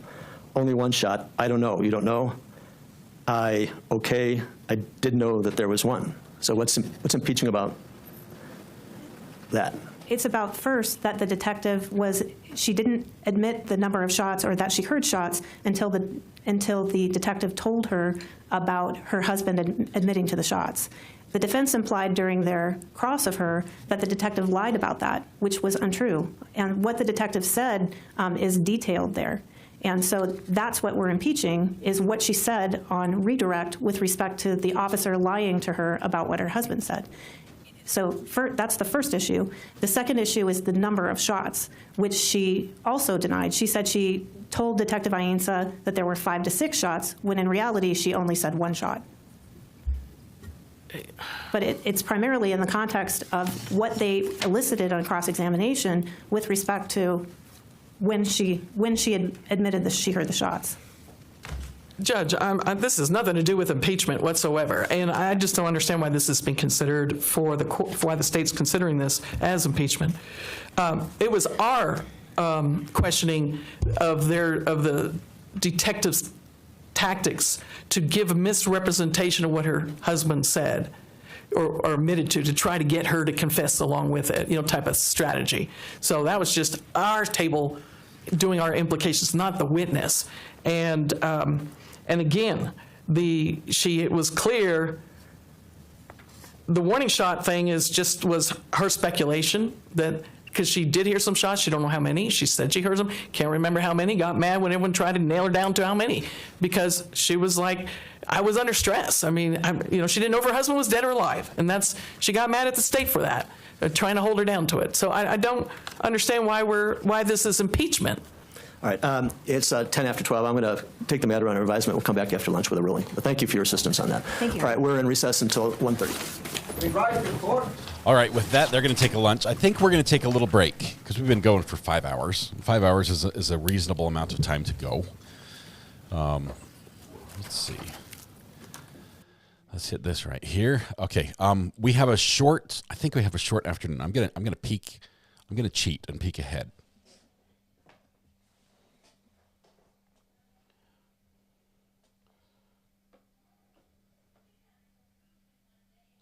We have an hour and a half left. Hour and a half left. So let's take a lunch. We'll come back to the hour and a half, and then Ayden.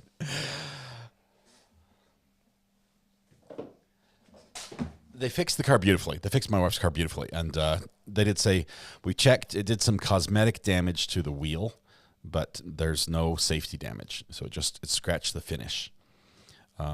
Checked the brakes, checked everything. We're good. So it's all good. Apparently you can have a rotor fall off at 70 miles an hour and have it rattle around on the front tire, and you're all right. It won't do any permanent damage. No wonder these cars on the high-speed chases can go for so long after like losing a tire. Apparently they are not as critical as you might have thought to driving. So that's good news for all of us who don't maintain our cars properly. How's the bathroom? Witchy Mom, I thought you'd never ask. It is great. It is absolutely great. We have, and then plumbing live stream. I just can't think of a good camera angle to show you me doing the plumbing work in there. I've thought through the possible scenarios of how that could end up, and none of it is good, at least for the viewer. I don't know how to do this. We might make a little live stream where I show you on the break what it looks like. But that's it. So bathroom's doing great. Our subfloor is in. Our flooring. Let's see. The subfloor, the two layers of flooring. What are they called? Subfloor and then the flooring, and then like the finish goes on top. Yeah, we're gonna do all that. It's done. The floor is ready to go. We're gonna hang drywall. Next, I have to figure out when you're putting drywall on the wall and you have like copper lines for where the sink is going to attach and things like that coming out of the wall. How do you figure out where to drill the hole? Do you just take the drywall and like slam it against the wall so the copper pokes through? Because that would be my choice as to how to do things. We're not done for the day. We're going to take a lunch. We're going to be back. We've got another we've got an hour and a half of court left. So we'll be back after lunch. Quick lunch. I don't think we're going to take an hour. Maybe, can you guys do a half hour? Is that all right? A half hour off? Half hour, and then we'll be back. I've got to figure out what to do with the drywall. We bought all the drywall. We stuck it in Mrs. R.A.'s car, as a matter of fact. No, in our other car, the one my son drives. I don't have a car anymore because he wrecked my car, and now he gets my car. I don't know how that works. I lost in that deal. Anyway, we stuck it in the Armada, the Nissan Armada. And we put, 16, I think we got like 8 sheets of drywall, 8 or 12, I forget how many sheets of drywall in the back of the Armada with the seats folded down. And it worked. So once the drywall's in, then do we paint before we put the shower in? Probably paint before we put the shower in. And then do the flooring. Once the flooring's in, we could put the toilet, the pedestal sink, the shower. Oh, I just have to do the roof too. I don't know. Yeah, I've got lots of things to figure out. I'm going to be on YouTube in the evenings trying to figure out how to do this. So we're going to give a little bit of a break, and just long enough for Bobby to get some Bobby Graham to get some vacuuming done. Half hour. We'll be back in half an hour. So I'll make a new stream right here. Let's see. Schedule a stream. What day is it? We're on, I think we're on day 13, right? Part 2. There we go. All right, we'll be back in about half an hour, which should be 4:10. We'll have an hour and a half of court. We'll be set up. I have not checked the thumbnail. I need to do that. I'll try to update that. Sent Bitcoin super chat to channel Cash App. Nova, I'm not even sure how to do that.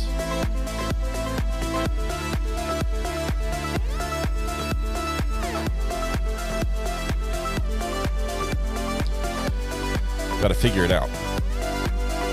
I think you said you did it.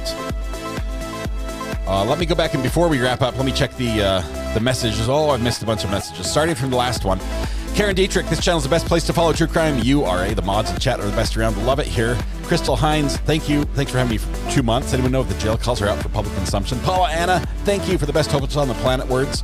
Lizzie Dog, thank you very much. Generous gifts as well. Kathy, thank you, thank you, thank you. I was all for Hannah receiving lenient statements until transcripts from a jail cell calls were released. Lizzie Dog, thank you. Tonight when you go home, please hug the people you love. Smile at someone, make their day just a little bit better, and please stay safe till we go live, which will be in 30 minutes. That's it, 30 minutes. All right. I think that's it. Whew. That was the fastest ever. Okay, guys, see you in a bit. Bye.